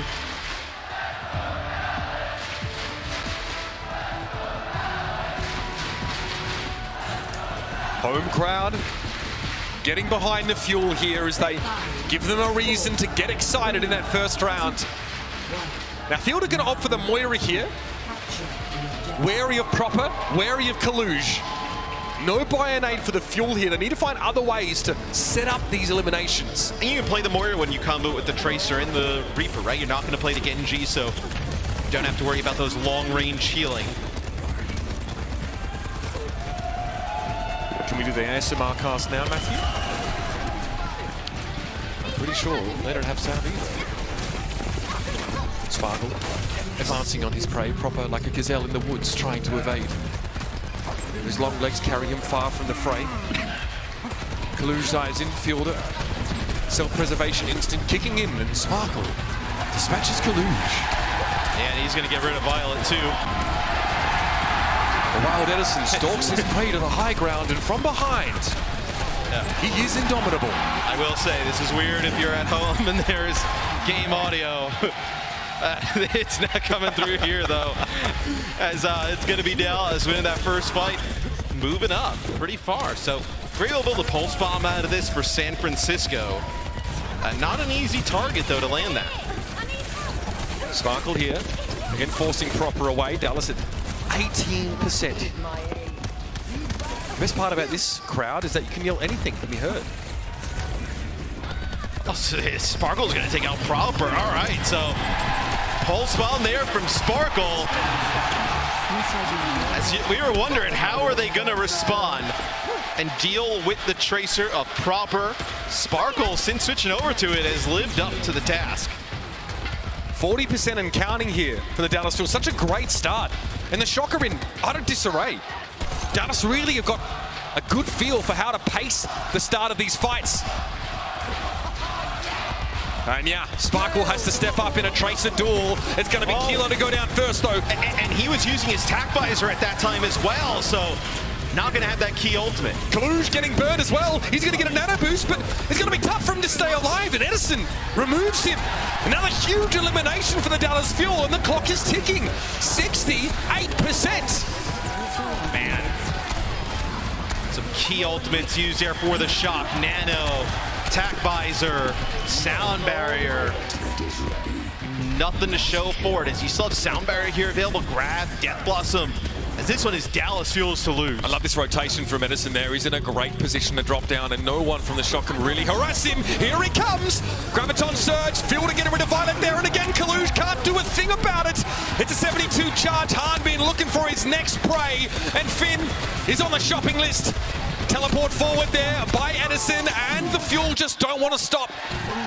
Finn finds Chio, but there's enough healing for the Dallas Fuel now to take them into overtime. Kaluge tries to step up to the point. He's going to have to get out with the Meteor Strike. He'll return to the fray, but Edison still has that Death Blossom available. Some damage on the Doom, and there's the sound we're looking for. Proper down already in this fight. Kaluge a little low pulse bomb, not claiming the kill, but Sparkle's able to finish the job here as the Shock are running out of players. The Dallas Fuel wash the Shock away. Game number 1, all Dallas Fuel. As I think the Shock, it'll be really interesting what their map selection will be. It'll tell you what kind of compositions they want to roll with from here on out, because I don't know if the Doomfist was it. San Francisco Shock facing their greatest challenge so far, potentially of the entire tournament, going up against these kind of adverse conditions. That was stunning from the Dallas Fuel. They're looking like a little bit different Let's see what they've got on the other side of these messages. Map 2 is moments away.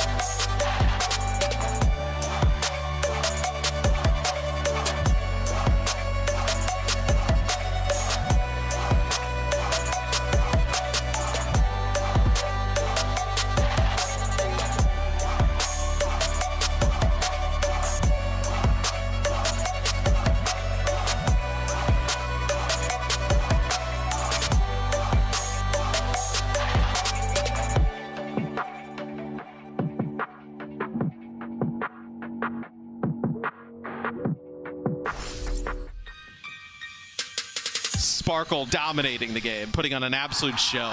There's just nobody like him in the league. Sparkle has a blade, he pulls it straight away. This guy is legitimately unhinged. We about to turn it up. Oh my! Sparkle's got so many tools in his arsenal. Sparkle tearing through them again. Meteor strike into it as well. Oh my god! He denies it! This is absurd. Oh, he is so good at video games. No one can really stop Sparkle right now. And he does it with the remake as well. And Sparkle saves what could have been a rough fight for the fuel again. What a ridiculous play from Sparkle. The remake and the self-destruct. Are you kidding me?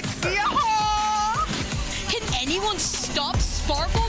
There's the pulse bomb. Sparkle with another 3 kills. Make it 4. I mean, that is insane. Sparkle pushes all the way into the enemy spawn and... What? Oh, no! That's both supports! You better believe it. Sparkle has a Death Blossom, trying to bring it down. Sparkle comes out on the Soldier 76. Sparkle is an absolute beast.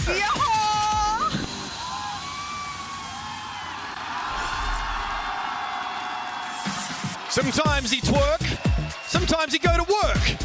Sometimes it's a little bit of both. What a moment for Sparkle in that first map. The crowd behind him, and he rose to the occasion. So you got to see how the shock gets started on this map, because the crowd obviously extremely pro Dallas. Dallas seems to be living up to the hype thus far. And the hype's living up to them. Yeah, and you don't pick it up here and like wake up a little bit if you're the shock. This series is going to be over real quick. One thing you want in San Francisco is the sound of silence. A silent crowd means you're doing your job. Midtown is going to be the selection for our second map in this series. Naturally, a San Francisco selection. A map where those Winston-based compositions can be quite effective. But Dallas have seemed to err on the side of Zarya still. See what that setup has in store for us. Looks like Dallas will be going on the attacking side first up. It'll be interesting what the Shock are trying to force here with this map selection. Hanbin stays in. So it tells you not going to see any type of Winston play. Probably be a lot of either the Doomfist or the Zarya, as the Shock on defense look to be coming out with the Doom again. Attackers incoming in 30 seconds. Kalu's showing us a little bit more of that Doomfist than even the Winston lately. And honestly, in that series against the Outlaws, can't blame them for wanting to bring it back here. Hanbin definitely putting the reps in on the Doom though, no doubt about it. It looks like the Fuel might opt for, again, that sort of Zarya-less Reaper setup. Edison needs to be a bit more flanky, less of a frontliner, and let Hanbin do the heavy lifting in that regard. Here we go. So it'll be Hanbin on the Zarya. So Zarya with the Tracer and the Reaper. They tried the Genji a little bit early on, and ever since that didn't work out, they've been going with the Tracer, and it's worked out much better with Sparkle in this role. All right. Kalu's forced to peel back a little there as you saw that recall from Sparkle. Edison coming down from the high ground and caught Proper somehow. Proper off the boil so far in this series in a fat biotic grenade on Finn and Kaluj. Dallas need to take a moment, top up a little bit. Kilo not yet shaken free of his purge, and Edison able to get some health back. That's important. Kaluj isn't doing anything right now with that bio on him. Hanbin again, remember, conservative bubble usage from him. Only when he needs it, only when Edison needs it. This is the team that's been playing a ton of Zarya comps throughout this tournament. It'll be the first checkpoint taken. Man, this is the Shock map pick, dude, to get off to this type of start. Oh, man. It's just terrible. We haven't seen this Dallas Fuel yet. Not at this tournament. Edison getting a bit of top up there. He headed upstairs too with the bubble. Not much room to do there though. We'll saunter back into formation. And again, how do you engage this high ground with this comp map? What is your win con here in this part of the map? So you're not playing the 76, so you're going to have the Reaper teleport up just like this. Oh, with the nano? Oh, he's got the nano. Nice move back. But get those bubbles and push on through. Subtle as a sledgehammer, are the Fuel. Just as effective. How long do you commit to this if you're the Shock? What's the other option? Reinhardt-based setup? Yeah, I mean, Winston-based Reinhardt, right? What is your... I mean, you can't play Winston against this, surely. Okay, Nano on Kilo, attack visor as well. Hasty retreat for the Dallas Fuel. They're looking a little sheepish as Kilo riddles them with bullets. 3, that's good enough. All right, so they have to dump a nano, a sound barrier, and a visor in here. It's Sparkle just hiding down here with Edison. It was a meeting of the twerking council down there. Yeah. See, I feel they're such off of Ana, and gonna go over to the Moira, so... Proper might be giving him some grief there. Yeah. Also means he can play aggressively as well. Doesn't want to be an easy pulse bomb target. Right? There's no burst healing here though, so if there's a Bionade on the Fuel, it's pretty scary for them. has to be cleansed. Look, Edison getting stunned late. There's no burst healing for that Reaper. Something goes wrong for him. It's curtains. Well, they invest sound barrier. They want to fight here. Oh, Kaluj taking a risk there. He's going to drop down at 90 HP. He's going to have the jump away pretty much instantly. Gets caught in a grab. The timing is good from Harbin. Pulse bomb there from Proper. Fruitless. Dallas are going to ride this one in. There'll be a brief contest on the car. Looks like Finn or Kilo.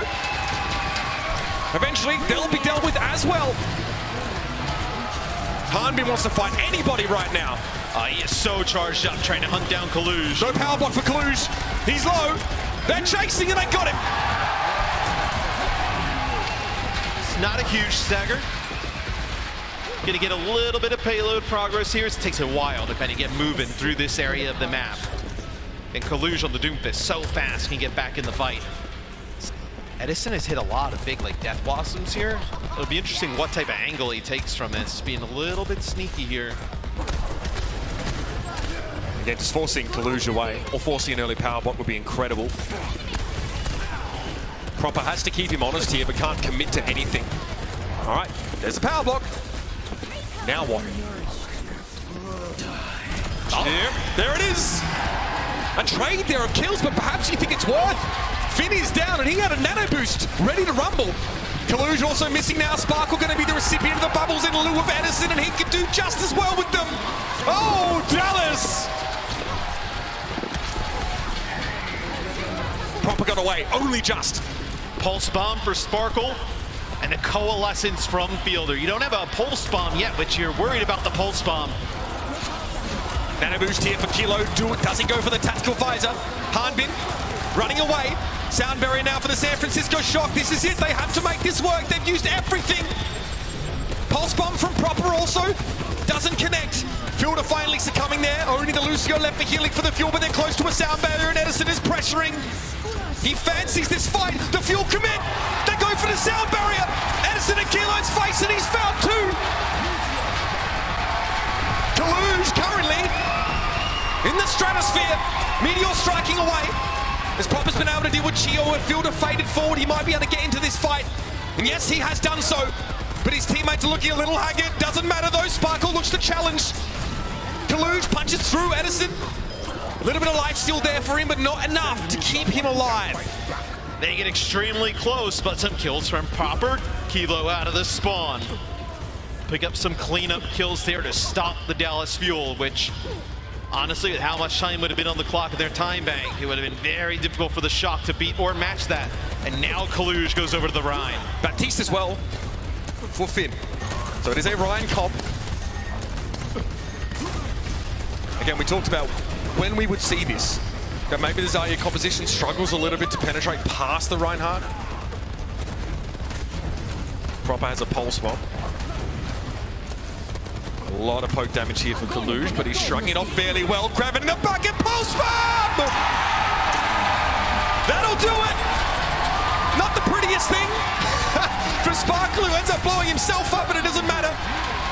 It's enough to break through the defenses of the Shock, and that's a 90-second time bank. Yeehaw!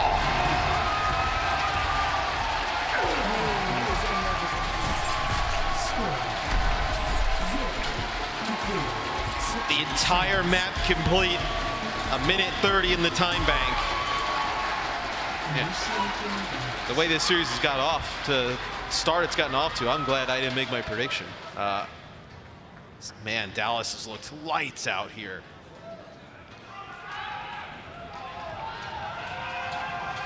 We saw the San Francisco Shock, they resorted to a Reinhardt setup. The Graviton Surge was already there. It was just too late. It was just too late. I get Midtown has some areas where there's like verticality, right? You want to play with some of that with the Doomfist. You're going to play the Doomfist because of the Zarya comp on the other side and the Reaper, but it's not working out and it's looking like that. Got to try something else, you think, eventually, right? How much of the Zarya comp have we seen from San Francisco? Not much. We've seen it a little bit, but not a ton. I mean, they've been able to get by just playing a ton of Winston-based compositions. I mean, they've been insane at those with Collusion Proper able to collapse on players. That's where they've looked at their best. Let's talk about Proper, Matt. It's tough to see him making a big impact so far in this series. When your team's kind of getting rolled like this, it's difficult for anybody, I think, to make that big of an impact. Is Kilo on the Hangzhou, so seen a little bit more Hangzhou play during this tournament than we have at home. And great to get these medium range picks, and that is Edison getting a kill on a Proper right away. Edison walks up on Proper and snatches him up. Back to the penthouse suite. The Hanzo's pretty good against the Reaper in the sense that the Reaper TP's in, he's a stationary target. Storm arrows just try and burn through the bubble and mow him down. Force out rate form straight away. Again, dealing with Sparkle behind that fire truck is frustrating. He's constantly strafing that corner. And again, Edison gets a bubble if he drops out of this building, quite happily. They're in the alleyway. Clattering of bin lids. Oh! Okay, had to be a defensive body grenade there, and there it is! That's nasty from Fielder! No questions at this time, thank you!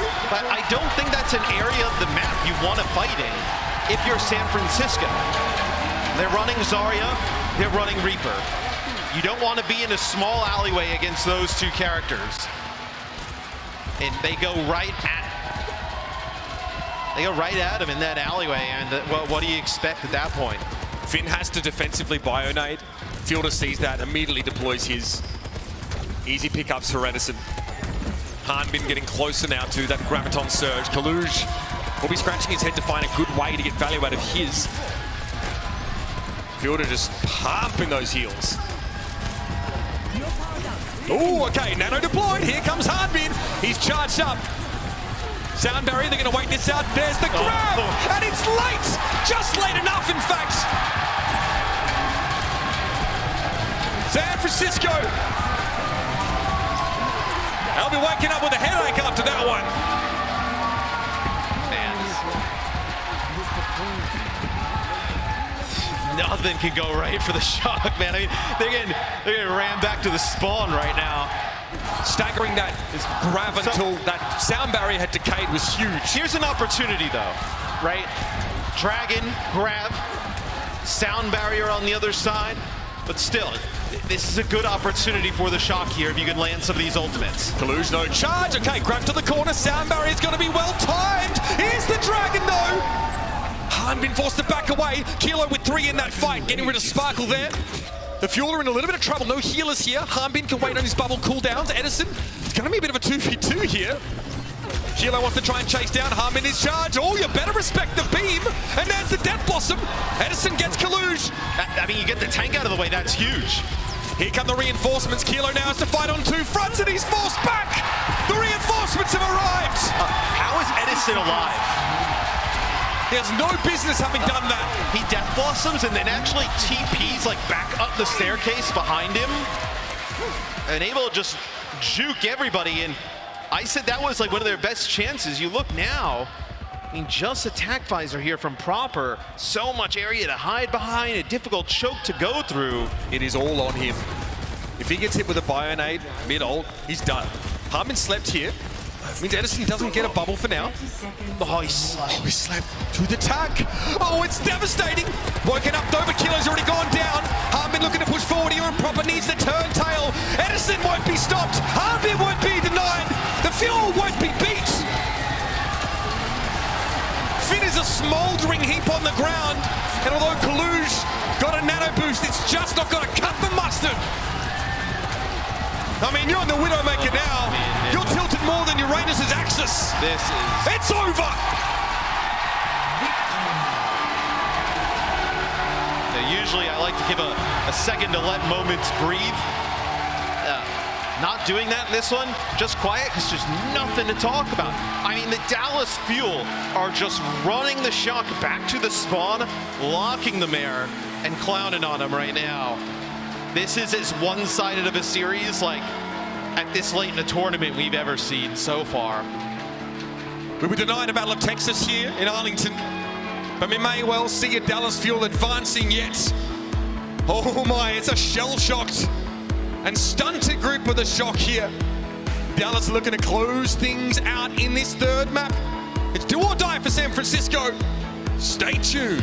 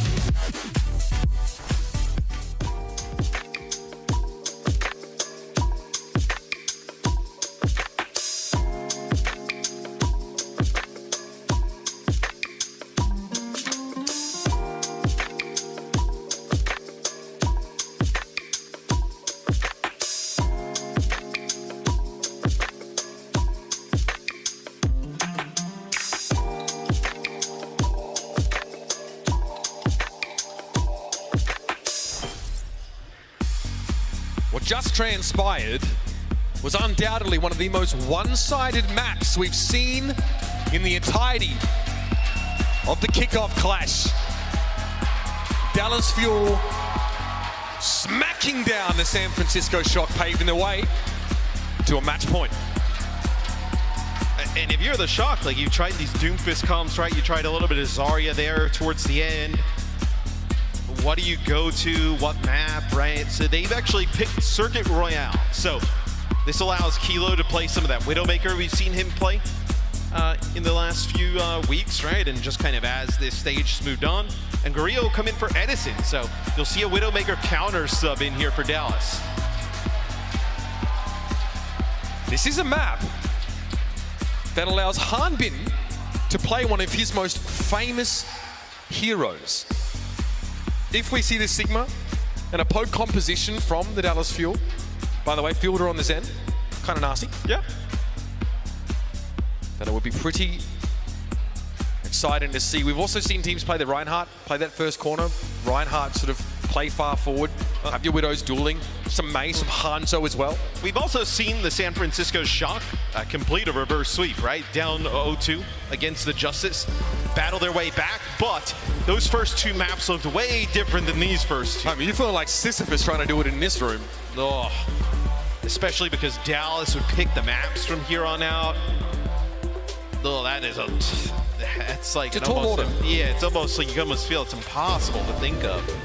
Just can't even imagine it, but it all starts here if it's going to happen on Circuit Royale. 2-0, 3-0, and here we are. Keep your eyes out for the tanks here.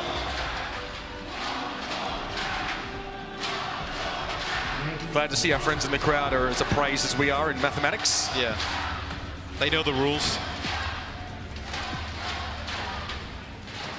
So do I.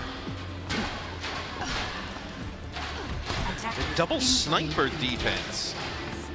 We see some teams play like Symmetra here. We see a lot of different stuff. This is a nasty poke setup, for sure. Mm-hmm. Oh, without a doubt. Ah, yes.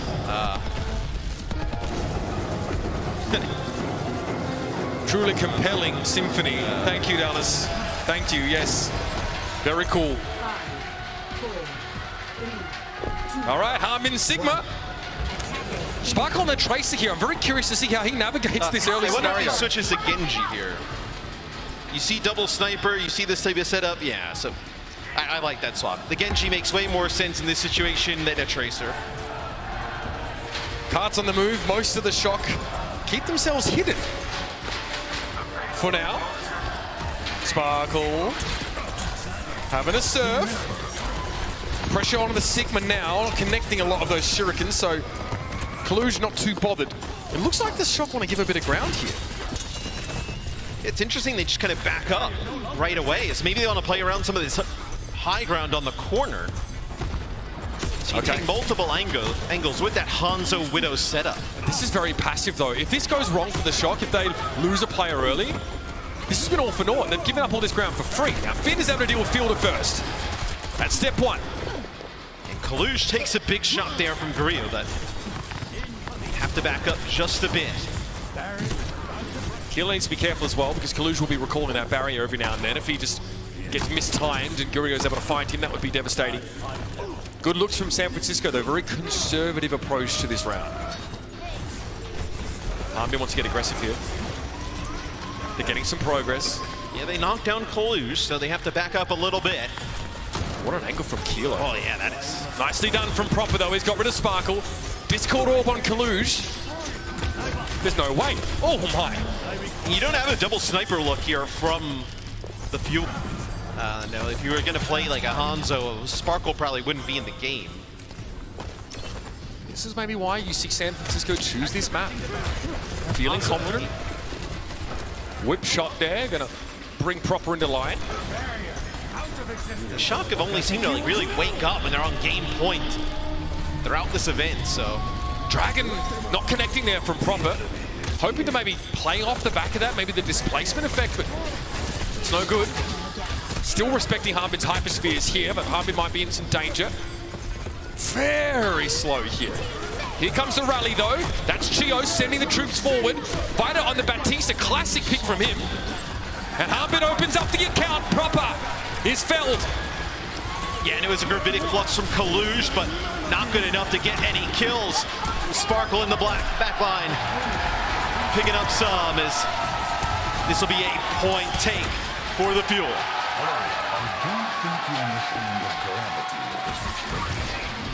Well, if you'd forgotten about Hanmin Sigma, you've had your memory jogged. Kaluge caught in the gravitic flux there. Hanmin more than happy to just get the Sigma, knowing Gurio and the rest of the team would add damage in. San Francisco don't have a Brigitte here. Playing around the Immortality field more so. And now Proper moves away from the Hangzhou to the Genji, try and put a little bit more pressure probably on Chio and Fielder. Remember, Brigitte doesn't have that crowd control built in anymore. There's no burst healing from Dallas, so they'll have to wait here. Chio just whip shots for Inspire. A lot of payload progress. So, like, this is one of the harder areas to go up this hill, and it's pretty much gone uncontested. Here's the blade. Sparkle eyeing off his first target. Oh, Proper though. He'll back him up. Immortality field was there for San Francisco. Hanbin's here with the Discord orb now. A bit awkward for Dallas to try and back away in this scenario. Kilo finds a pick here, and Dallas are down to 3, make it 2. Yeah, Finn ends up holding onto the Transcendence there, which is massive. Maybe you think you're trying to force out that Transcendence with the blade. He holds on to it, so. Transcendence still available here for the Shock. Kaluge does a ton during that fight to be able to build up to another Gravitic Flux. That's really fast, and now you control some of this high ground yet again. Being able to have Violet play Baptiste here is such a huge boon for San Francisco. Yeah. More throughput, Immortality field, Amplification Matrix. Just so much damage between the Zen and the Baptiste. Their poke is frankly messed up. Okay. Gurio needs a little more than this. Trying to predict a potential grapple upward there by Kilo. Discord. Kaluge. Okay, shield down for Hanbin here. Oh, Kilo gets him. Now that Discord orb makes it tough to survive without a shield. The Discord, some damage down from the Zen, and then a headshot puts it away. So now the Shock starting to look much better with this type of setup. Yeah, this ain't great from Dallas. This is a bit of a silver bullet map, to be fair. It hasn't even really been like a lot of ultimates that's like turned this tide. It's just been, they've been able to get rid of Hanbin's shield rather quickly because they have the advantage in terms of damage output. The Discord and then being able to burn him down. Dallas need a pick here, big time. Tough angle for Gurio to play, so here's an infrasight. Full information for Kilo. He silences the crowd. So Proper gets away here. Kilo hit with that poison mine. Here's the rally now from Chio. Gravitic Flux from Kaluge. Catches Hanbin, he'll be flattened. Oh, right there. So the Flux comes down. A few players go up in the sky. They haven't seen the Transcendence in a while. It's a headshot on, it's going to be a headshot from a Kilo on a Fielder straight away. So no opportunity to pop that Transcendence, try and keep everybody alive, to combo it with that rally. This Kilo is really starting to heat up on that Widow. This may be the last chance for the Dallas Fuel here to make some progress. 25 seconds left in the round. It's going to have to be Hanbin to start this off. They have a Transcendence, as do the Shock. So the placement of this Gravitic Flux is very important. That's a pick. Gurio finds Kilo. What more? It's Proper with a blade, though. He jumps down and takes down the Widowmaker, so they've traded Widows here. The Flux comes in. It's going to be Kaluge caught inside that Discord orb. Immortality field thrown down to the bottom. Fielder's able to get rid of it there, but Harmon's looking a little low. It's time for the Transcendence. The Shock still have theirs. They're holding on to it. Finn is stunned, but able to pick himself back up. Is far from over.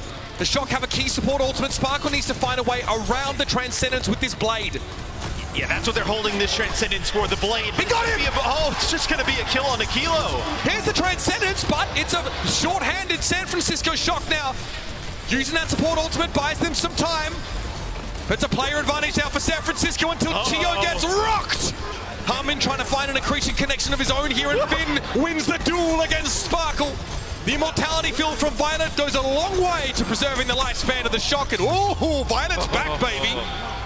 Dude, Finn, Violet, and Kaluge there go crazy. So you see Finn and Kaluge, they're talking about it as... No, it's a nice kill there from Proper on a Chio, but really it's Finn winning a 1v1 against Sparkle, Zen versus the Genji, and then Violet with that Amp Matrix able to put down some extra damage at the end. So Dallas able to take that first checkpoint, get it very close to taking the second. Overall, though, not a great push from Dallas.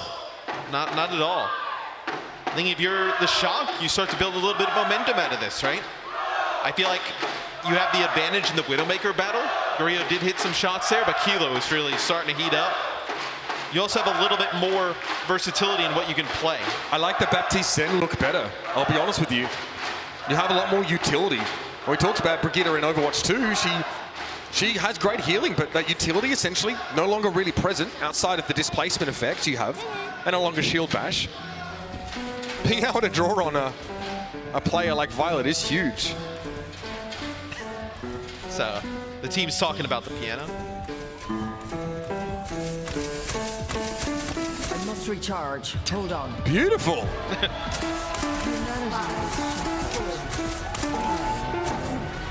One. Attackers incoming. Well, that's not a song you actually need rights to. DMC. Yeah, I'm sure that's the last thing he's thinking about. All right, Kilo is revealed. He's just jamming out. Even under such a high pressure situation, nice to see that level heads are prevailing here. All right, so we have Sigma looks proper on the Hangzhou, double sniper from San Francisco, plus the Baptiste once more. Feels like a better comp, we'll see if that's true. Sparkle has to be so careful, right? Going through these doorways. Oh man, oh that's scary. The fielder's so low. Finn though taken down, Gurio strikes first. Oh, and second. A little bit of help to old mate Sparkle. Gurio chimes in with a body shot kill. Oh, make it 3. Gurio coming to life here would definitely be a game changer, right? As you saw from Kilo's perspective, able to land a few shots on a fielder. You're able to just make him worry a bit. Oh, Sparkle takes out Finn. Make him worry a bit. That's a huge game difference. No Zenyatta now for San Francisco means no Discord Orb. They're going to stop to regroup here. There's a lot of time that needs to come off the clock. But Dallas look confident on defense. Kilo, back to Lumbridge with you. Again, Gurio way ahead in terms of that ultimate charge. He could pop this infraside if he wanted it for essentially free. Violet ends up using the Amp Matrix there? So maybe going to be switching. That's a Violet moment, Matt. I mean, that's... He's not switching, he's just Violet. Switching, yeah. Maybe they thought they could get some kills out of that turn, but... The frustration play. 2 minutes elapsed here. Kilo goes upstairs. Nothing. Pulse. Oh! Proper! Feels the sharp edge of Sparkle's wit, and he'll make it to the Discord Orb helping. Sparkle controlling this space, and now it's time for a spawn camp. He's limbering up a little bit. I mean, this has been...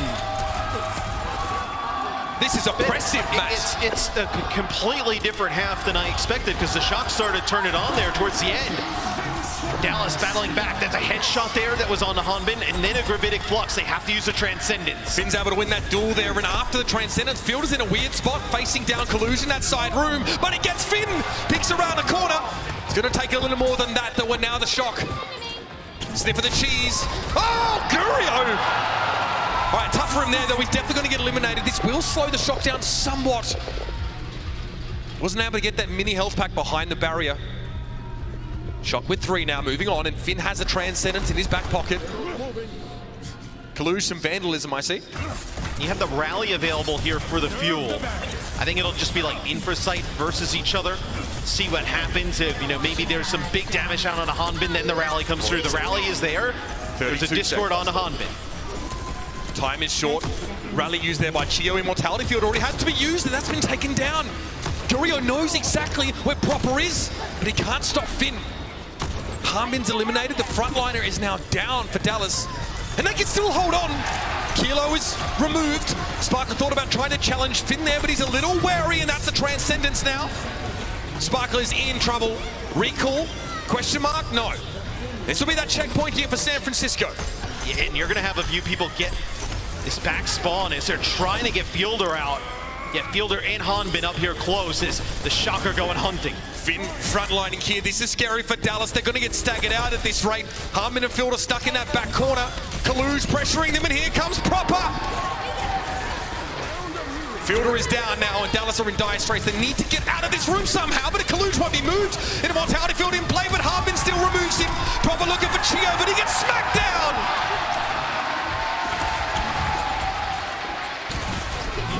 This is the stabilization here. Yeah, the payload will make it around this corner, but that could have been way worse for the Dallas Fuel. Patience from Sparkle. He didn't chase that kill on Finn. Dallas can now re-establish the high ground advantage. Gravitic Flux going for it here. He's caught two. Finn's inside of it. Violet explodes in midair. The Immortality Field was left, but it's a Pyrrhic victory for Violet as the rest of his team gets run out of town. Is what, you have an Immortality Field there, but no Transcendence, no Rally type of ultimate to keep you alive. So that'll be Proper getting finished off as Dallas pushes up to the low ground. They're gonna, I would back up out of here. That's a really rough spot to play out of. Gravitic Flux here for Kaluj. Pulse Bomb. 60 seconds. A little hard to deal with a Zen without a Baptiste. Fielder goes down to one shot pretty much. Sparkle a little low there. Here's Gravitic, just Hanbin here. Transcendence to make sure he doesn't drop below half, and it pays off.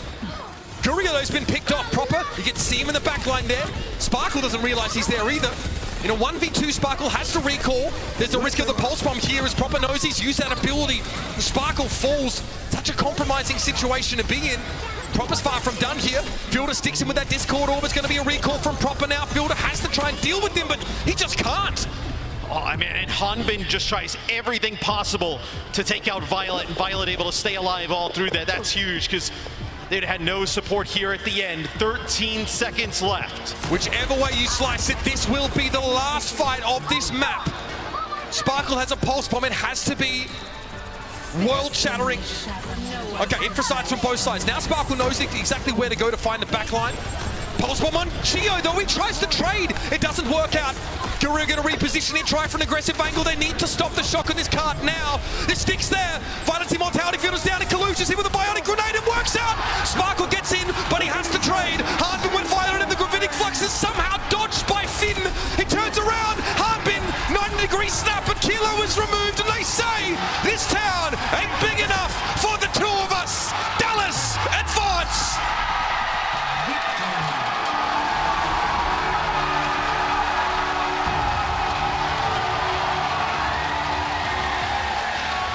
Just not enough at the end from the shock, but man, does Dallas look scary going into tomorrow. They really turned it up to another level in this match. This is the statement you want to be making on the eve of the finals. Dallas going tomorrow, they have to play 2 in a row if they're going to win this thing. Yeah. And the last one's a 1st to 4. So they best be conserving their energy here, but they've made the statement. They said, this is our town. And they're going to go up against a tough Atlanta Reign squad. And one that had a rough go against the Gladiators, but one that could bring a bunch of different comps out, right? They can bring that Doomfist, they can bring some Reinhardt play. They're going to give them much different looks than the Shock gave them today. Couple concerns on that map, though. It was very close. Playing the Brigitte and the Zenyatta look. Definitely a little dicey. Gurio was tested, to be sure. San Francisco really quite the run, but they came into this tournament, Matt, as the top seed, and they just took a little bit too long to get acclimated to this environment. But by the time they come to, they're in the lower bracket facing elimination.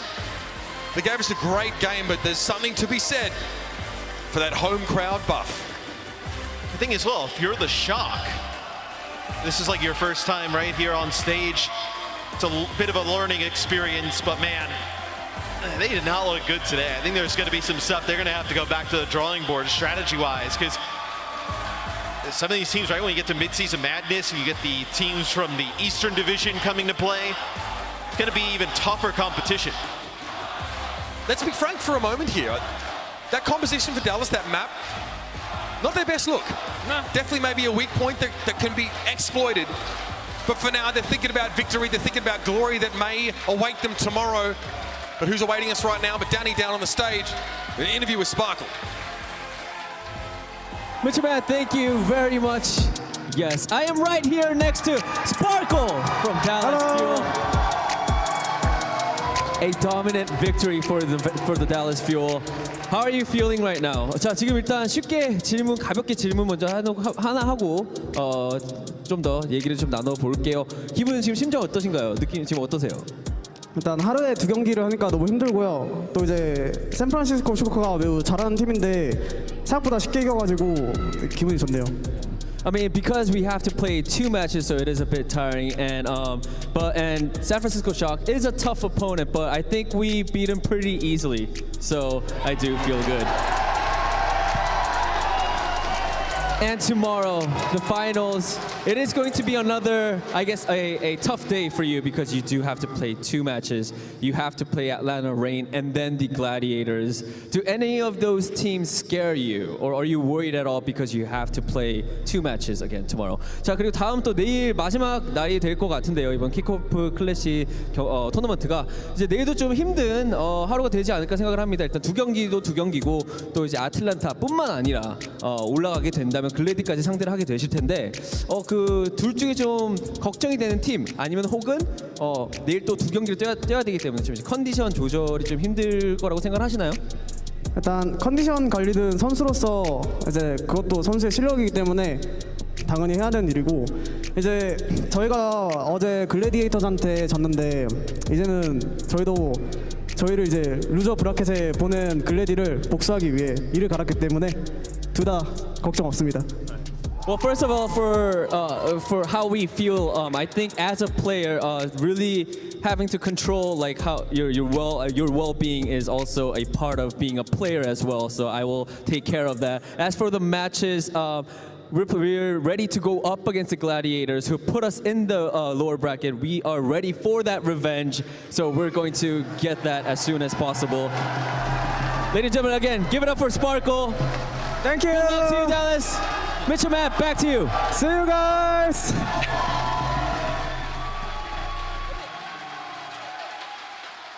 Undeniable levels of charisma there from Sparkle. And again, a fantastic game from him. I think that last map was tough though, what he had to play into. A lot of poke, and Proper was really starting to heat up there. So just as well they managed to shut him down when they did. Yeah, it was... Well, it looked like the Shock would have been able to pull that one out, but man, they just ran out of gas at the end. I'm excited to see Dallas Atlanta tomorrow. You know, Sparkle talking about getting revenge against the Gladiators. They should not look over Atlanta. Atlanta, they had a rough game today, did not look great, but I do not expect to see that Atlanta tomorrow. No one would love to spoil the atmosphere in this place more than the Atlanta Reign. I'm quite sure of it. Let's talk about our player of the match though for now and allow Dallas and their fans to enjoy the victory. Your player of the match today in this series is the one and only Sparkle. I thought his Tracer was pretty impactful. We were talking about, like, if Proper plays the Tracer and starts to go off, like, what is the answer? And we've seen Sparkle play Tracer in the past, and it's better than expected. It always seems to come through. Nothing too flashy, but consistently picking up these kills. Well, throw back to the era where we were very critical of the Dallas Fuel because they didn't have a hit scan player on their team. They were still able to win and look so good early last year, primarily because Sparkle was just able to be such a transcendent talent. The combo of him and Doha, but especially Sparkle's Tracer, was incredible. And frankly, we wondered how that would go here. But this is insane. This is the proper stats from the game that the Shock won earlier today, right? 11.7 final blows per 10. That is a huge effort in a game that has 2 less players in the server. We used to say 10 was awesome in 6v6. There's 11 in 5v5. A big deal. Pulse bomb attach rate, north of 50 is like top percentile in league. Consistently getting the supports up the Shock, huge, right? Because Finn and Violet are such playmakers in that support role.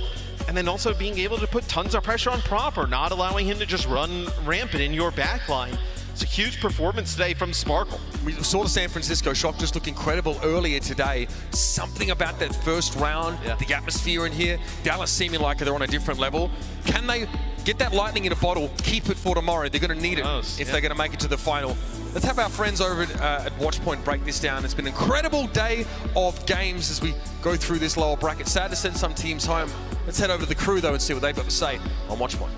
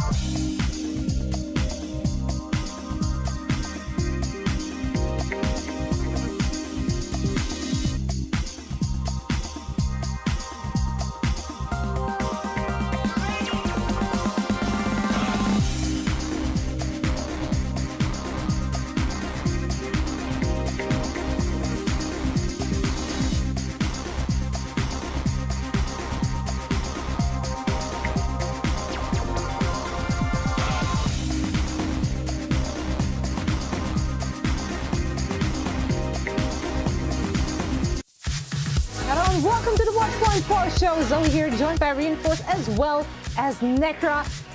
What a game that was! This is not what was promised. This was not what we expected. I certainly thought it's what I expected. I thought it's going to be a closer one. You called it, Johnny, and you as well, Necra. You guys, you just knew that the Dallas Fuel are going to be on absolute fire today. And I mean, they put on a clinic, Necra. They were firing on all cylinders. Every single individual of that team was popping off.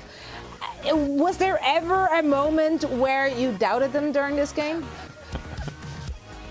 Yeah, I think so, actually. Circuit Royale, I was getting a little nervous looking at the Dallas Fuel actually being able to reverse sweep the entire thing home. Yeah, I thought that the reverse sweep could happen here, really. Like Circuit Royale was such a smart decision for the San Francisco Shock to be able to take the Dallas Fuel to, because it forced them off of their comfort. I mean, just look how good they were today on the Zarya and the Reaper. This is exactly what we wanted to see out of this team, and San Francisco had to do something to get them off of it, and Circuit Royale was a really nice try. I mean, the Dallas Fuel. Yes, they struggled a little bit, like Necro said about Circuit Royale, but I mean, they were just like magical in this matchup. It felt like they finally came alive in the season. It's such a huge difference from the Dallas Fuel that got 3-0'd by the Houston Outlaws in the very first match of the season, that had its ups and downs against teams like the LA Gladiators because of compositional choices. The pure aggression, the comfort of this team relying on your teammates, like moments like Edison just yeah, I'm just going to walk into your team because I know exactly when Chio is going to drop the sound barrier, and I have complete and utter faith in him just dropping it. Just this absolute mind share of these. I'm just making up words as I go. It's so fantastic to see the Dallas Fuel compete at this very level. And it's like the lower bracket just unlocked something with the Dallas Fuel. And I honestly can't wait to see more of them tomorrow. First against the Atlanta Reign. And I mean, look, is it too early to just call them in the finals? I'm sorry, Atlanta fans. After this? After a match like this? No, I honestly feel that's I'd be worried. Assumption. I'd be worried about your allergies, Necra. That 3-0 sneezing thing you got going on. It might turn sour. Look. Oh my God, someone actually tweeted at me and they were like, hey, you've casted 7 3-0s out of the 12 matches that you've casted this season, right? I'm like, yeah, this is why I have this problem right now. I am fighting back sneezes on the broadcast at the moment. It's pretty bad. It's rough when teams trigger that. I'm feeling for you. Well, hopefully we get treated to a little less of the 3-0s and some closer matches tomorrow, because quite frankly, some portions of this one, except from the last map, were not close at all. Midtown, probably the hardest beatdown we had all tournament long, honestly. That was brutal. And you saying it's so great to see the Dallas Fuel finally being that team we thought they would be and coming alive. The opposite is true for the San Francisco Shock, unfortunately, because we had really high hopes for that team coming into it, and they struggled in the kickoff clash. From the very first match to their very last match, that is not the Shock that we got to enjoy over the last, 4 weeks. So 6-0 in qualification matches, right? Yeah, so it's they definitely, it's going back to the drawing board for them. Now, of course, we want to end this on a very high note. Therefore, we're going to look at our best of the days. And a preview? We got... We'll get to that, sorry, I threw you off. Just a little. I want to talk about best of the days first, all right? And I have a very neat one, something we don't see too often. Without any further ado, I just want to roll the clips and take a look at what happens here, because for me personally, it's actually a first. It's the first time that we see it twice happening in one match. That's right. Best ability in the game. We're gonna look at for Widow Mines here. I know that's a weird sentence you never thought, but my best of the day are Widow Mines, which make the difference. Did you see that? This is the best ability in the game, Zoe. Yeah, strongest ability in the game. Actually nerf it. Here it goes again. That's Sparkle. Yeah. He's a tracer. One of the best tracers in the world. And off he goes. There we go. Gets deleted by the mine. The disrespect. Overpowered, I say. Yeah. really take a look at this. Someone should take a look at that. Yeah. I don't know why, but it tickled me because it happened twice in a row. It's just like Yeah. to my mind. Literally never happened to me. It's a stupid ability. It just tilts you, you know? Just like, oh, I gotta take all this damage. No, not for me. Don't step into the mine.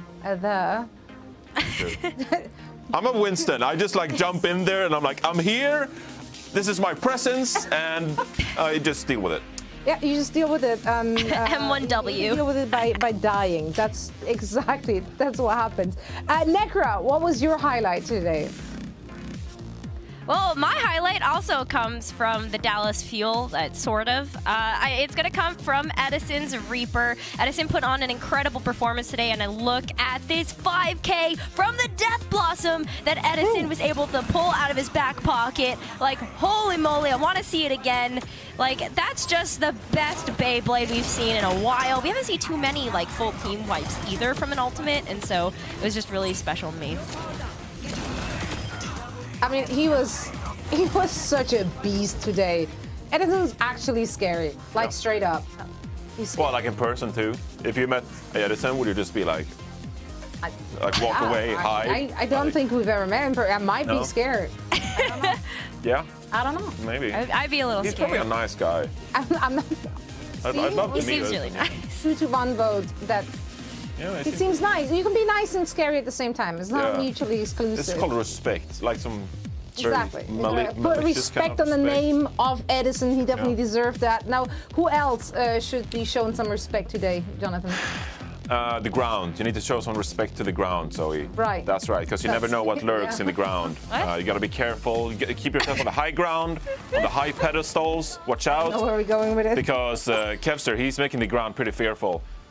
Oh, look at how he hits this pulse bomb. Like, you know, completely intentional. Ultraviolets in the air.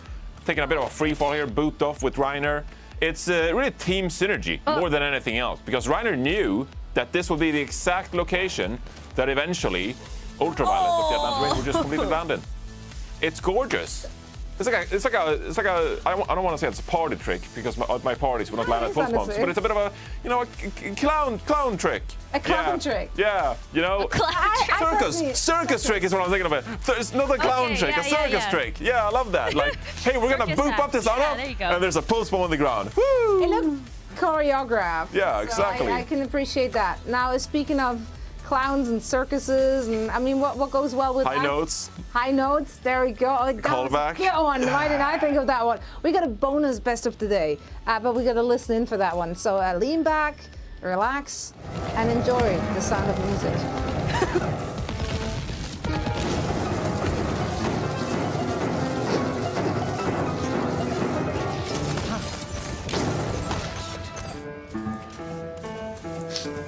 Wow.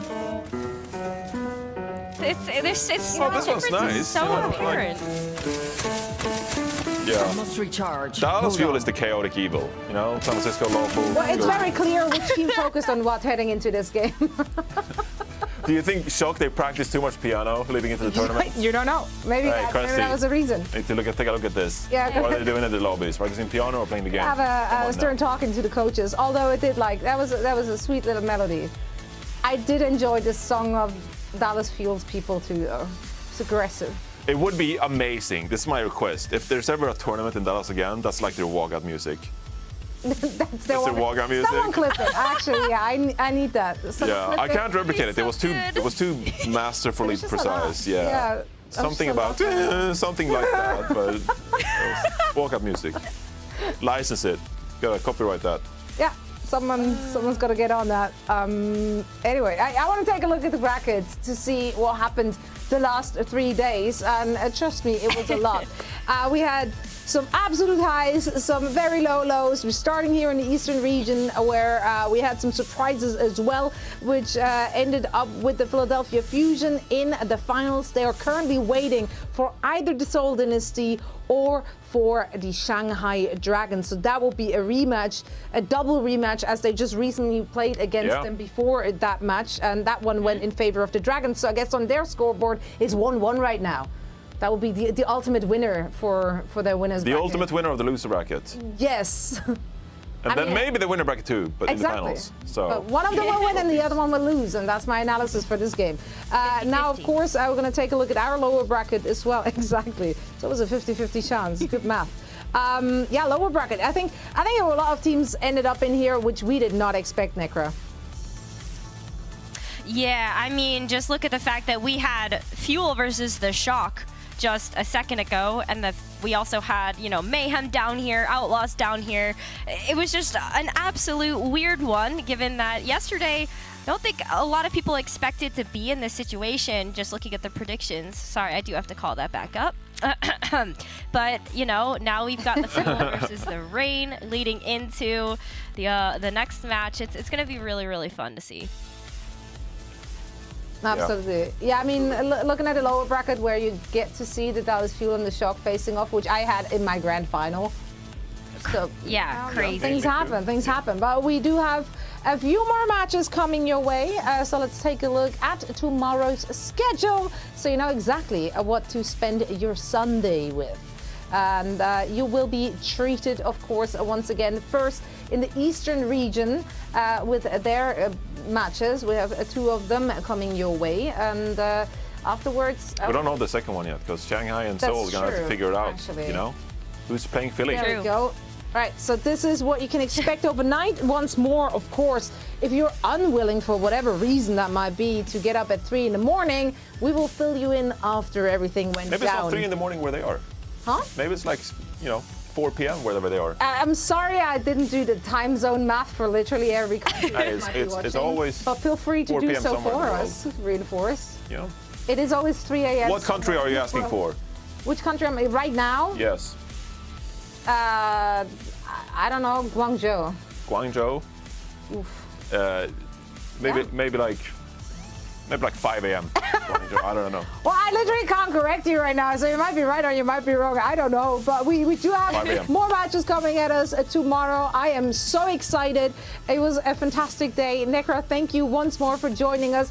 A big shout out to everyone over in Texas, of course. You guys have made this tournament a treat so far. It's so great to see the fan reactions live on site and have those players in front of a crowd again to celebrate the victory and get some solace in their losses as well by meeting the fans afterwards, which is always a great time. Reinforce, thanks for joining me in the party bus. Of course. And we are ready to say good night for now, but we will be back same time, same place tomorrow. Don't want to miss it. Good night. Good morning.